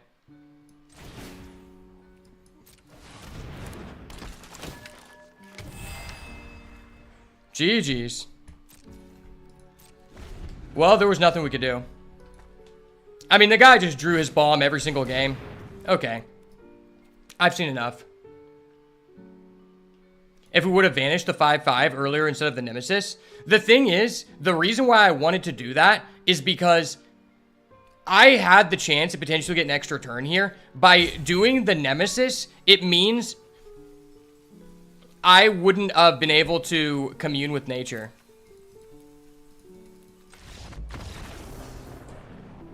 No, considering he had the fear of being hunted, that would actually save us some HP. But considering he had the fear of being hunted, it didn't matter because I'm not going to be able to block. So I could have done that, and I was thinking about doing that when he searched, but then I was like, I need to hit the Nemesis because I have life gain. But the thing is, if I did that, he ended up having the fear of being hunted. If he didn't have the fear of being hunted, yes, that might buy us another turn. No, I understand that. I was just thinking of ahead of what possible top decks I could top deck to get out of that. And what you're saying would have saved us some HP up front. But considering that he had a fear of being hunted, it did not matter what play we did. Because I would have been up 2 more HP, but he had exact lethal on the board with my blockers. So the fear of being hunted causing me to block that increases his damage by minimum 3. So it didn't even matter because I would have saved 2 HP and then we would have been -1 instead of -4. Overall, I mean, that was just really unfortunate. Honestly, I'm really surprised that we only ended up with 1 win here because we had a really good deck.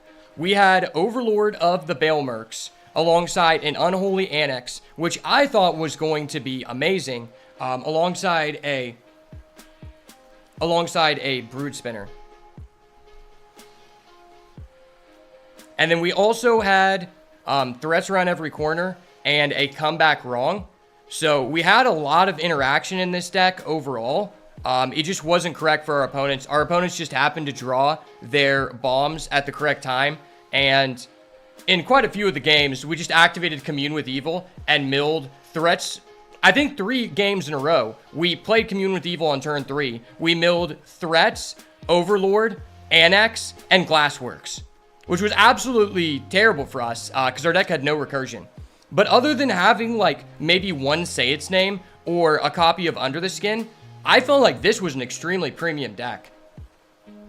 We just went against opponents who had it a little bit better, which is really surprising because in my experience with Sealed, most of the time, you don't even have enough cards to make a coherent 2-color pair. Every once in a while, you'll have a draft like that final guy we had, or a Sealed like that final guy's, where he basically has an extremely premium draft deck, but every single one of our opponents had a similar power level and consistency level to that player, which was absolutely surprising.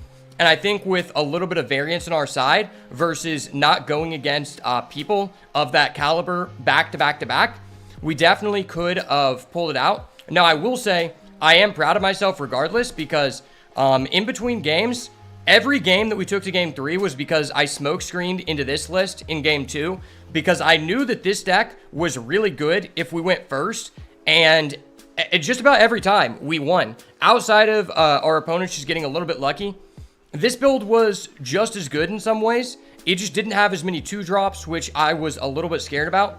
But it provided other unique pieces of interaction that our other deck didn't have, like being able to make our opponent put stuff back on the top of the deck or stun counter them and shuffle them back, which really played around our opponent who had the 3-mana black skeleton that just keeps taking half your health. And overall, this was a very interesting one. I think there was quite a few combinations we could have went into, and I think a lot of it was up to player preference, and I would be interested to see what other people thought might be the best deck we could have made, because we did have a lot of interesting cards, and I think it's very debatable to say whether you think that Nico, Light of Hope, is a better card to play than Brood Spinner. And overall, we just had a lot of options, which isn't something that normally happens in these sealeds in the Play Boost era. So I'm glad that I at least got to put that to work. And, you know, that was my first time successfully smoke screening in between rounds. So regardless, I learned something from it, and hopefully we can do better next time. But if you guys think there was a better combination for us to go, make sure to let me know down below in the comments. Really appreciate you guys stopping by.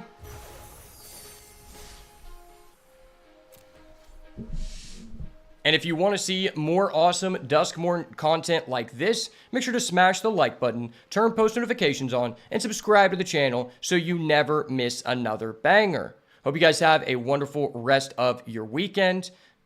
May the Lord bless you, keep you, bestow his countenance upon you, and give you peace. If it's not the goo, it's got to go. I will see you guys most likely tomorrow or next week back with another stream.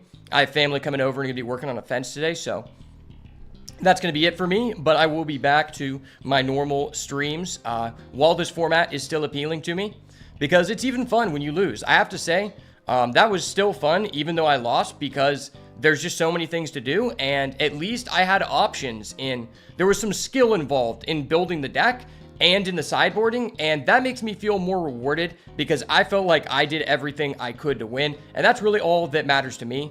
The worst thing is losing because you misplay. But appreciate you guys, and I will see you in the next one. If you're new here, make sure to leave a follow on the channel so you never miss another banger.